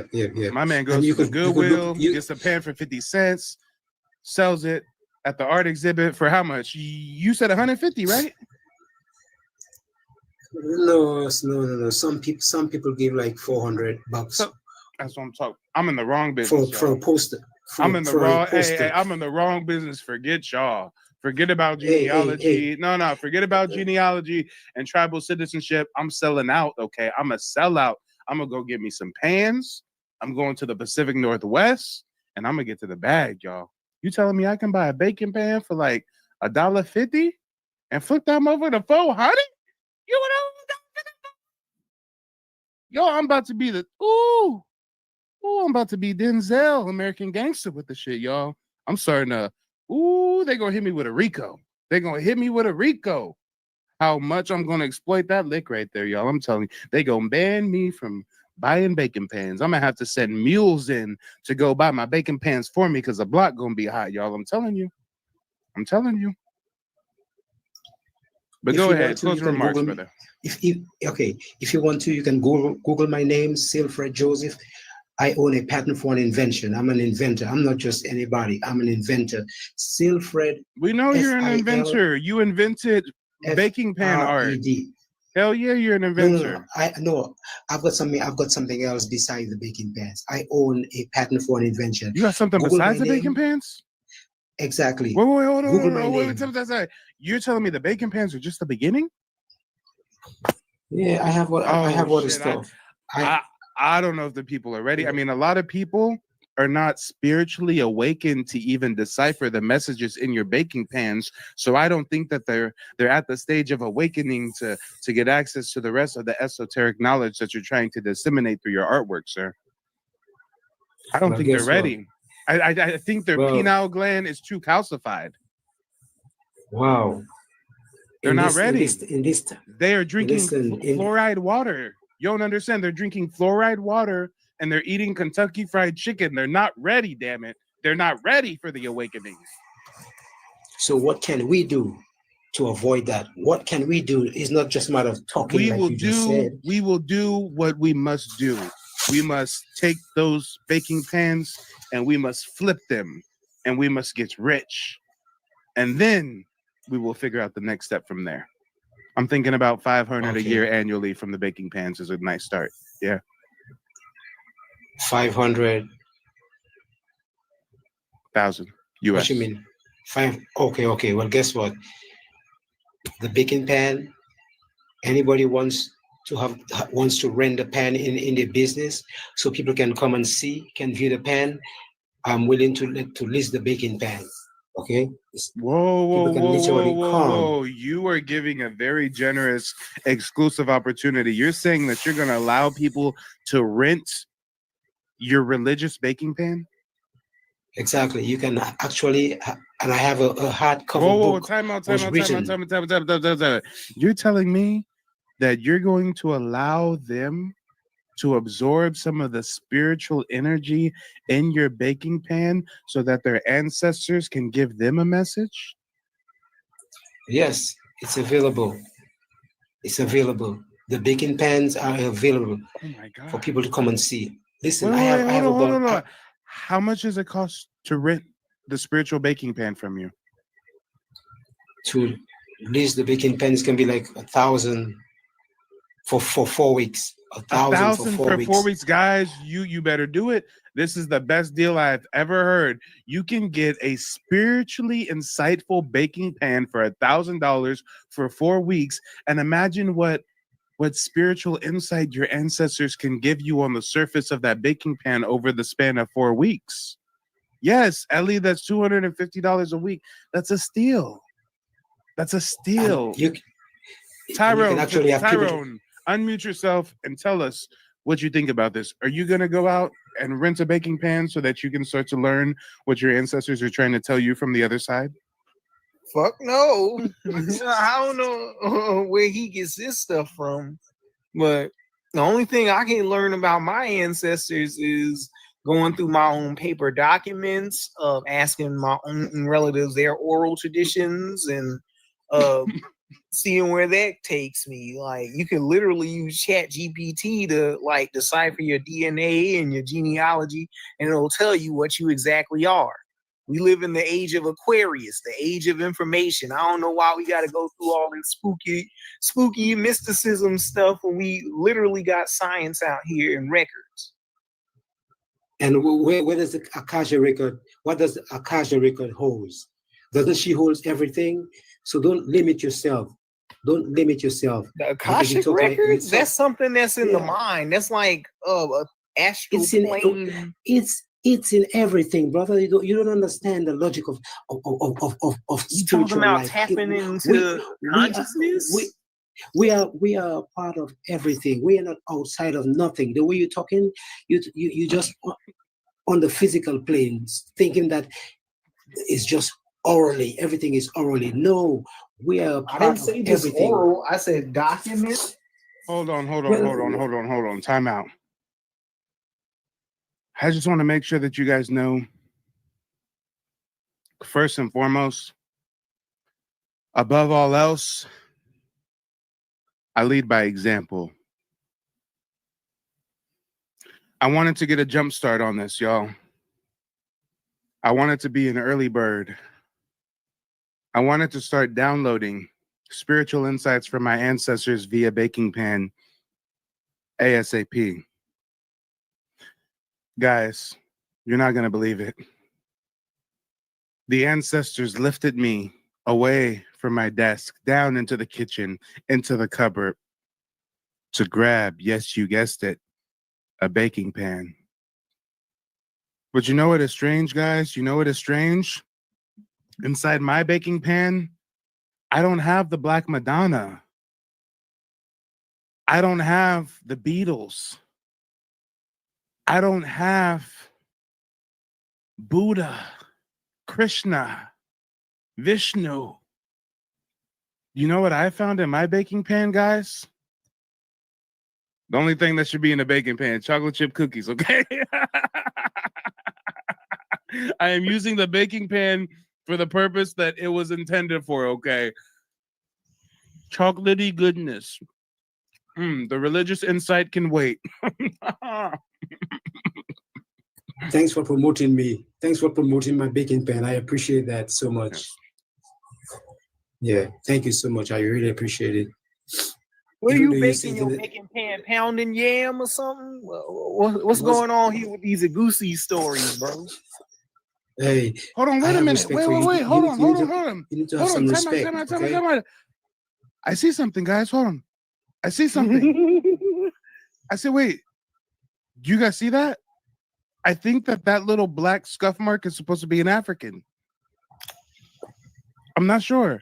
I think it's an African from the Igbo or the Yoruba tribe, and the African is running from a hippopotamus while he carries a European man on his shoulders to safety. Oh my gosh, the pan magic works.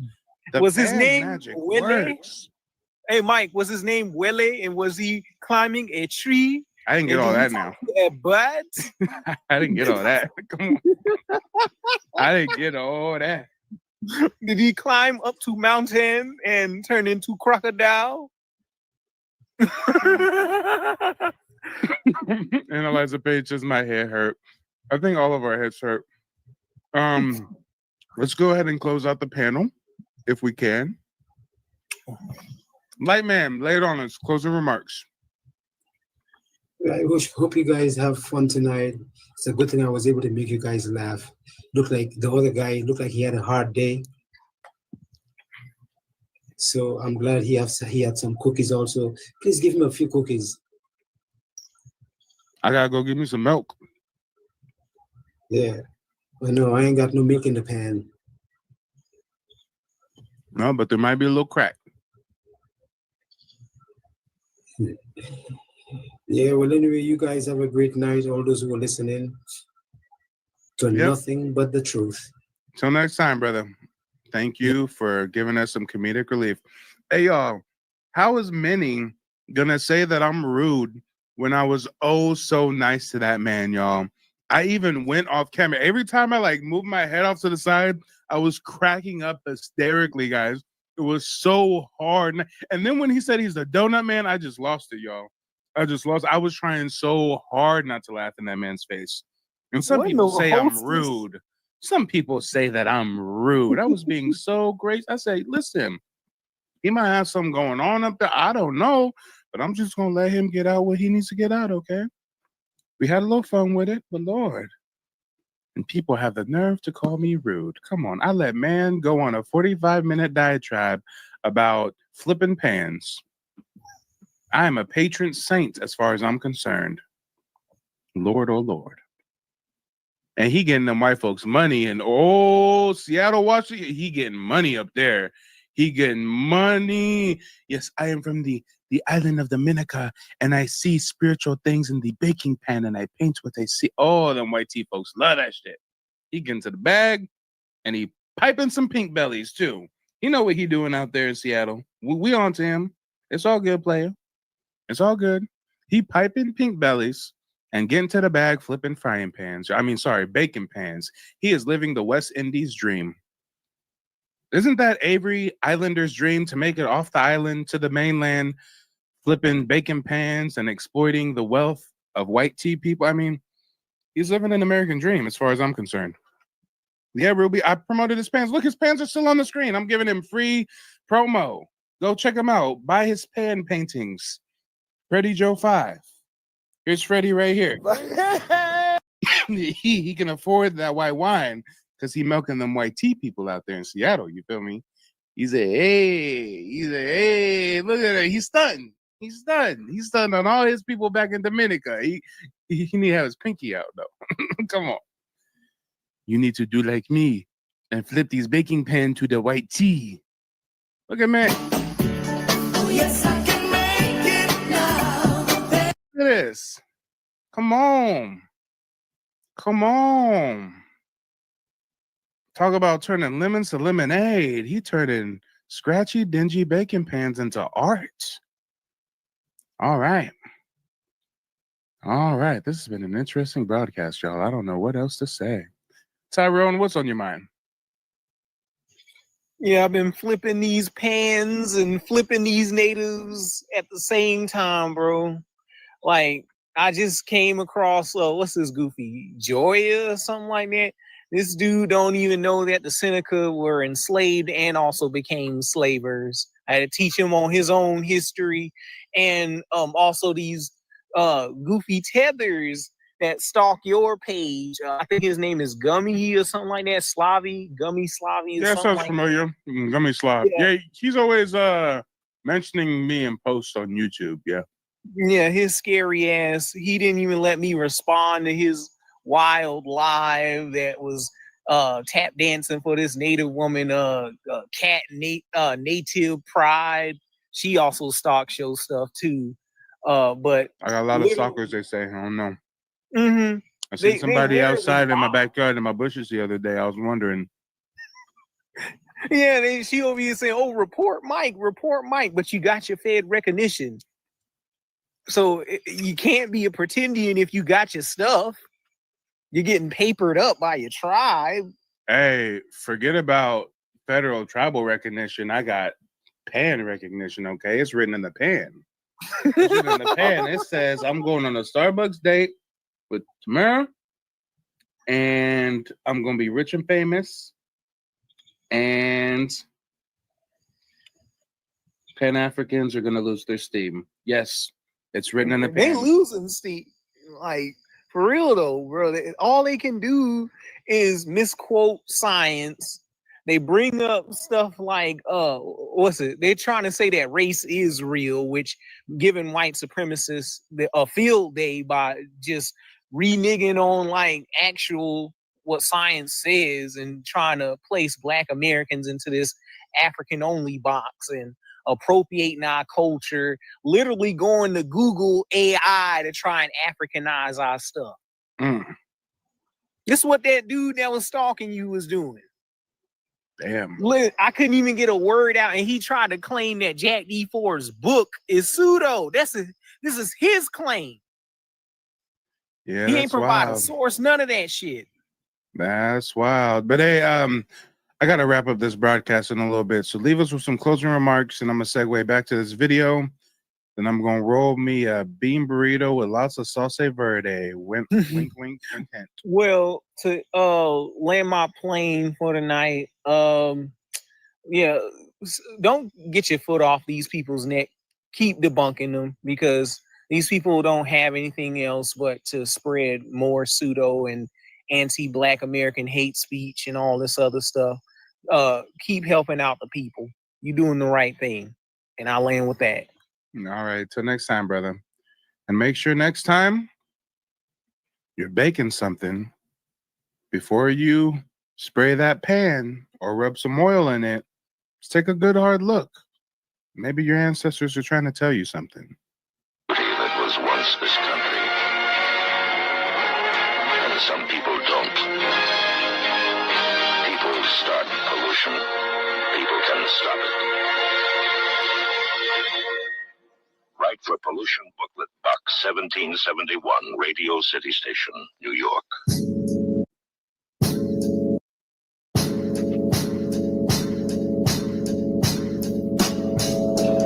Old Iron Eyes Cody, a.k.a. the Crying Indian. AKA the original Pretendian, y'all. The original Pretendian. Shout out to Faith Ministry. Faith says, love, light, enjoy being with the real tribe. Hey, thanks for tuning in, Faith. Nice to have you in the chat. Engine Radio says, I'm about to go look at my pans now. I'm telling you. I'm telling you. Hold on.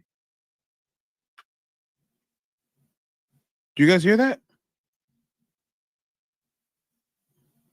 I think I'm getting a download.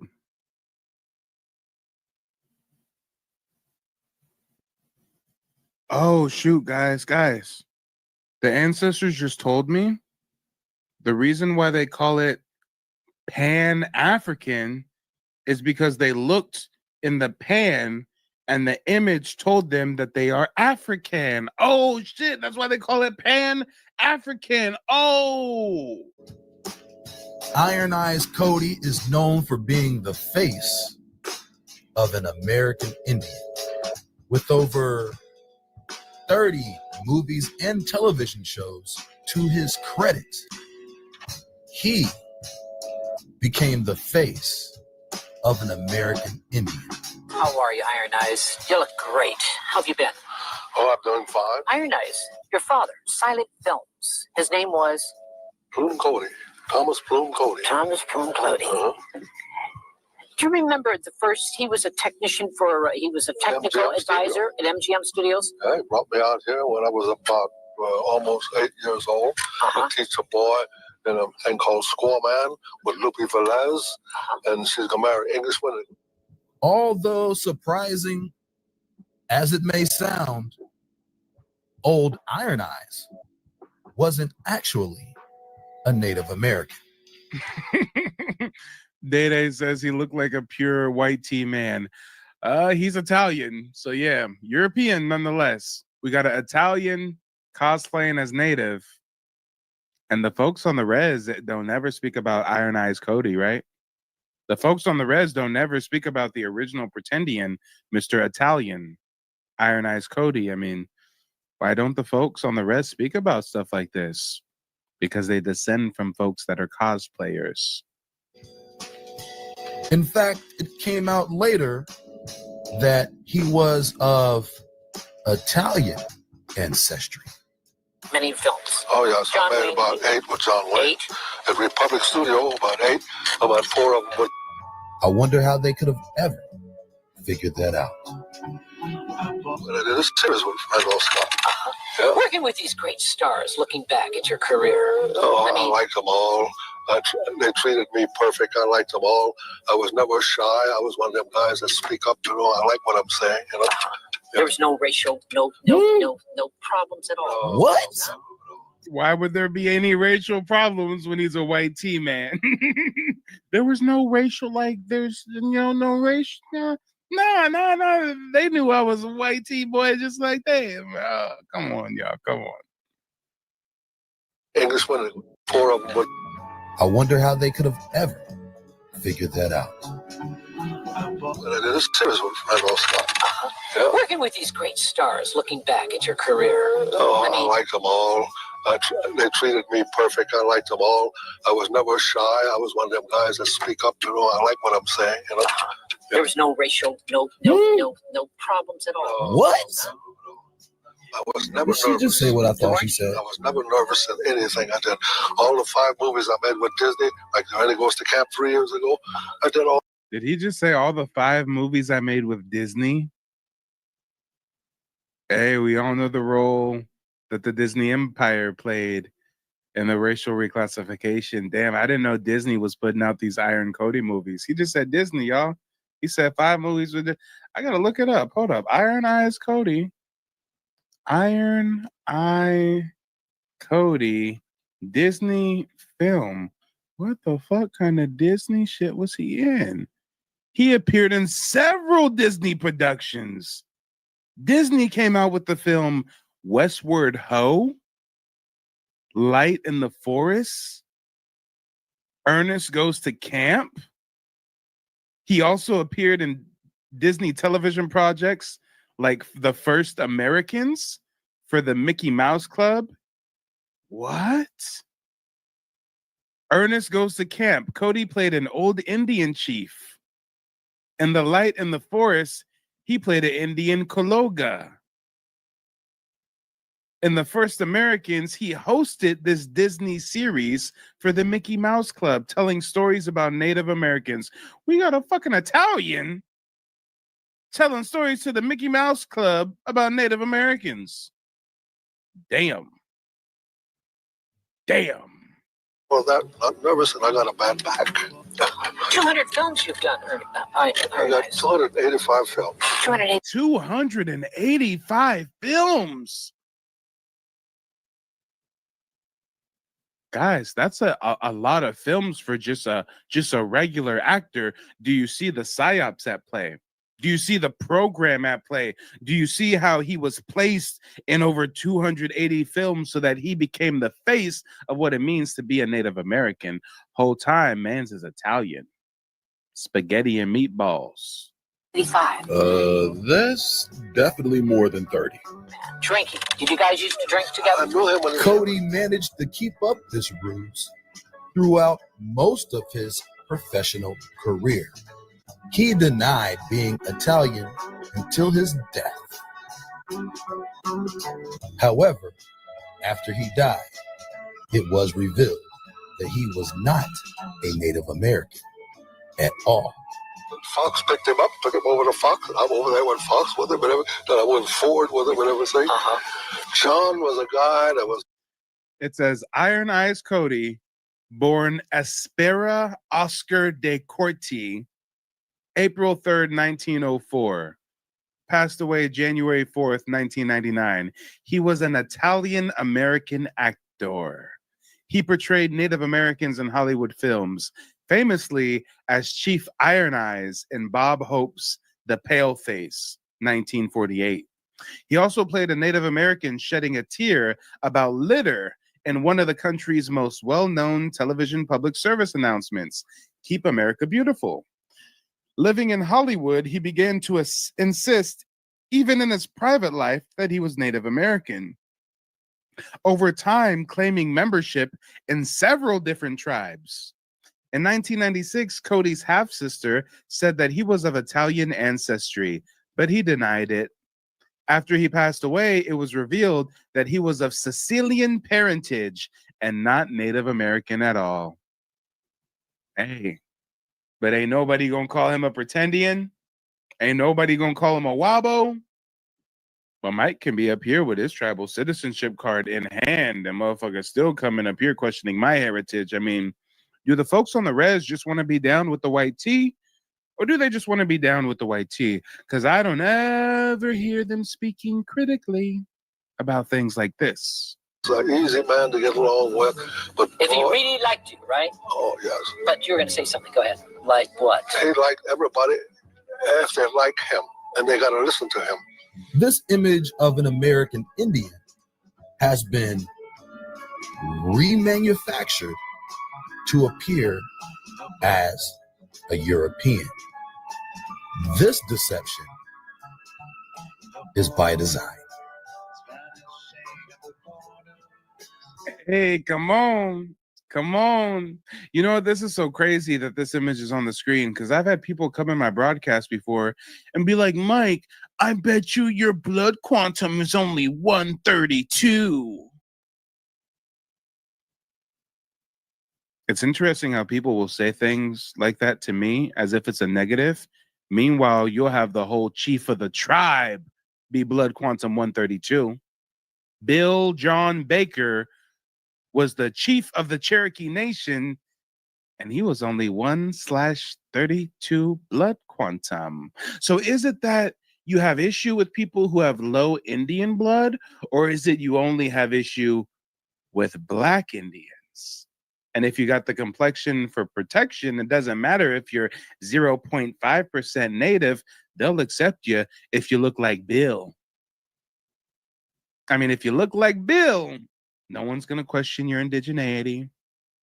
No one's gonna question a thing. But if you got some melanin, oh, you're from Africa, you're from Africa, you're from Africa, you're from Africa. Oh, you're Native, you can prove it. Well, you're an African that mixed with a Native. You're from Africa, you're from Africa, you're from Africa. But Bill, hey, Bill's just the chief of the Cherokee Nation.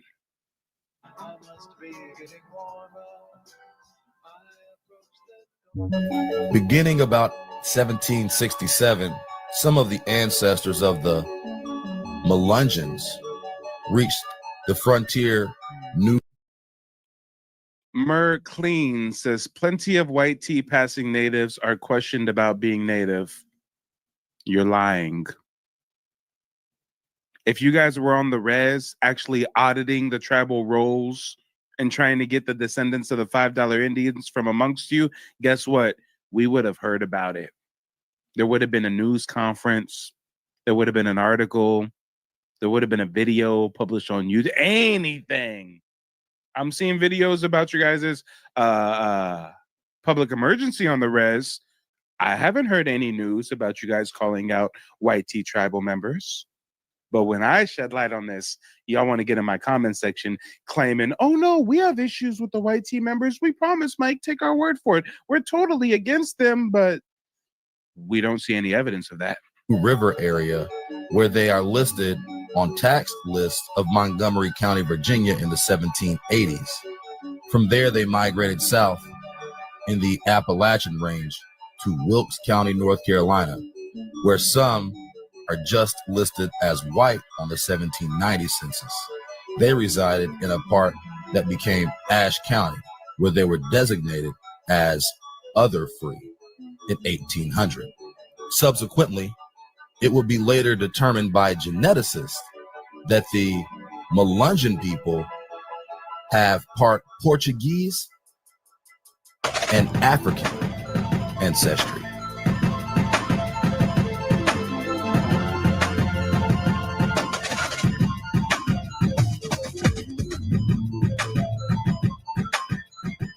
Quote, the historian Valmiki notes that in ancient times, a race of people had arrived and settled in regions of Tibet. These were given the name Naga Maya. This is historical, not a myth or a legend.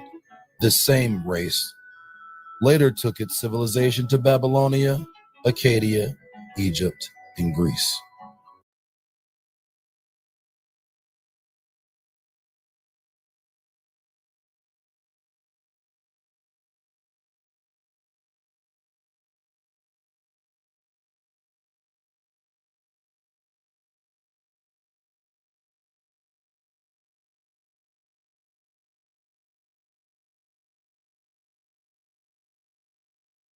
Also, Duarte states that the Mexican solar cosmolith is almost identical to that of Egypt, and that the creation ideogram is almost identical to that of the island of Crete.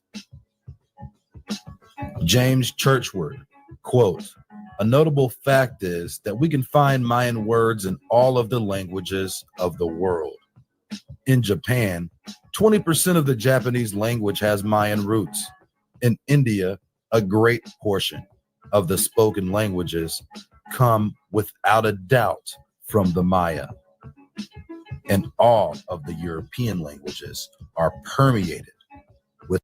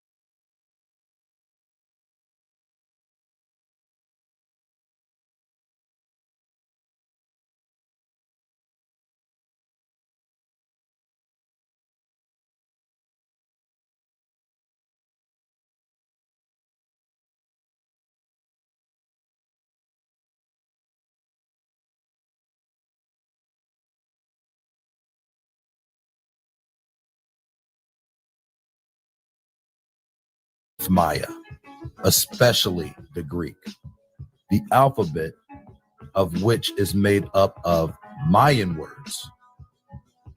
A Mexican Indian and a person from Japan can understand each other without the use of an interpreter. There are many common roots in both languages." End quote.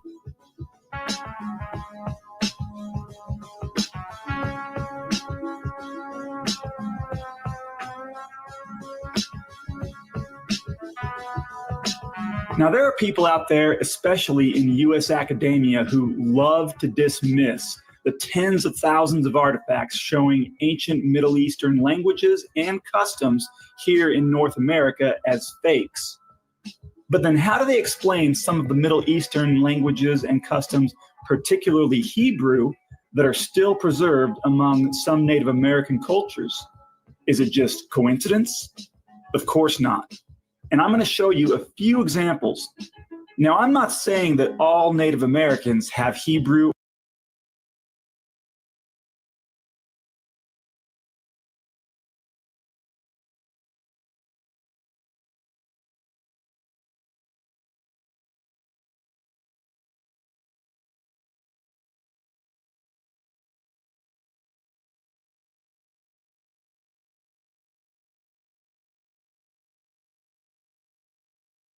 or other Middle Eastern ancestry, but there definitely are some. Now, if you're a Native American watching this video, it may or may not apply to you, depending on what tribes are in your ancestry. If it does apply to you, I'd love to hear what you have to say. So let's get into it. I'm going to start with the name of God. Here are two columns. One column shows the name of God in Hebrew and various pronunciations of it. The other column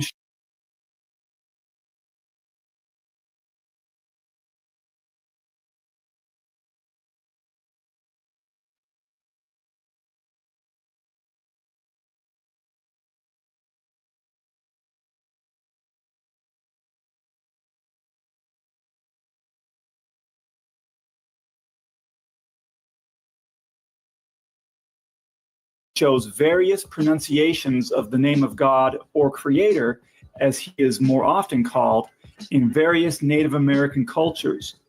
Look at his name. Coincidence? No. Next, I want to show you a list of Algonquin words and phrases from a book printed in 1825 called View of the Hebrews by Ethan Smith. Now, like many books in this time period of the United States, it calls the Native Americans savages, which I don't agree with. Just because the Native American tribes had different cultures than the European settlers doesn't mean they were savages. But anyway, be prepared to see that term in old books like this. So here's a list of words and phrases from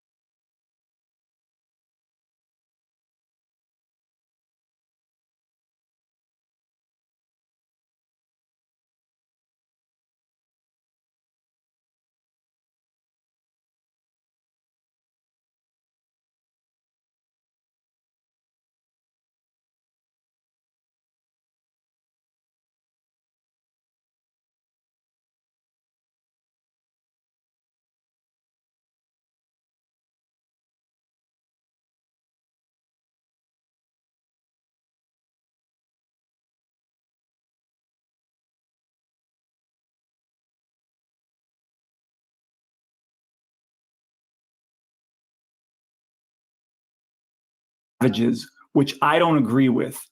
Just because the Native American tribes had different cultures than the European settlers doesn't mean they were savages. But anyway, be prepared to see that term in old books like this. So here's a list of words and phrases from View of the Hebrews shown in 3 columns. The first column is in English.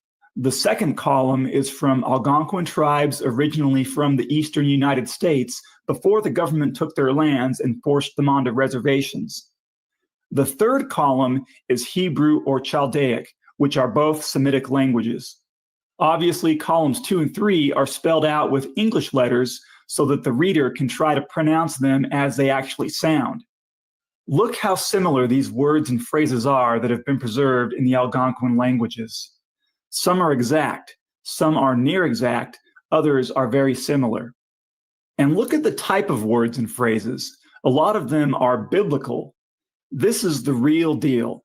Linguistics like this are not coincidences or fakes. View of the Hebrews is a very informative book, and I suggest you read it. It has many more examples of language, customs, and beliefs preserved among Native Americans that tie into Middle Eastern ancestry. Another excellent book is The 10 Tribes of Israel by Timothy R. Jenkins, printed in 1883. There are many other old books like these. I'm going to give an example of an account from the 10 Tribes of Israel. It's on page 16, and I'll just read it for you here. It says, "The following is from Alexander's Messenger, published many years ago in Philadelphia, Pennsylvania." And again, this book was published in 1883, so many years ago from 1883. Anyway, it goes on to say, "A government officer stationed at Lake Superior at an early day, before any white settlers had invaded that part of the country, after becoming acquainted with a number of Indian tribes, found one tribe in possession of a copper tube, tightly soldered. And when asked what it contained, they said they were not able to tell, but they had received it from their ancestors a long time ago.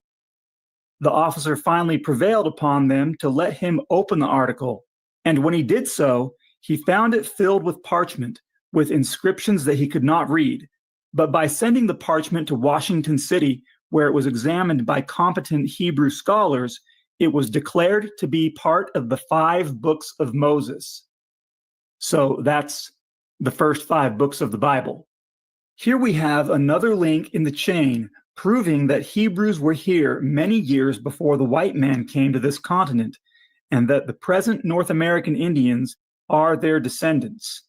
And again, like I said earlier in this video, I'm not saying that every single Native American tribe has Hebrew ancestry in it, but there definitely are some tribes with Hebrew ancestry in them. Anyway, this book, The 10 Tribes of Israel, and also View of the Hebrews, are filled with awesome stories like this. And like I said, there's many other old books like these out there. You just got to go looking for them and read through them. Quote from William Penn.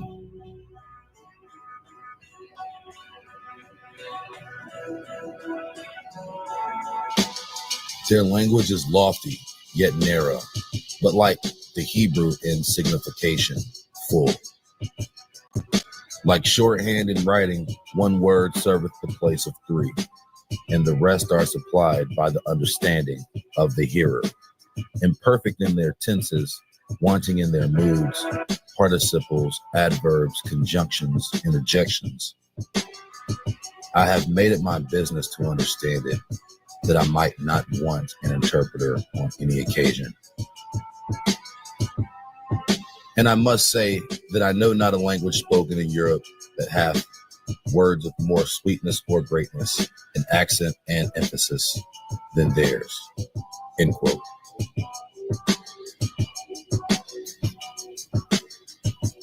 Quote from The Word, Volume 17, by Harold Waldwin Percival. Quote, as we find that the Greek language was composed of many Maya words and roots, so in the Greek temples we see embodied the religious conception of the Mayas that are likewise symbolized in the architecture of all the civilized nations of antiquity. So it has come to pass that the ancient Maya architecture culminated in that of Greece, which serves as a model for many of our public buildings. End quote.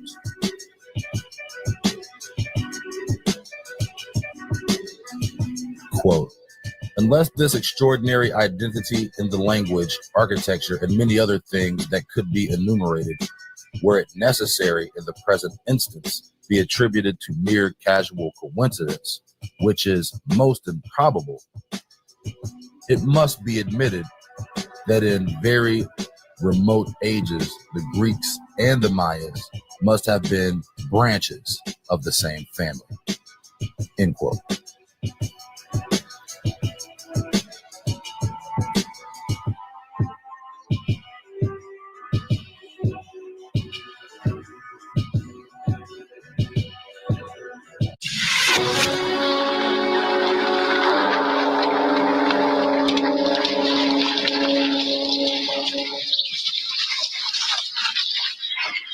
Well, it's too soon to rest. He's your man.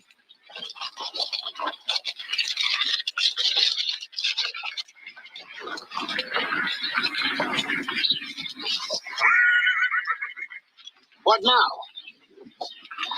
Well, I'm trying to figure out where those that took them horses of yours going to meet up with those that took your daughter.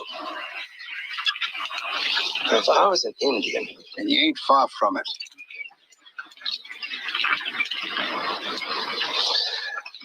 here's where I head for. Rock Bluff? Why? Well, if I was an Indian, which I ain't, I'd rather be looking down on them that's coming than looking up. Hey everybody, welcome to the first of my travelogue videos. This is the Johnson Humrick House Museum in Coshocton, Ohio. It's about an hour and a half east of Columbus, Ohio. So what you see here, these are called the Newark Holy Stones, and they were found in 1860 at Newark, Ohio, which is only about an hour east of Columbus. They were found in the burial grounds of an ancient mound builder civilization, which the United States calls the Hopewell civilization, who were here from about the 500s BC to about 400 AD. They were found by a man named David Wyrick and about 7 other witnesses. This first stone you're looking at here, this is nicknamed the Decalogue Stone. It was found in November of 1860 in a large burial mound. And the reason why it's called the Decalogue Stone is because it has the entire 10 Commandments inscribed on it in ancient block Hebrew letters. You'll notice there's a person carved here in the middle. It looks like he's wearing a robe and a turban on his head and holding a tablet. The letters above his head say Moshe, which means Moses. As you can see, the inscription of the 10 Commandments is all over the front, sides, and back of the stone. After the stone was discovered, when word got out about it, many people automatically dismissed it as fake because they didn't think it was possible for an ancient Hebrew artifact to be found in a North American burial mound that was a couple thousand years old. And they weren't aware that block Hebrew was a genuine written form of ancient Hebrew. They thought it was made up. Now, if you notice behind the Decalogue Stone, you have the case and the lid, which the stone was found in. And as I mentioned before, David Wyrick had witnesses with him. They dug up thousands of wagon loads of dirt and stone, and at the very bottom and center of the burial mound, they found a wood coffin. When they opened it up, there was a skeleton inside that soon crumbled to dust, as ancient skeletons often do when they're exposed to air. There was a stone found with the skeleton, and when they picked it up, they could hear rattling inside of it when they shook it. And it turns out the stone was a stone case cemented together with something inside of it. They couldn't get the case open, so they cracked it open with a shovel. And that's when they found the Decalogue Stone inside of it.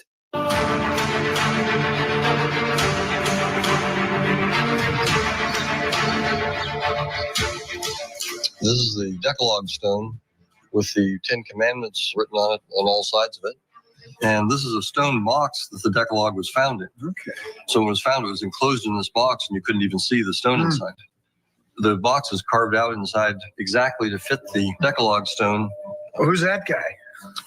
Well, this figure here on the front that's wearing a robe and a turban and holding either tablets or a breastplate, and over his head in these Hebrew letters it says Moshe or Moses. Oh. So that's must be Moses. Okay, that's Moses. All right. Who delivered the 10 Commandments. 10 Commandments. Okay, well. It seems to pass the scrutiny of the skeptics as far as the Hebrew text in the language. So now I'd like to try to add some evidence to this whole discussion.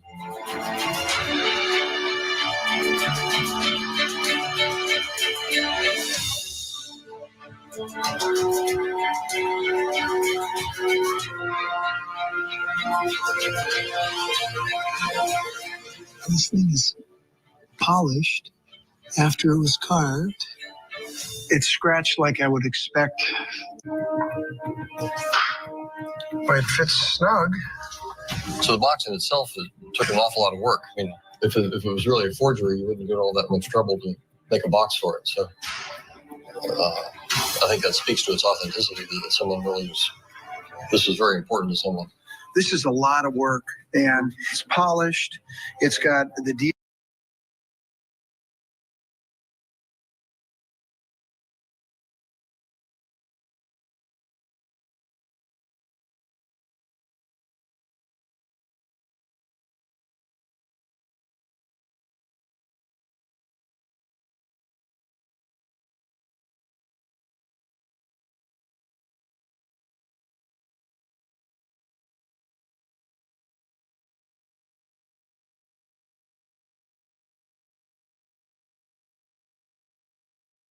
So for anybody who is on the fence about having Mike help you or walk you through or educating you about genealogy and the genocide that has happened with the paper trail, I implore you to reach out allow him to educate you and assist you in this process. I have learned so much in this consultation. I feel educated, empowered, and excited for learning about my history, and looking forward to the future. So if you're on the fence, please go ahead, hit up Mike. I promise you will not be disappointed.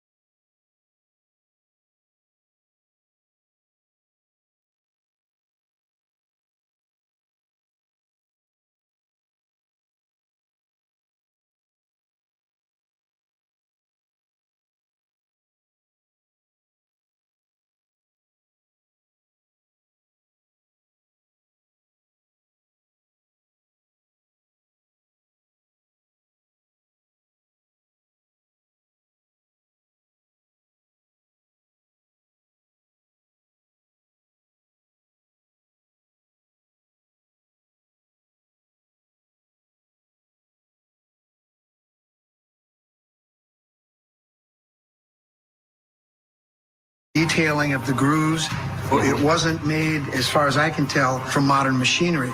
Geologically, I don't see any problems here that would make these things obvious hoaxes. So the skeptics have rejected this. Well, that's been a factor, but Hebrew is an odd thing to find here. The fact that it's odd doesn't mean that it's not genuine. What it boils down to is really the problem with these artifacts is that the academics don't like them because they don't fit the paradigm. And unfortunately for them, you can't dismiss things simply because you don't like them. Right. And so the evidence to me seems clear. There's no reason not to accept these as genuine, legitimate artifacts. Of sorrow in this over.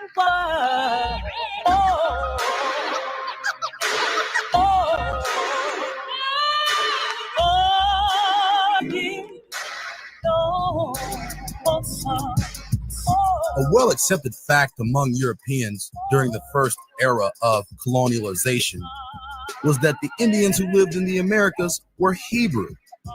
This wasn't just apparent to the priests and missionaries that traveled with conquistadors. It was obvious through their rites and customs and languages. It was often observed that the Indians spoke language that resembled Hebrew.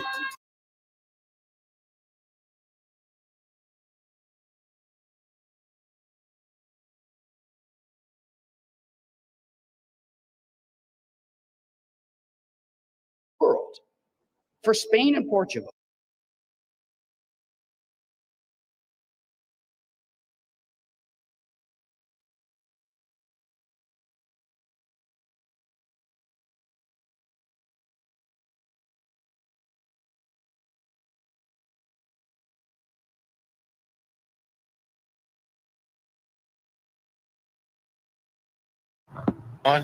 He worked hard. Work hard. He worked hard. I work hard. I get up at 4 o'clock and get my breakfast done. Just at dawn of day, I go to the field and we pick cotton. Mr. and Mrs. Haywood Jenkins of Sharkey County, Mississippi have, between them, picked cotton for over a century. My boss man came along. He says, Mary Jane? I said, sir. Says, I say, when you wash?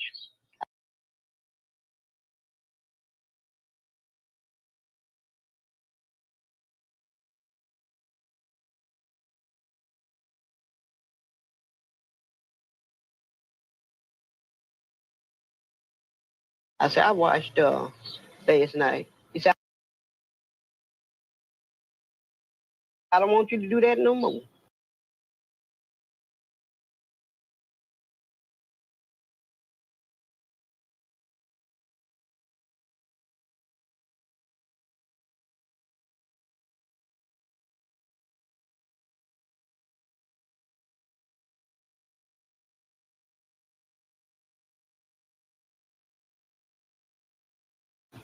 That's by age, and you know.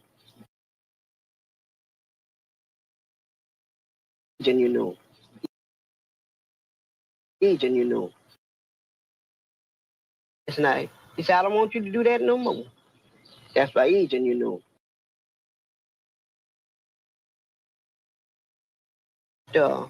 Say it's nice. He said, I don't want you to do that no more.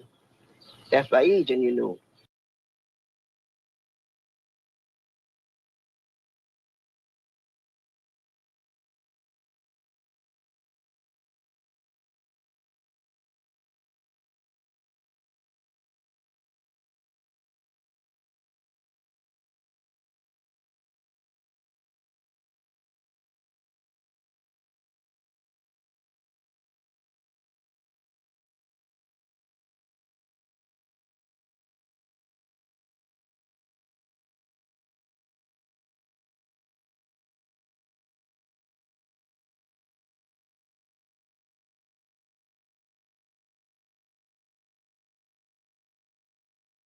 I go to the field and we pick cotton.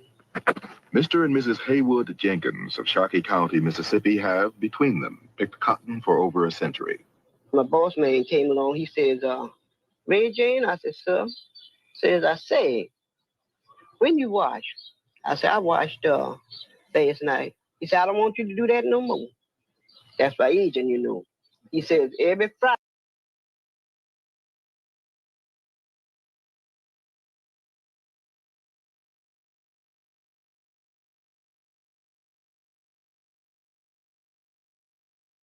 Do that no more. That's by age, and you know. He says, every Friday morning or Friday evening, you wash.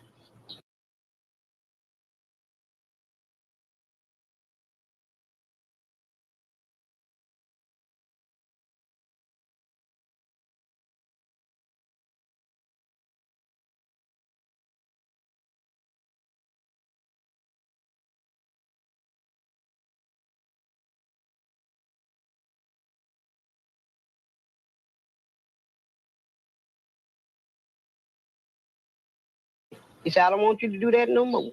Mr. and Mrs. Haywood Jenkins of Sharkey County, Mississippi have, between them, picked cotton for over a century. My boss man came along. He says, Ray Jane? I said, sir. I say, when you wash? I said, I washed last night. He said, I don't want you to do that no more. That's by age, and you know. He says, every Friday morning or Friday evening, you wash. And let all the children stay there with you until you get through. When you get through, then y'all go back to field and wait. Now, the agents was mean, some of them. Some of them was mean. They want to hook the colored people. And that time, the white man come along. He says, hey, but you ain't in the field yet? He just had started applying. He said, yes, I just not had to eat my dinner. God damn it, you ain't doing a goddamn thing. He says, God damn it, I ought to take this damn stick and frill the hell out you. He said, no, he said, if you frill the hell out of me, goddamn, I frill the hell out of you. Make me feel bad if I was under them, you know, how mean they was to treat us like that.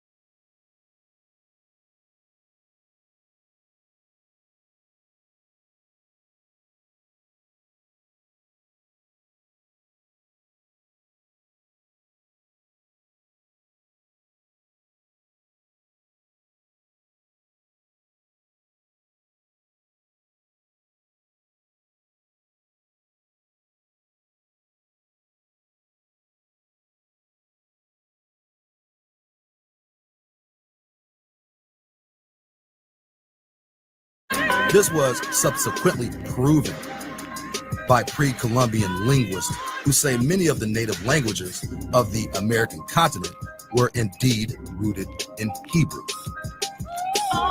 Quote, "Their singing and dancing in 3 circles around their sacred fire appears to have been reference to a like religious custom of the Hebrews." End quote.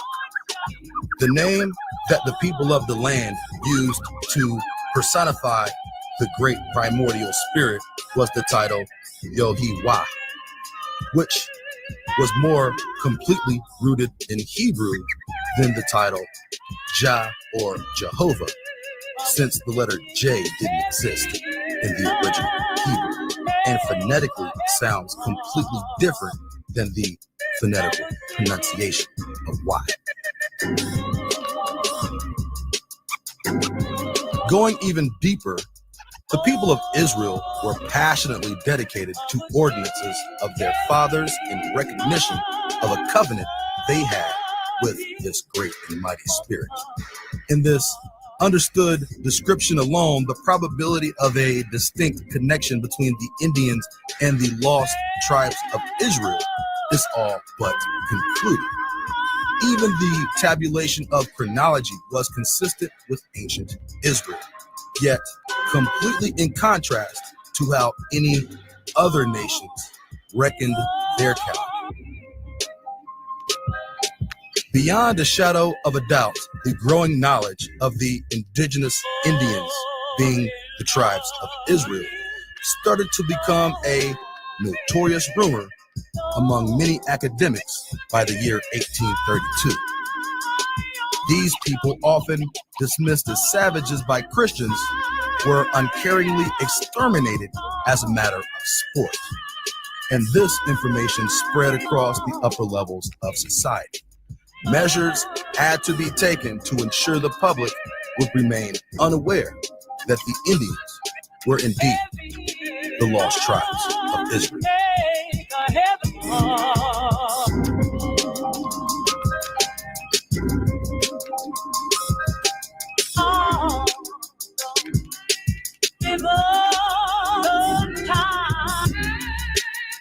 Along with this new information grew the reluctance by some Christians to continue killing Indians and pushing them off their land. And many whom had supported the position that the Indians were savages changed their stance.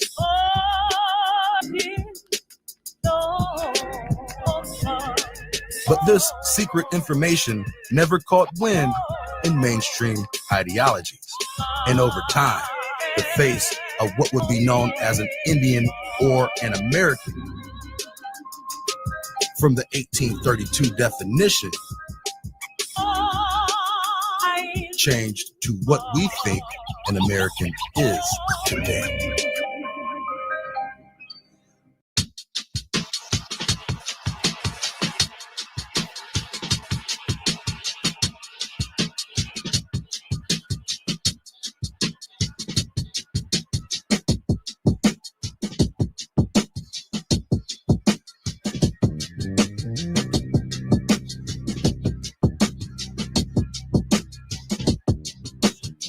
There is nothing new under the sun, and this parallel history is tattooed across the facade of the American landscape. Works and histories attributed to ancient Babylon, ancient Greece, and ancient Egypt were indeed refabrications of cultures that thrived in America first.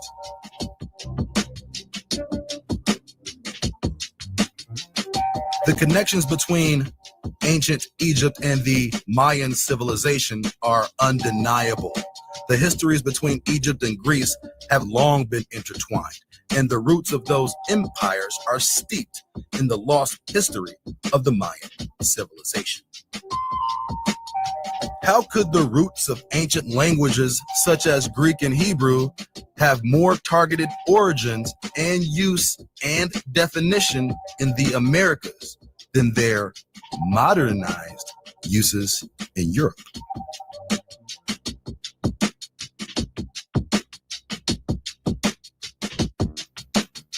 At what point did Europeans realize the Americans fathered their entire history and that their illustrious narrative was a concocted forgery designed to promote white supremacy?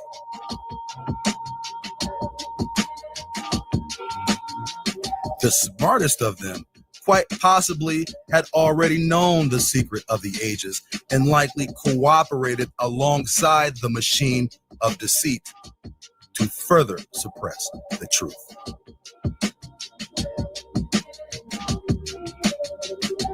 This suppression of the truth would be enacted on a massive scale, and great lengths were exhibited in order to conceal the historical significance of the land given the purposely mislabeled designation, the New World. The elimination of pre-Columbian American achievements were of the utmost importance to the invading heathens. Let's destroy everything they created, enslave them, displace them from their homelands, and teach them to worship our God.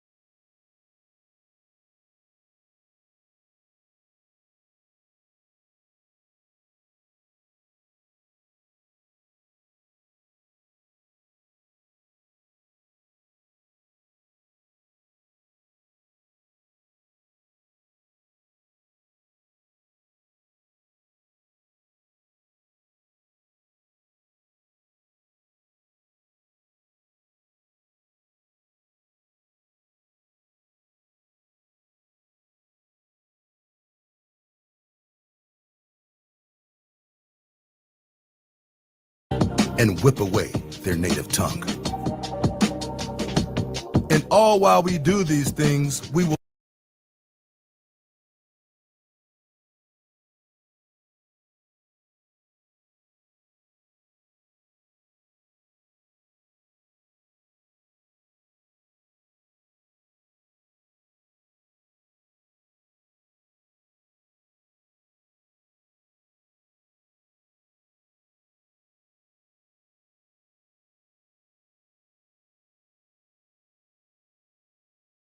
steal their land, knowledge, and achievements and claim them for our own.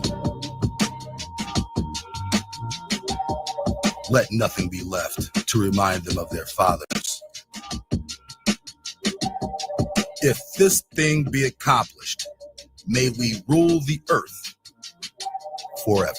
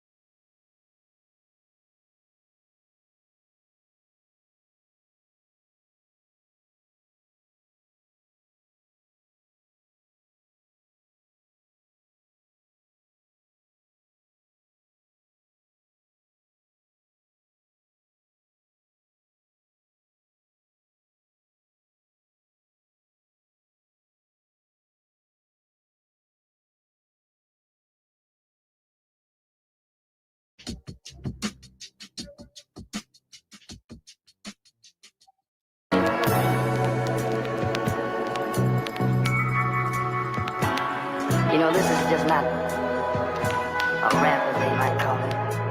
I'm trying to really comfort my soul, because I want you to really believe and really feel what I'm trying to say.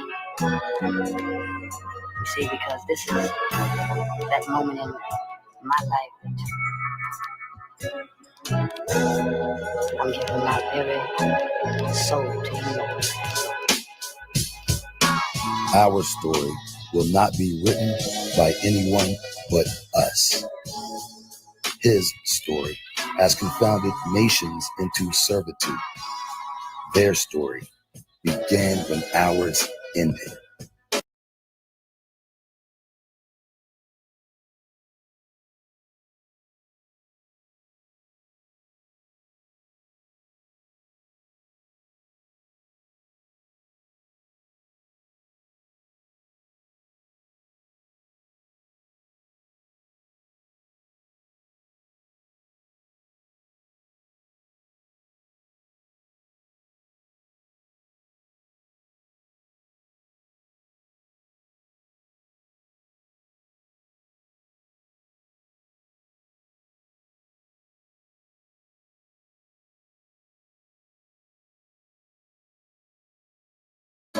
That story will end when ours continues again.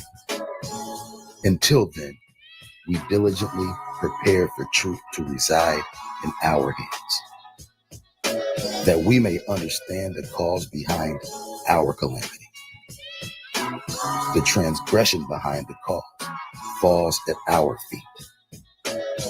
A debt was to be paid at the cost of our freedom. Our freedom never dwelt within the hands of the heathen. But in their words we became corrupted, and in their laws we grew wicked, and in their ways we strayed. So far away, wisdom vanished into the wilderness of wickedness.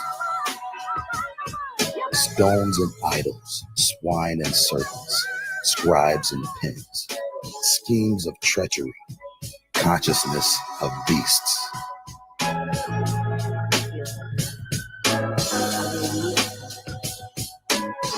Blood of another kind, seeds of repudiation. We were warned of this, and we took no heed. to our scholars or our teachers.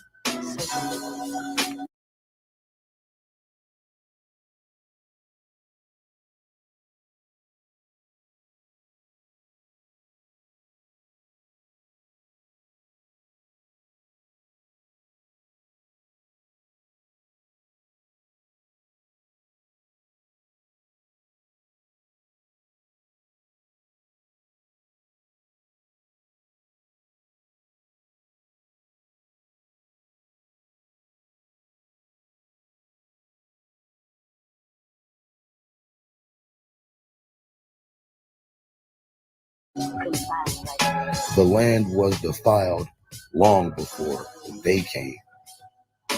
What role did we play in our own demise?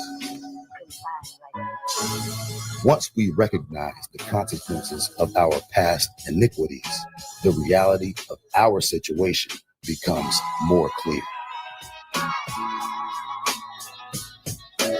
In a land once ruled by our fathers, we have become servants to a nation of foreigners.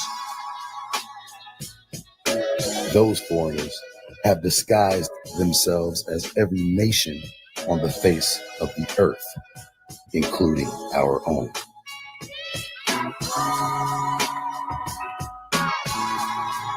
They would like us to believe that we are all the same, but they know this isn't true. So why do you subscribe to their madness?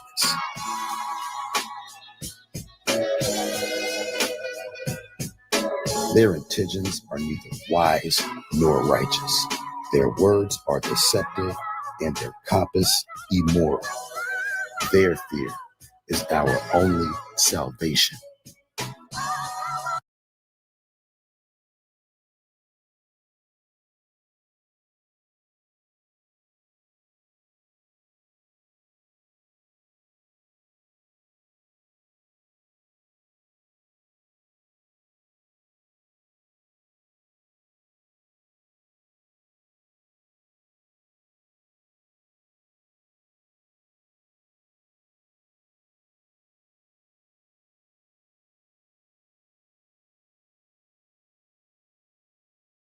The truth.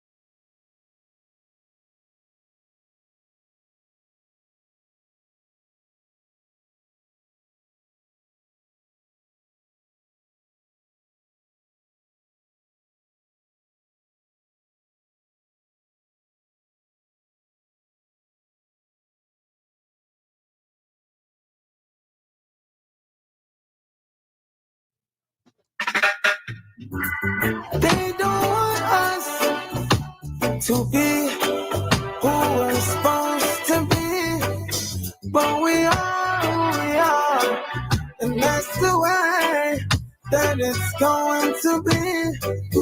They don't want you seeking for the truth, and it's hard to find it hidden right in front of you. Oh, oh, and they're showing us to fight through every struggle.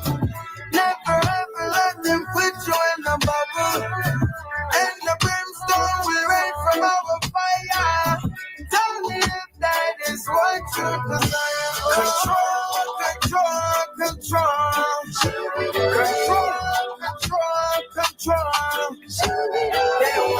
control the wind, and they want control over me. We'll keep on surviving. They keep on fighting us now. But we'll keep on surviving. Keep on surviving. It's going to the ground. We'll keep on surviving. Keep on surviving. They keep on fighting us out. That same bullet killed a Mumba. That same bullet stole Fred Hampton's thunder. That same bullet put Sam Cooke 6 feet under. That same bullet took Medgar Evers out. Bobby, another Kennedy, split the nation of Islam up for the enemies. That same bullet traumatized would-be men, turned would-be revolutionaries into Barbie and Ken. That saltpeter in a heater. We lost so many leaders. Many niggas turned automatons, afraid to get shot down like Malcolm X in the Autobahn. That same bullet took so much young black potential just because they're black. They're perceived as a threat and containing that power in a premature death. Some just walk down the street, some for resisting arrest, some at home in their bed, some just for taking a breath, or for daring a dream, or for having success. This construct is tricky, it was made for a few. If you don't hold your peace, they'll come after you too. That same bullet is for population control, and we'll all have to face that dark night of the soul. If you gonna walk with your soul, if you haven't been told, you're gonna have to have faith. It's calculated and cold. That same bullet tries to control the appeal of men like Huey Newton, his man Bobby Seale. That same bullet even shot at Bob Marley for preaching one love is a single authority, and that bullet doesn't have to be literal. They'll try to take a man down just for being political. Assassinate character with the click of their thumbs like a gun to make the people go deaf, blind, and dumb. So overcome that we content with the crumbs. I keep reminding my sons that's how business is done, and reminding my daughters to watch for verbal assassins. Should they decide not to cash, and they like puppets, they control the strings, levers, and pulleys. And if seduction don't work, then they'll be back to bullying.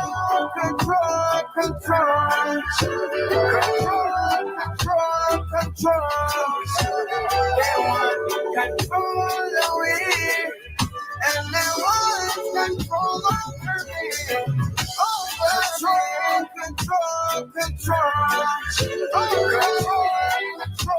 Control. They want control the wind, and they want control over me. We'll keep on surviving. Keep on surviving. And keep on fighting us out. But we'll keep on surviving. Keep on surviving. Keep on surviving. We'll keep on surviving. Keep on surviving. And keep on fighting us out.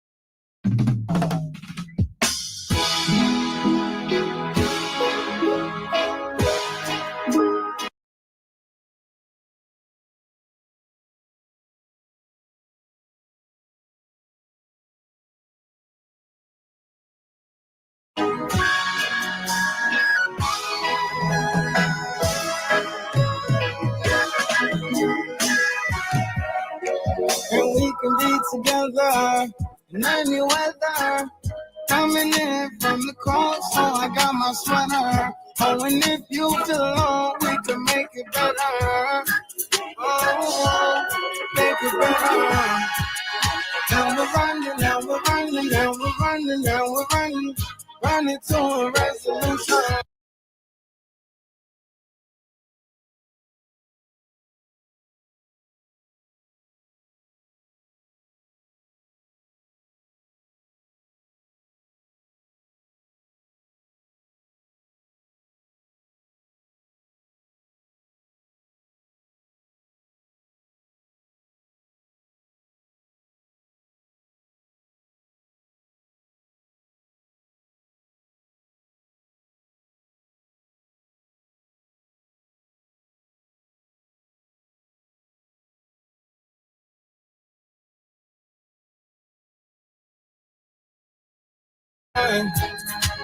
We're running, we're running, we're running, we're running, running through the revolution.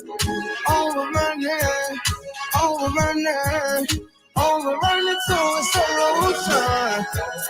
While you're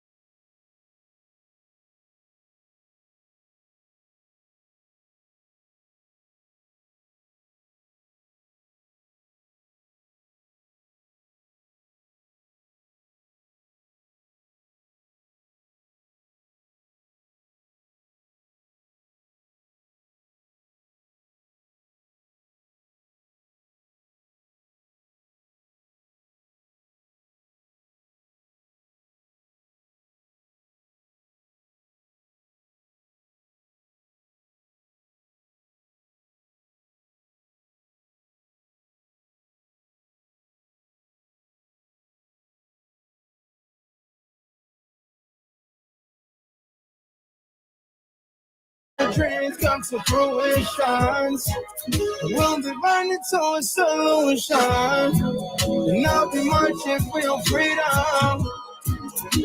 Y'all know my people need them. And we're just revolutionaries. So the team we have to carry, that's where you come from. We are gonna make the fire burn, all the blood on the run. And there's way too much war going on in these streets. I just want to give all the kids food to eat. And it's a cycle of bloodshed and tears. Couldn't amount to your biggest fears. But I'm watching the way that y'all we did. Oh, oh. And we're running now, we're running now, we're running now, we're running to a resolution. We're running, we're running, we're running, we're running, running through the revolution. Oh, we're running, oh, we're running, oh, we're running to a solution. And while your dreams come to fruition, we'll be running to a solution, giving joy to glory. Oh, oh, that's the only story. And we're doing joy, that's the only glory. We are telling them we're in no laboratory. Oh, oh, oh, and your blessings will fall down. Oh, oh, oh, and your blessings will fall down. Oh, oh, oh, blessings of the highest we see. And with your grace, we can do it properly. Highest of the frequencies.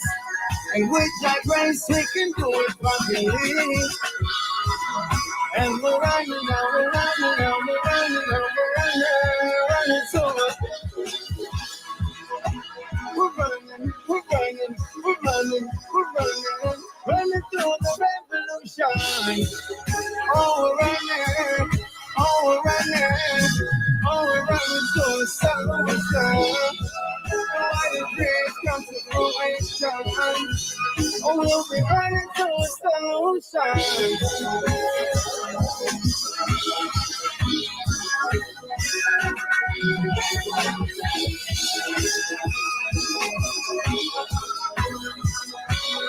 Running to a solution. Oh, we're running. Oh, we're running.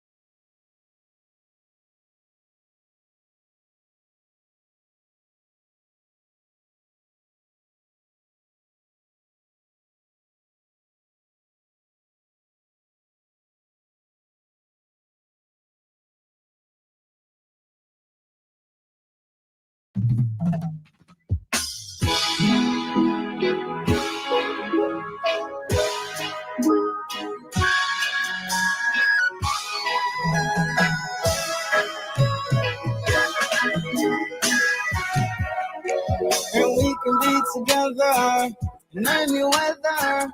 Coming in from the cold, so I got my sweater. Oh, and if you feel alone, we can make it better. Oh, make it better. Now we're running, now we're running, now we're running, now we're running. Running to a resolution. We're running, we're running, we're running, we're running. Running through the revolution. Oh, we're running, oh, we're running. Oh, we're running to a solution. And while your dreams come to fruition, we'll be running to a solution. And I'll be marching for your freedom. Y'all know my people need them. And we're just revolutionaries. So the team we have to carry, no matter where you come from. We are gonna make the fire burn, all the blood are gonna run. And there's way too much more going on in these streets. I just wanna give all the kids food to eat. And it's a cycle of bloodshed and tears. Couldn't amount to your biggest fears. But I'm watching the way that y'all we did. Oh, oh. And we're running, now we're running, now we're running, now we're running, running to a resolution. We're running, we're running, we're running, we're running, running through the revolution. Oh, we're running, oh, we're running, oh, we're running to a solution. And while your dreams come to fruition, we'll be running to a solution, giving joy to glory. Oh, oh, that's the only story. And we're doing joy, that's the only glory. We are telling you we're in the laboratory. Oh, oh, oh, and your blessings will fall down on me, oh, oh, and your blessings will fall down on me, oh, oh, blessings of the highest we see, and with your grace we can do it properly, highest of the frequencies, and with your grace we can do it properly. And we're running, now we're running, now we're running, now we're running to it. We're running, we're running, we're running, we're running, running through the revolution. Oh, we're running, oh, we're running, oh, we're running to a solution.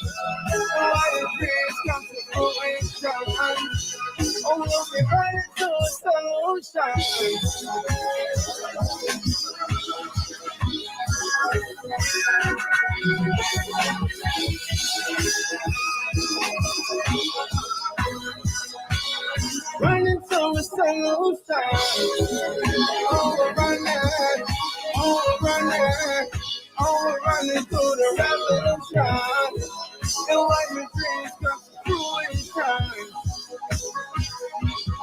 Revolution.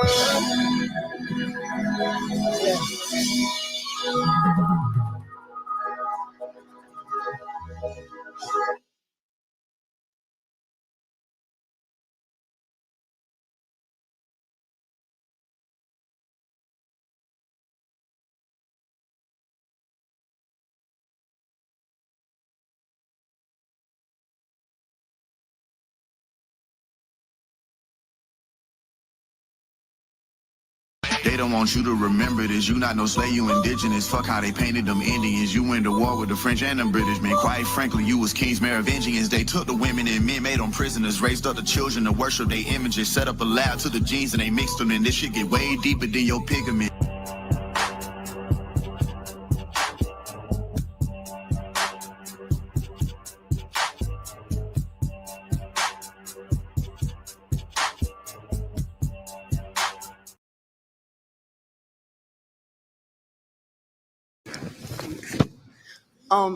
I'm from Maryland, by the way, and there's a large population of Africans, so I've ran into a lot of Africans. Why do Africans have the perceptions that Americans are lazy? And another question is, why do Africans think African Americans have no culture? So Americans in general being lazy, or African Americans being lazy, or both? It's both, yeah. Yeah, y'all like, there is a thing here that Americans, is that, yeah, Americans are lazy. Like, that's a thing. Y'all kind of look down, yeah, it's a thing, right? Can I just, yeah. She's saying it's a thing. I'm like, man, I've been around the block. Have any of you like felt or like heard about in your families, felt any animosity from African Americans or like the Black community? Yeah, any like animosity or jealousy or, from the African American communities, right? Like who see you as somehow special or something, I don't know. Animosity? No, but like kind of feeling left out, not being able to connect with them, just feeling like I can never like belong in their community sometimes. Yeah. Like once they find out you're Nigerian? Yeah. So you guys all identify as African and as maybe some of you as American at the end, smart? Yeah. I'm assuming you all identify as American as well from Philly, right? Oh, hang on. Here's some mic, dude.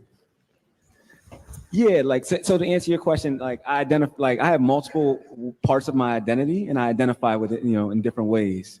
But tell me a little bit about like what you're thinking behind your question. So my question is kind of generic. How long do you have to be somewhere? How far down the line do you have to go that you no longer are part of where you're from and you've now picked up a new identity? So my parents came from Greece, but I consider myself American first, Greek second. How long? So if I went to Africa, how long would I have to stay there and build a family and become part of the culture until I'm African? Or am I never African and I'm always an outsider? Or do you guys always feel like outsiders and you never fully integrate into your new society? So say like the African American experience? Like, yeah, what just do you African mean? Americans. Like you look at the data that we have, right? The both education, poverty, crime, the things that are higher, right? And like, I mean, when it comes to the education, like,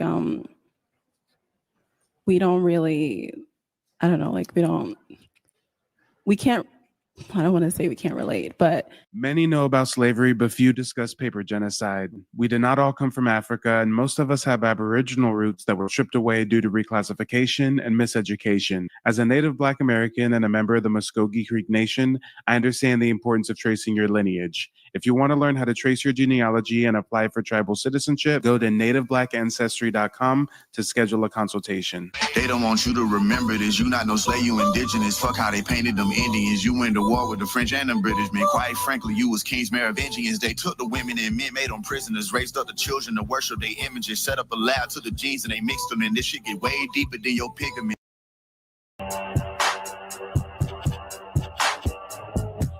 All right. Hit the like button on the way in. Subscribe to the channel if you're new to the program. And let's get on with the content. We've got several Africans at some university lecture. And for some reason, we got some white professor doing a bit of instigating. He's going to ask the Africans about Black Americans. I mean, there was barely any Black Americans present at all. But we got white people and Africans speaking for us. Let's go ahead and take a look. Everywhere else, right? exactly. Yeah. How about you? What's like something that you wish you would want people to understand? I mean, there's a lot, and I think first and foremost, like Africa is a continent, and it's important to say that because a lot of people they'll be like, "Oh, you know, I was like been to France, I've been to this, I've been to that, and I've been to Africa." I'm like, "All right, but where in Africa, right?" First thing, it's a continent, and it has so many. Why do you guys keep repeating that? We know it's a continent. We know it's a continent filled with shithole countries. It's an unstable third world continent. Diverse countries, cultures, and peoples. That's like a huge thing. Another thing is a lot of people think that there is no culture and that there is no history when it comes to the cultures and the countries in the African continent. And that no one says Africans don't have culture and history. You have a culture and history of warring with one another and enslaving your own people to sell to foreigners. So, yeah, it's an interesting culture and history you have there. That's just simply not true. And I wish people knew about how much the Western world has systematically erased and brainwashed people into viewing Africa through a particular lens that leaves us so ignorant as to its possibilities and its history. That's what I wish that people knew. Yeah. Yes, guys. Do we really expect anything less from the mainstream academia system? We got a white dude who's going to gaslight Black Americans about Africans. Like, I think there's maybe 2 Black Americans in the audience. This is mostly a white school, and he's going to bring 5 Africans on stage to gossip about Black Americans. Okay. All right. Is this African studies? What's going on? Okay. All right. That's a dude. You could go on, man. So, I think that. So one of the things that this is a question for all of you. Sometimes try to pull you aside and be like, "Hey, listen, man. This is how you're going to have to deal with race in the United States because they saw you as one of them, and meanwhile, you're not really seeing yourselves as one of them because you're Liberian, you're Nigerian, you're Sierra Leonean." Can you just walk into that a little bit? I just wonder how that, because Europeans have the same thing, right? Europeans come here and they are just immediately seen as white Americans, and Europeans are like, yo, hang on, man. I'm German, actually. I'm not white. Or I'm British. I'm not white. Yeah, no, that doesn't happen. When Europeans immigrate to America, they just call themselves a white American. They don't stop you and say, "Oh no, I'm German." Oh no, they don't do that. They assimilate into dominant society. They assimilate into the local race hierarchy. So don't tell me about white people and what it's like to be white, because I'm not white. I'm German. I'm like kind of thing, you know. For us, like we don't care. Like, speaking from my country. Yeah. And you can just speak for yourself and your experience. Yeah, for me, like I didn't care about like being like seen. When I first came here, like I said, we don't have like the races, like different races and all that kind of stuff. It was just African people. And No, that's a lie. It's not just African people. Africans on the continent of Africa don't just view everybody colloquially as African people. You guys commit genocide, butcher, and war with one another based off of tribal territories. You don't even identify as African. You identify with your country or your tribe. But look at them in front of the white man, in front of the college class, going lie and say, oh, no, we just all see each other as Africans. Then why is there like half a dozen civil wars going on in Africa right now? Why is there such a crisis going on in South Sudan right now if you guys just all see yourself as Africans and you're all kumbaya? Stop the cap, lady. Stop it. Millions of people across southern Africa are facing the worst food crisis in decades. That's according to the World Food Programme on Tuesday. The UN agency warned that its ability to provide relief hangs in the balance due to funding shortfalls. There are unprecedented drought conditions in a record 5 countries: Lesotho, Malawi, Namibia, Zambia, and Zimbabwe. The agency has declared a state of disaster and called for international humanitarian support. WFP's regional officer, Thompson Fury, said this major issue could deepen into a, quote, full-scale humanitarian crisis. Millions of people risk going hungry as Southern Africa enters lean season. The United Nations World Food Programme is today calling. Damn, they got a continent filled with so many different countries and they can't even feed themselves. She wants to tell us they all view themselves as Africans, but we got 5 African nations that are dying from drought and famine, and all the other African nations are hiding like Wakanda in the cuts. Say it ain't so. I didn't see them and then us. I think it was told to me by a lot of Black people that I met that they're Black, and I was like, oh, I'm not African, I'm Black, Got you. So okay, you had to be. You were being reminded of where you fit in the hierarchy here in the U.S. Yeah. Okay. How about the two of you? Do you have what would you say about that?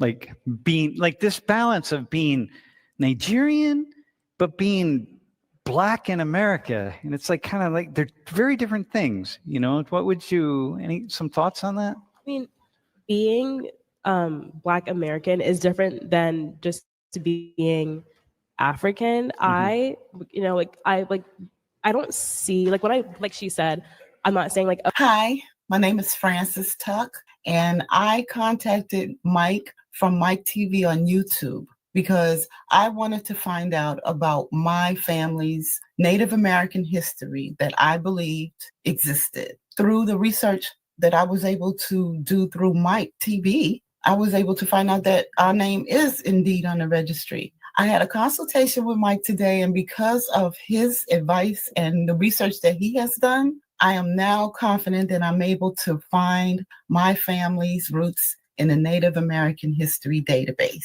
Thank you, Mike. Oh, you're Black American. I'm not. So I'm not. It's not like I'm trying to say. It's not like I'm aware of that. I'm like hyper aware of it. It's just something that's whatever. We all look the same. So I'm not gonna be like, oh, since you're not like me, I'm better or than you in any way. But there is that kind of separation piece. Yeah. Because you have this other culture that's. Yeah. So now you have Nigerian culture and you have U.S. American culture. And so you've got these two. You're like this dual culture person. How about how do Nigerians talk about Black Americans?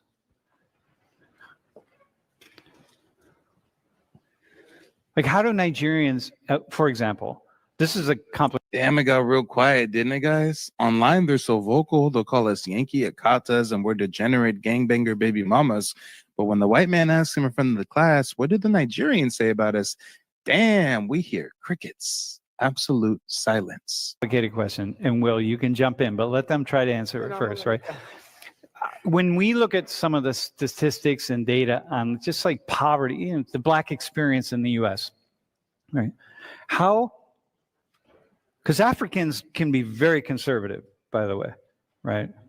But by the way, Black people are very conservative. Yeah, white man, calm down, lumping Africans into the same group as Native Black Americans. You see how he did that? Africans are quite conservative. Wait, Black people are quite conservative. They're not like us and we're not like them. Stop it. And how conservative are the Africans when the ones that immigrate here, the men especially, most of them are homosexual? That's not very conservative. Man's right there, the light-skinned Nigerian in the glasses, he's zesty as all hell can be. That's not conservative. In the true meaning of what conservative is, Black people, in many ways, here in the U.S., are the most conservative people in the U.S. And all you have to do in the classic way of thinking about conservatism, right? All you have to do is go to a Black church on a Sunday morning. White man, yes, you know so much about our culture, white man. Oh, Lord, the white professor is just speaking for us because, you know, there's no Black Americans in the audience to rep for us. The white man knows about the hot comb feeling on your head on a Sunday morning. Okay. And Shadow Priest was asking if this was a recent video. Yes, this was published 4 weeks ago, so rather recent. Of course, it's going to take like 2 hours or sometimes 3 or 4 hours of your time, but you know, it's entertaining. It's interesting, right? And what you're going to hear is a singular message over and over again. And the message is, take responsibility for yourself. If you screw up, it's nobody's fault but yours. You have to make it happen.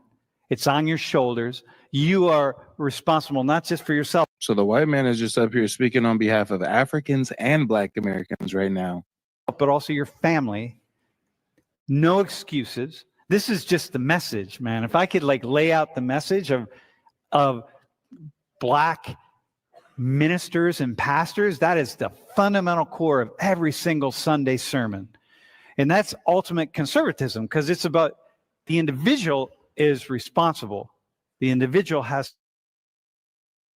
like, yeah, how do people talk about just the African American experience compared to, because Africans have a different experience. Do you have anything on that you could say?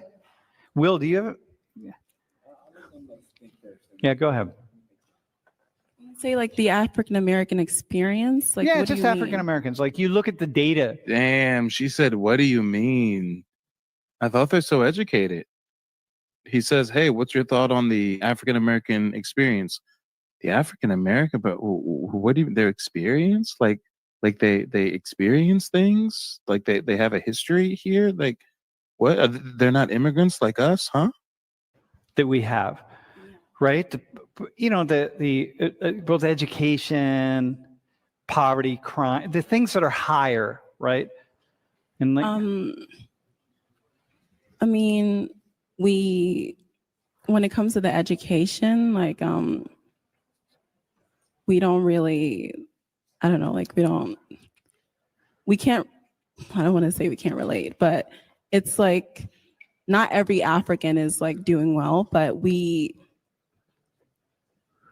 don't know, when we come here, we expect to like, it's like instilled in us to like, yeah, you know, because you're like immigrants. School, exactly. Like school, you come from a place that doesn't have as much opportunities. When you come to the U.S., has a lot of opportunities. Like when we come here, it's like school is your number one priority. Like that's. So we're going to go on to that on the next slide. But are there like, I think what are like, are there stereotypes? Do you see stereotypes from the like Nigerian community? Will, you could, yeah. Like, I would say the white man knows about the stereotypes, but the Africans don't want to speak on it, y'all. Check it out. Even the white man knows how the Africans are xenophobic and hate Black Americans, but the Africans are acting like they never heard. Oh no, stereotype. What's that? Can you use that in a sentence, please? Stereotypes is that Nigerian parents are very like strict, Yep. which is true. No, the stereotype with Nigerians that you guys are fucking scammers.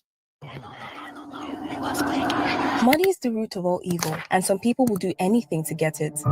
Among these people are a group of young men aged between 22 to 29 years old, infamously known as the Yahoo Boys. 80 people in all, most of them from Nigeria. Well, prosecutors say the defendants preyed on everyone, from people looking for romance to businesses and the elderly. Their world is a perfect example of how far people will go for the sake of wealth. These cyber criminals have mastered the art of fraud. Sentencing day for two Nigerian brothers charged in a sextortion case that led to a Marquette teenager taking his own life. Now, both men will spend more than 17 years in prison for their roles in the online scheme. Thanks for joining us. I'm Damon Fernandez in for Devin Skillian. I'm Kimberly Gill. 17-year-old Jordan DeMay sent sexually explicit images on Instagram to who he thought was a girl. When he couldn't pay $1,000 the crooks were asking for to keep the photos a secret, he committed suicide. I spoke with his mother today after the hearing. Tell me what your reaction is to the sentencing today. Today was really a landmark day, and that Yeah, y'all are such degenerate fucking scammers. Y'all will sextort minor American children to the point where they take their own life. Damn. That's what you Nigerians are known for. Scamming. My experience. Yep. And they really try to emphasize education, which my parents also do. The school comes first before anything else. Yeah. I would say stereotypes related to that, yes. So All right. So let me ask. Well, let me. So the Nigerians have never heard the stereotype of them being scammers, right? They don't know about their own culture of scamming. They just have a stereotype of them being smart in school. Okay. This is part of the Nigerian scam. Come on. Hey, so look at this, by the way. The number of African U.S. residents who immigrants from Africa. It's not. We're at like 2 million at this point. I mean, the numbers are just going, and and 1 in 5 Black people in the U.S. are immigrants from either Africa or the Caribbean. So you guys all identify as African, and as maybe some of you as American at the end, smart? Yeah. I'm assuming you all identify as American as well, from Philly, right? Well, hang on. Here's some mic, dude.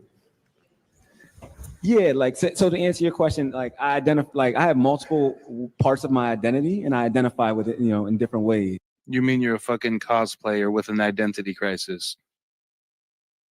The white boy just said straight up, hey, so you identify as an American? I mean, when you introduced yourself, you said you're from Philly. You didn't say you're from Nigeria. You said you're from Philly.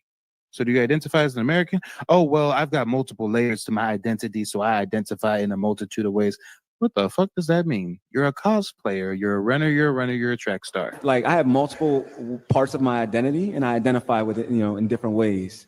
But tell me a little bit about what you're thinking behind your question. So my question is kind of generic. How long do you have to be somewhere? How far down the line do you have to go that you no longer are part of where you're from, and you've now picked up a new identity?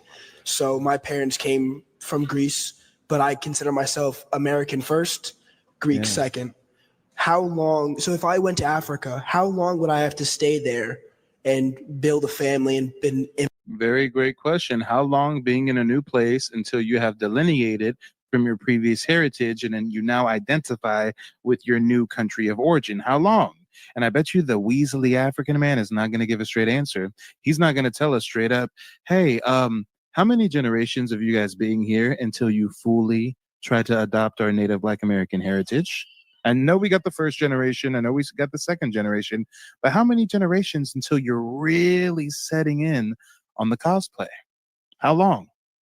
And, become part of the culture until I'm African? Or am I never African and I'm always an outsider? Or do you guys always feel like outsiders and you never fully integrate into your new society? So for the rest of you there, do you guys will always be African, or will you never truly feel I am now an American? Excellent question. Will you always identify as African first, or at a certain point in time will you identify primarily as American? And let's see if the Weasley African man can give us a straight answer. With African ancestry, but I'm American first.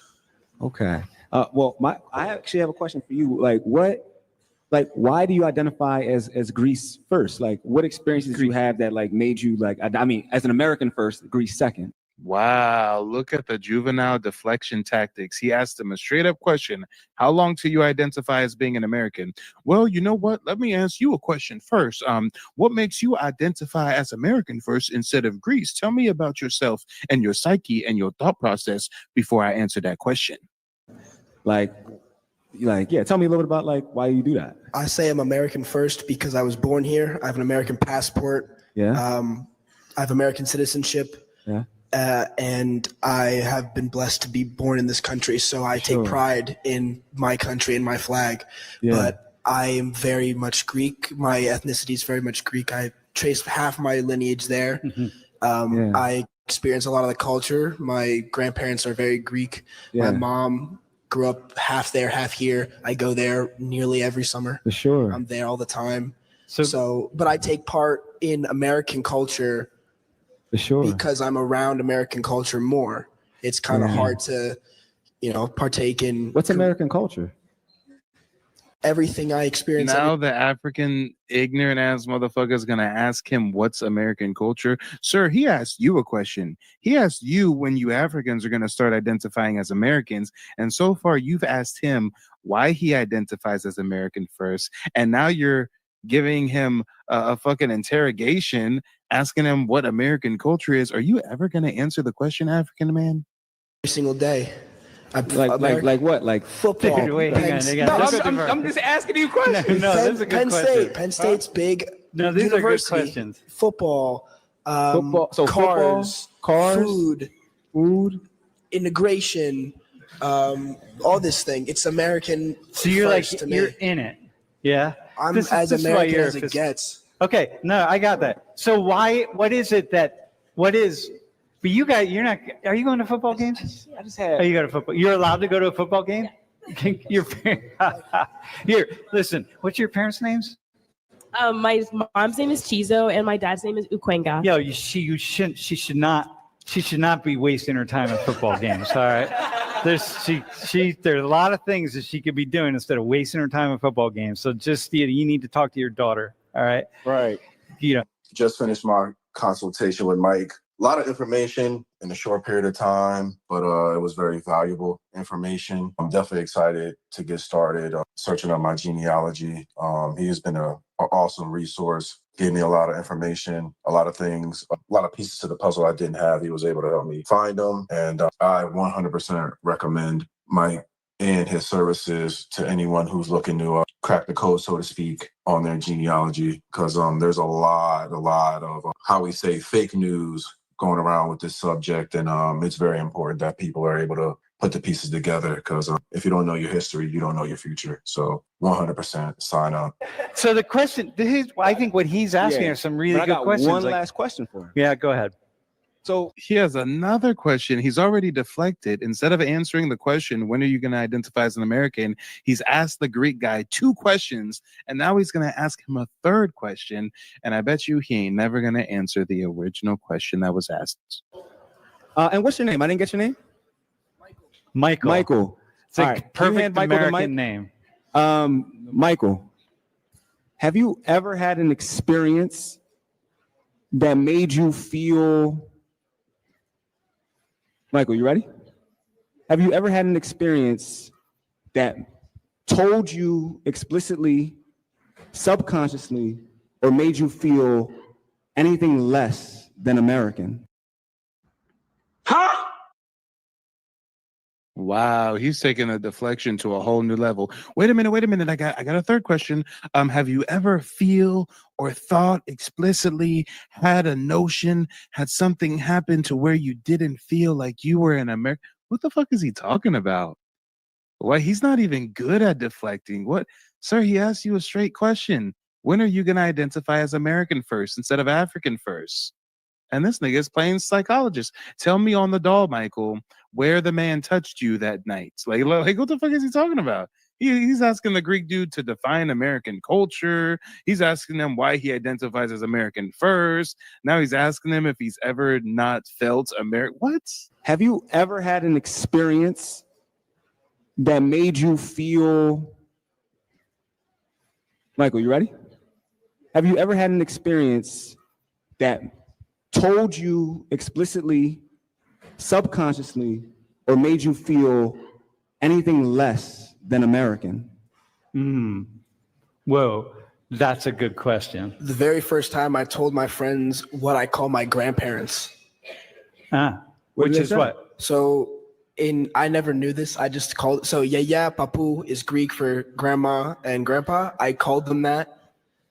I thought that was their names for like the first like 5 years of my life. Yeah, man. When I found out it meant grandma and grandpa, I'm like, oh, that makes sense. Yeah. But when I first said that to my friends who are not like, who don't also have very ethnic upbringings, they were like, that's weird names. That's weird. Yeah, that's the very first time I was like, oh, I'm a little different. You're a little different, but it make you feel like. Yes, Nick. The African was supposed to be answering a very simple question, but instead he's playing psychologist with the Greek man. He just totally flipped it, and now he's asking the Greek man a series of questions. Like you didn't belong. That you didn't belong, that you're not American, that you don't belong in this country. Did it make you feel like that? It made me feel that never made me feel like I didn't belong, but it made me have to explain myself. Yeah, for sure. Do you have to explain yourself often? Yeah, like, can you answer my fucking question now? Like, bro, are you done asking me questions, African man? Do you want to answer my question? Like why you do certain things, like why, like food's a really good example. Wait, hang on though. I don't want to keep going too far because I want to get to some of the questions. We got more stuff. No, but listen, this is a really fascinating question for immigrants. At what point? Because it's really cool. Like Michael, what you're saying, like there's like this pride here, right? This pride in the culture, pride is really instilled by your parents, pride, and they're. So the white man is now just going to totally move the goalposts, and the African man is never going to have to answer the question. The African man was asked very specifically, how long until you Africans start identifying as American?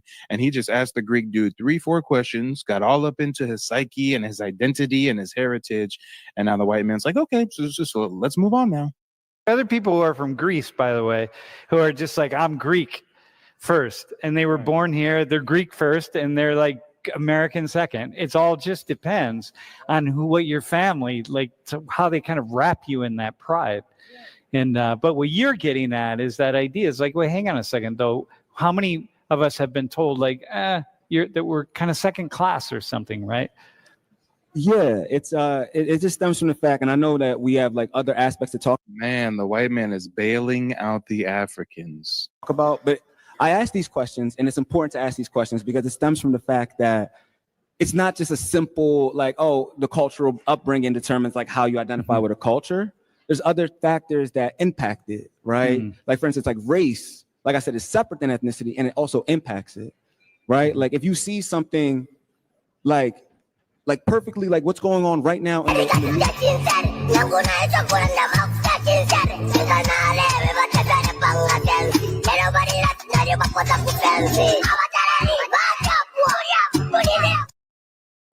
Yes, I apologize for the jump scare, but whenever we have an African on the screen babbling, that's the clip we play.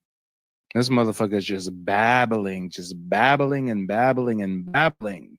Lord, oh Lord, what college is this? Right? Like if you see something like perfectly like what's going on right now in the media with when they're talking about Haitian immigrants. They're talking about them in such a negative light that they're basically because you guys are committing a lot of fucking crimes. Oh, look at the media. The media is talking about Haitian immigrants in such a negative light. And then here we have Haitian immigrants raping little girls. Migrant has been charged with raping a 15-year-old disabled girl at a Rockland hotel. The case already sparking outcry from local leaders. WBZ's Brandon Truitt is live in Rockland with what was revealed in court today. Brandon? Well, Chris, the state started booking out all of the rooms in this hotel last year as a part of its emergency assistance shelter program. And authorities have confirmed to us that both the victim and suspect in this case lived here. I'm a patient. I don't know if he's a manager or National Guard on the 911 line, 850 Hingham Street. going to be for the migrant section. It was around 7 Wednesday night. Police records show a front desk worker called 911, reporting a 15-year-old disabled girl had been sexually assaulted. Room 115. Meet the police. EMS response. Police say they met the teenager in the lobby. Using multiple translators, she told authorities. Damn, but we're giving the Haitians a bad rap, y'all. We ain't even going to talk about them eating pets and ducks and geese. We're just going to talk about them raping disabled 15-year-old girls, but we're giving them a bad rap. Man in the hotel brought her to his room to help her with an app on her tablet. Once there, he began having sex with her, the girl explained. According to the police report, the girl asked the man to leave her alone, but says that he wouldn't stop. She was ultimately taken to the hospital. Using a description of the man, police found their suspect in the room where the alleged rape happened. With enough evidence, police say they arrested 26-year-old Corey Alvarez. He was formally charged with rape of a child in Hingham District Court Thursday. Authorities say Alvarez moved here from Haiti and is part of the migrant system. Republican State Representative David DeCoste serves this district and says, "I'm absolutely appalled by the incident that took place in Rockland. Above all, my heartfelt sympathies extend to the young girl who has reportedly been subjected to abuse." Back to your country and get out of this country. Yeah, think about right? it. Swarms of locusts, right? They're like the flood of all the negative terms that we're using for people who, by the way, because immigration has been fairly negative. You guys are letting criminals come through our U.S.-Mexican border in mass. You guys are not fleeing here with women and children. These are single military-age adult men coming from third world destabilized regions. Migrant encounters, they topped bill 190,000 people there's a in selfie December. on another selfie. You see the wall in the distance, right? Yeah. So at some point they came through, whether there was a hole there or a gap in the wall, who knows? But they'll be processed, and very soon you're going to see our drone cameras overhead showing you where they assemble next. Can I tell you something about that selfie? So last week we saw the reporter from Mexico, a journalist in Mexico, saying that this is happening a lot, that this is how they're communicating with their families back home. They send a selfie that says, "I got here," and because they look like they're in pretty good shape, they think it's encouraging the family members to follow. They're talking about them in such a negative light that they're basically saying, "Go back to your country and get out of this country." Yeah, think about it. Swarms of locusts. Yes, you guys are swarming to Western countries like locusts. Yes, you are. It's an invasion. Right? They're like the flood of all the negative terms that we're using. Right. More than 200 African migrants have scaled the border fence into the Spanish enclave of Melilla. It's the biggest assault on the border in more than 8 years.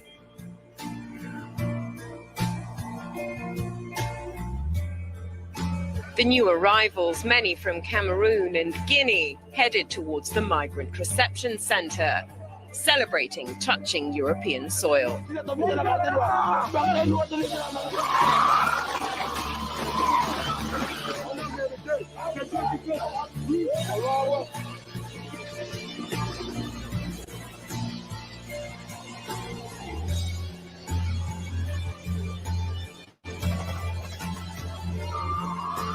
The latest incursion at Melilla brings the number of migrants who've successfully scaled the fence to almost 600 so far this year.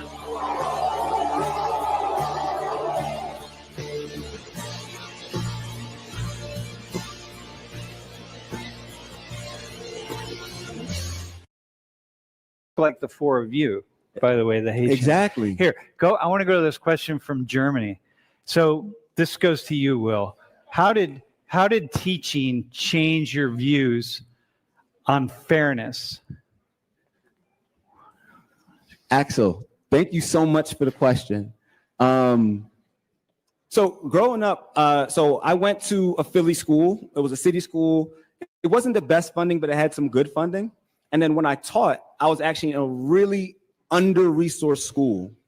And when I was in college, I already had the idea of like, oh, the world isn't fair. There's a lot of inequalities. But teaching, especially in a low-income community, it changed my view a lot, and it taught me. Y'all, they got the tethers teaching our children in Philly, y'all. He done got rid of the African accent. He don't dress like an African. He probably don't eat no African cuisine. He eating Philly cheesesteaks and shit, cosplaying as one of us. And we would have never known, damn, that brother right there, Tyrone Smith, he really come from Africa. Just how unfair and how unequal the world is. Like in you're the going world of into education. like I remember I was in this class a few years ago and I was asking students in this class just like what their school background was like. Like when I was teaching in the school that I was placed in, there was like no windows in the building, right? Like many people don't go to school like that. They're in well-funded areas. Like there was no gym, right? If you had to do gym in the cafeteria, right? So and it's just like really bad and it's really unequal. And so teaching actually more so just taught me a little bit more how unequal the world is and really what we need to do to really like fight for change. Hey, I would gladly take an American ghetto over the poverty pimping going on in Africa. He'll join the other 11,000 children who die daily of hunger-related diseases. Now, Joshua is not in some barren desert like the Sahara where there is no food. Literally, a 5-minute walk up this hill, there's a small supermarket where you can buy as much food as you really want or would need. Joshua's issue is that he's an orphan. His guardian neighbor is trying to raise her own 3 children by herself and then also look after Joshua and his little sister. But she has no job. Damn, now I see why when they come through our U.S.-Mexico border, they don't have no women nor children with them. They leave their asses on the continent of Africa, huh? I don't see not one child. I don't see no African women. But I see a whole lot of African men and a few South American men sprinkled in. Solo, Dolo, rocking Montclairs and everything. Yeah, all right. And even, we go to just talking about Africa, right? So the 4 of you have an experience of Africa that's different than the experience of many Africans, because there is a lot of poverty in Africa and a lot of struggle. Is there another question from the stream? Stealing souls. Is there a commonplace belief in the diaspora across Africa? Let's just say across sub-Saharan Africa. Are there the 4 of you know you're all young, right? Will, you're a little less young, but are there any things when you have conversations with other African students, either back home or here at Penn State, when you're interacting with other African students who are maybe not necessarily Nigerian or Liberian or Sierra Leone, are there any commonplace beliefs, just common beliefs that you all share? Is there certain common things that you just are like, yeah, do you feel like an affinity to a certain ideology or belief? And maybe the answer is no. It's fine if it's no, if nothing comes to mind. They ain't gonna ask him about the tribalism and the xenophobia and the white worship. Hell no, Africans don't have a common belief or spiritual system. They're divided. They're warring with one another. The white man asked him, so do you guys have like a common belief across all Africans? Nope. No commonalities. It's a really interesting question. So a common belief? Yeah, a common sense of like shared understanding of the world. They all believe in worshiping the white man. That's the only common African belief, okay?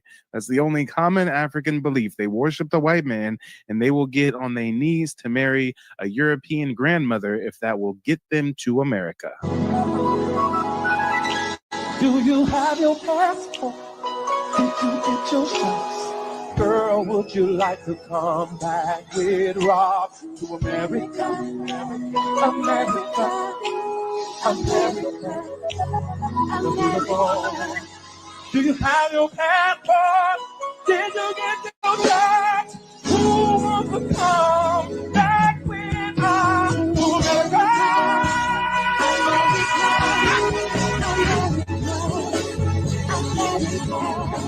To America.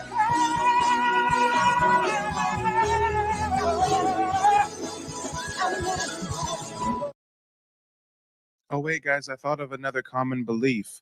There is a commonly held African belief that insects are the best cuisine. I mean, Africans are like Timon and Pumbaa with the shit. Akaria. Zisembe se wana wote ku camera clave. Sembe za clave. It is a African belief that bugs are excellent source of protein.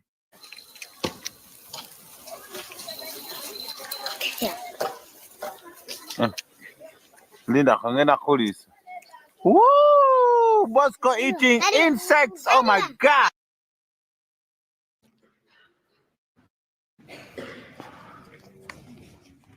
Do you have anything or no? Would you say no?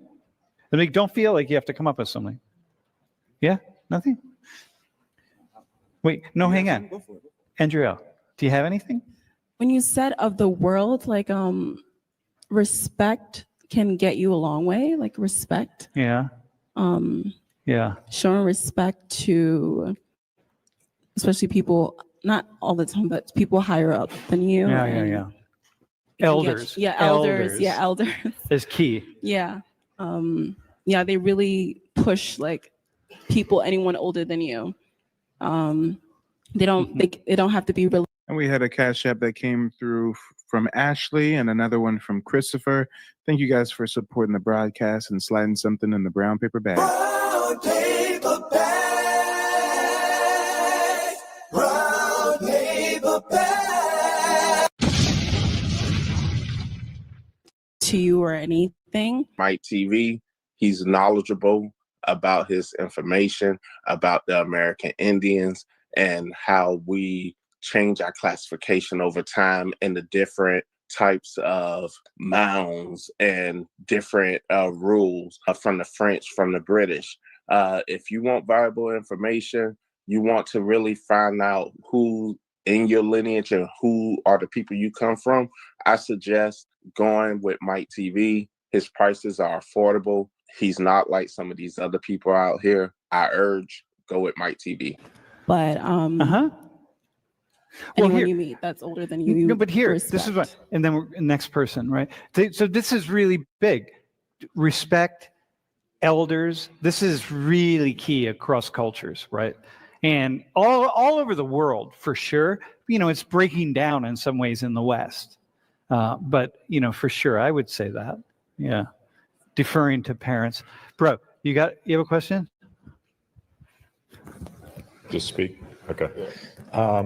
Have any of you felt or heard about in your families, felt any animosity from African Americans or the Black community? Damn, we got a room filled with Indians, Asians, and white folks, and they want to know nothing more than what Black American and African relations are like. I mean, I didn't know these Europeans were so invested.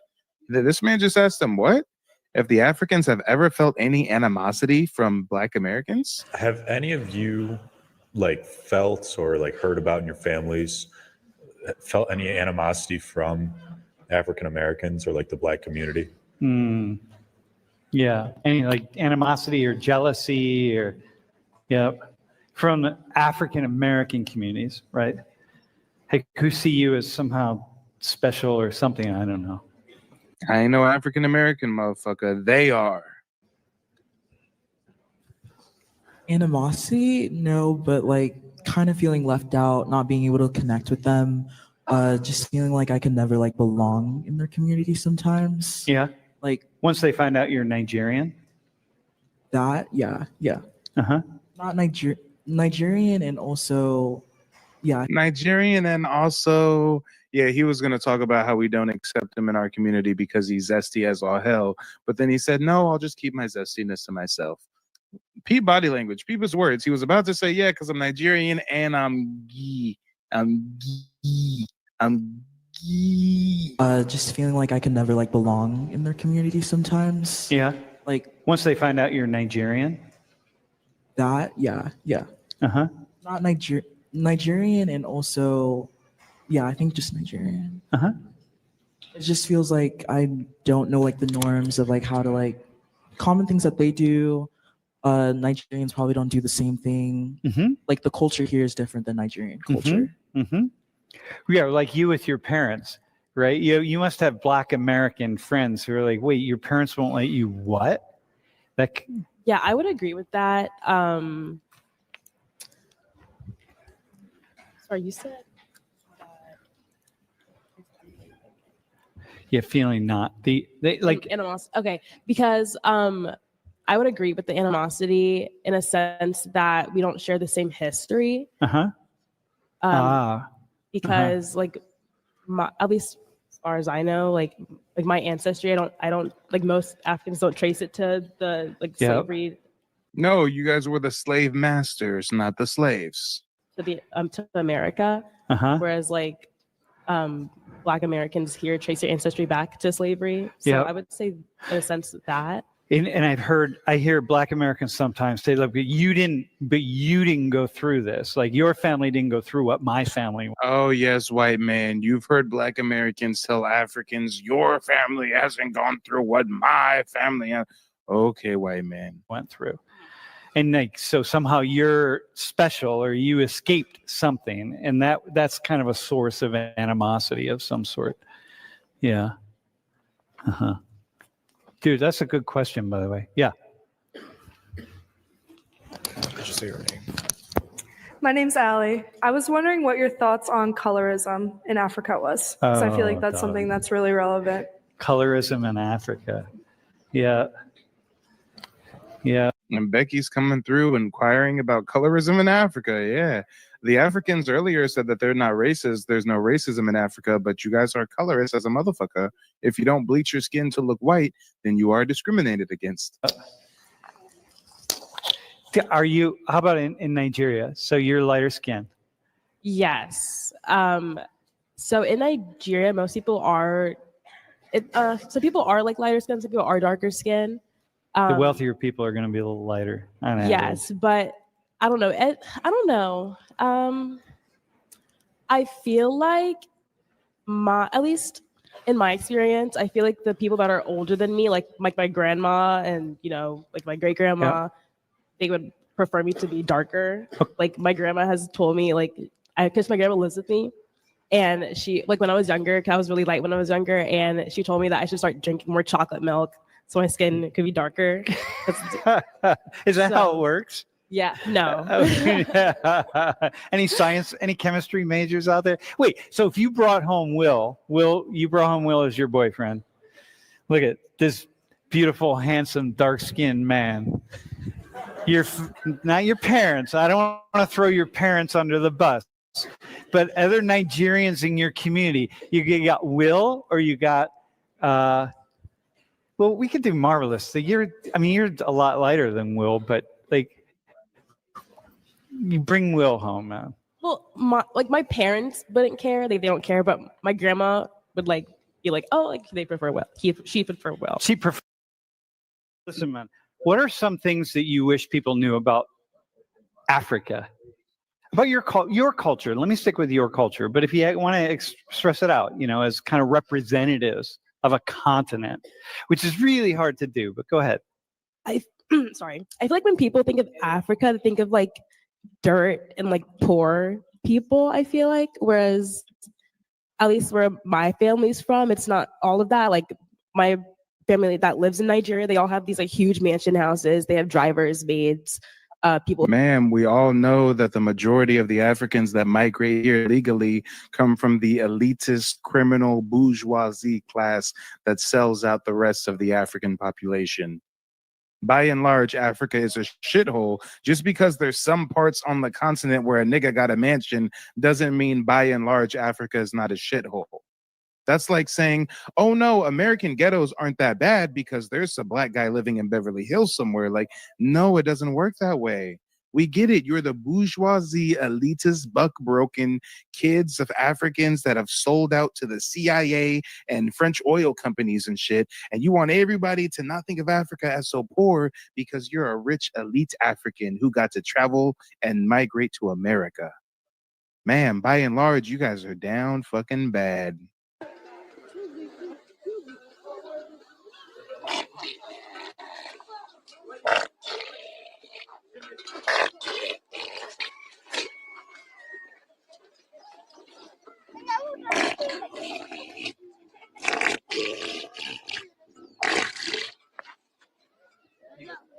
For every African that lives in a mansion, there's a million of y'all eating cow ass.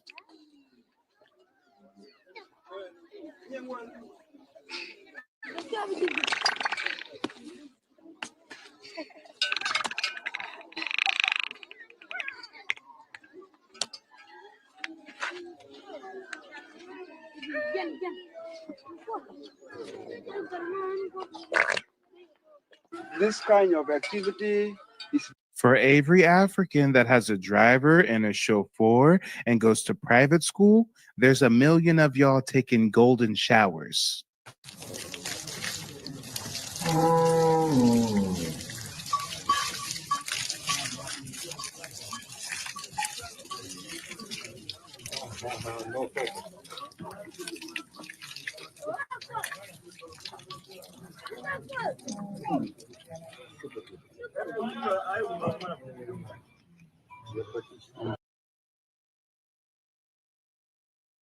Yeah, they don't want to talk about this, do they?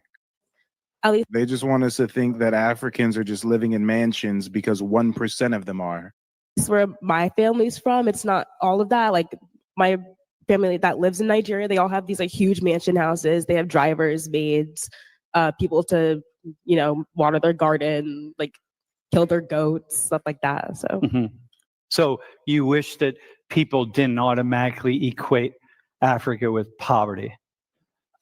But Africa is in poverty, so why don't you fix your country's poverty condition instead of fleeing to my country talking down on us? How about that?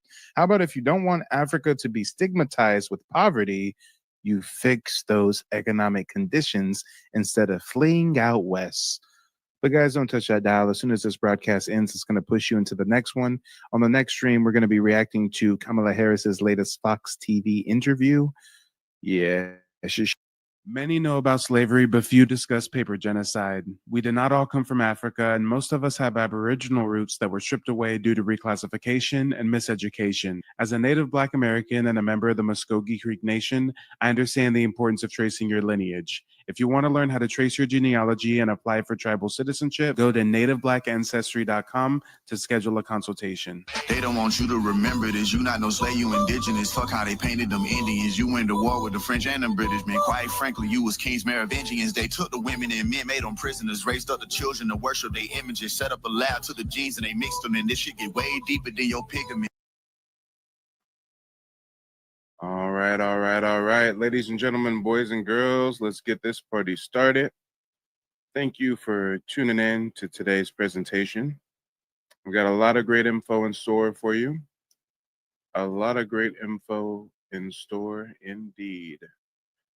You know what? Give me just a second. We're going to queue up this live stream on TikTok as well. On TikTok, we're going to call this, let's see, what do we'll call this? We'll call this Migrants versus Native Black Americans. Yeah, that sounds like a good title for the TikTok live stream.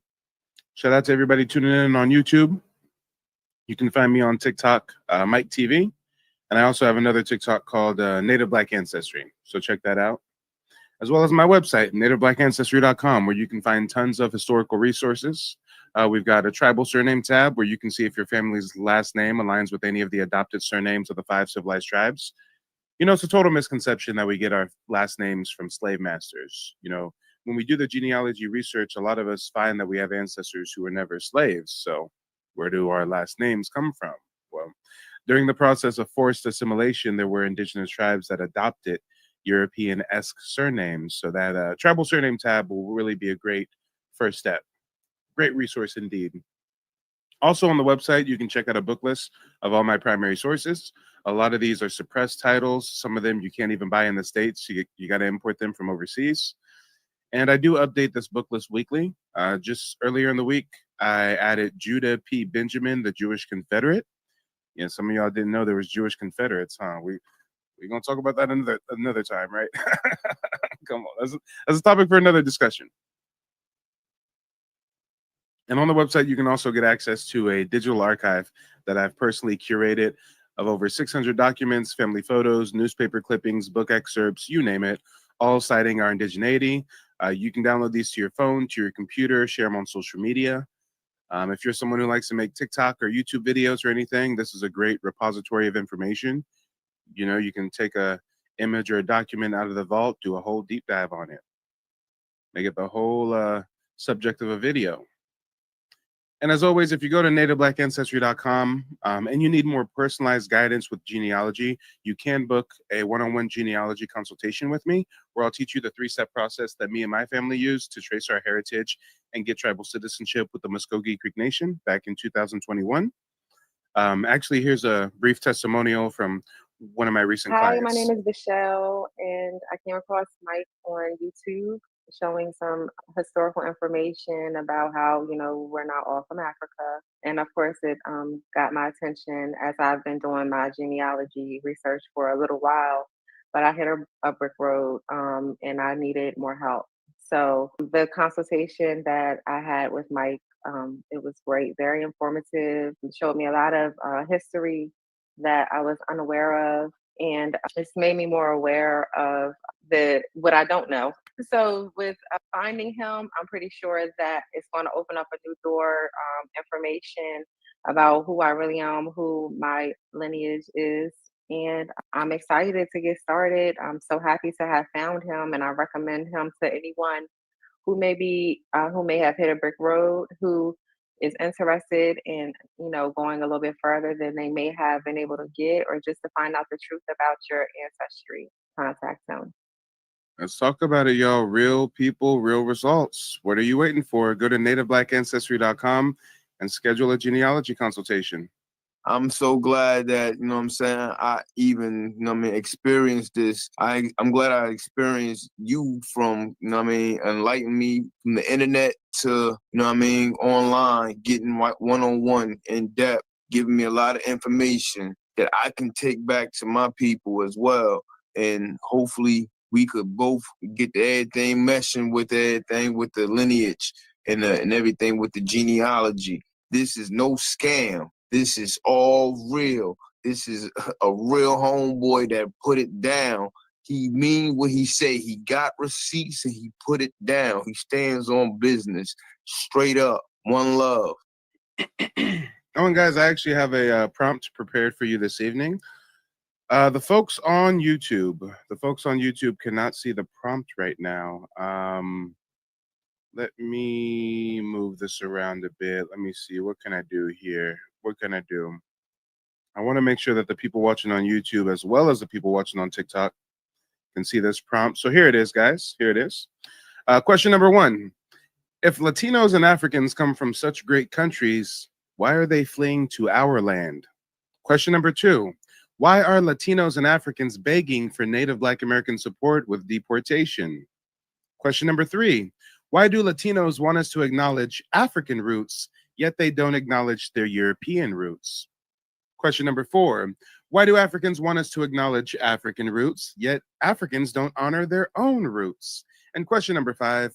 Why do people try to force an African identity on Native Black Americans, but not others in the Americas, such as Jamaicans, Cubans, Haitians, etc., etc., etc.? So if there's anybody who would like to answer the questions, you can do. They don't want you to remember this. You not no slave, you indigenous. Fuck how they painted them Indians. You went to war with the French and the British, man. Quite frankly, you was kings, Merovingians. They took the women and men, made them prisoners, raised up the children to worship their images, set up a lab to the genes and they mixed them. And this shit get way deeper than your pigment.